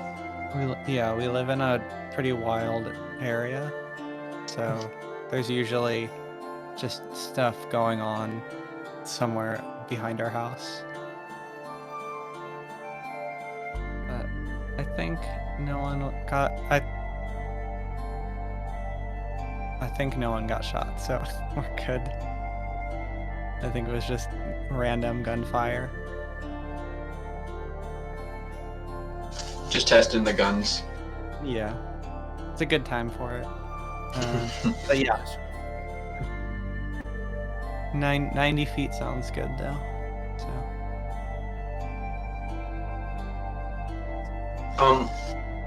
So. I am kind of getting a little sleepy, so I do kind of want to hopefully finish this combat next session. But for my turn at least, what I'm gonna do, Ricky's gonna come over here, he's gonna open the door, and he's going to turn undead for the 3 vampires spawn in this room. Okay. So they all have to make a wisdom save. DC 12. For the first natural one for the second one.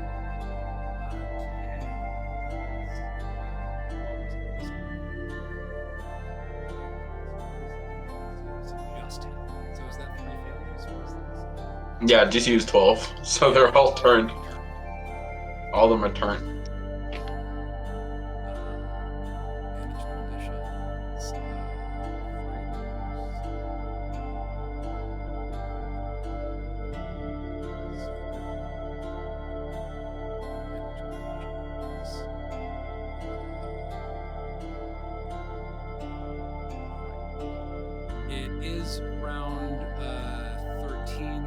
say these other two are no longer targets, I'm going to remove those conditions. But I think that is a pretty good spot to end this one. It's right before all the vampires' turns, and it seems like half of the 6 vampires, like none of them are down. One of them's looking bad.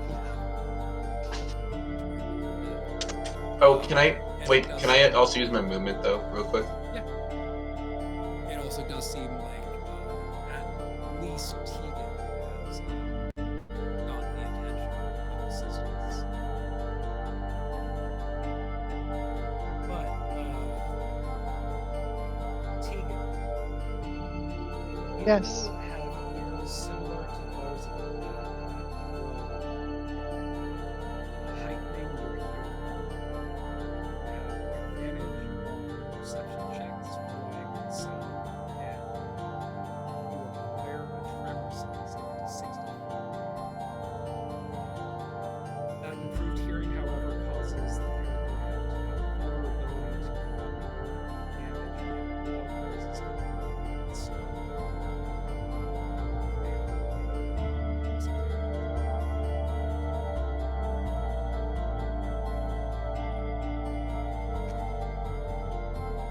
Manu, your character has lost the ability you have become able to digest only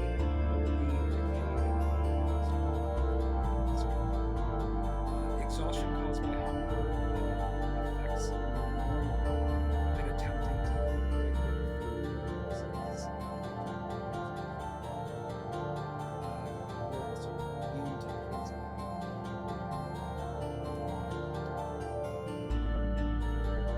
I am now a vulture. And you have awakened with a parched throat, and your face has lost any semblance of color. You no longer need to eat and you gain the ability to communicate telepathically. Damn. But otherwise, you cannot speak. Wait, okay, that's actually like super. That one is super dope. I feel like. Yeah. No, that's super bad because spells. And also, like, Sure. Oh yeah. something that requires verbal commands. Oh my goodness, that's like most of them. Oh, that's all of them. Literally every single one of my spells require. Okay. Oh no. There was a choice between rolling for dark gifts and rolling a meteor.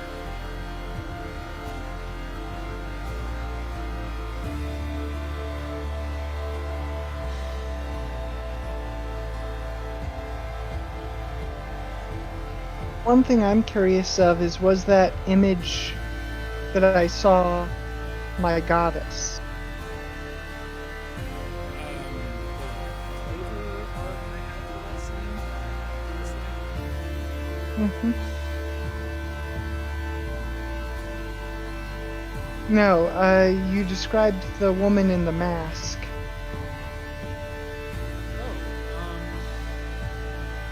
You definitely did not.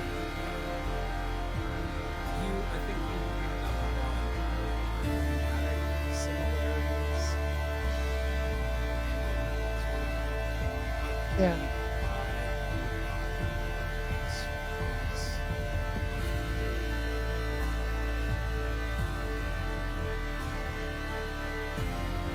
Okay.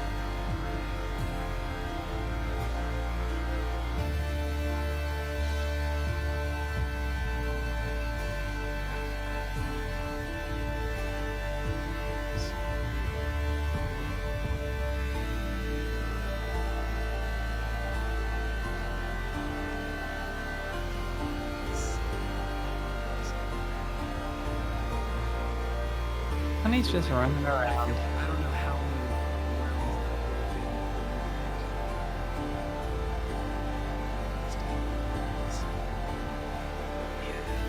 Yeah, it was quite a long.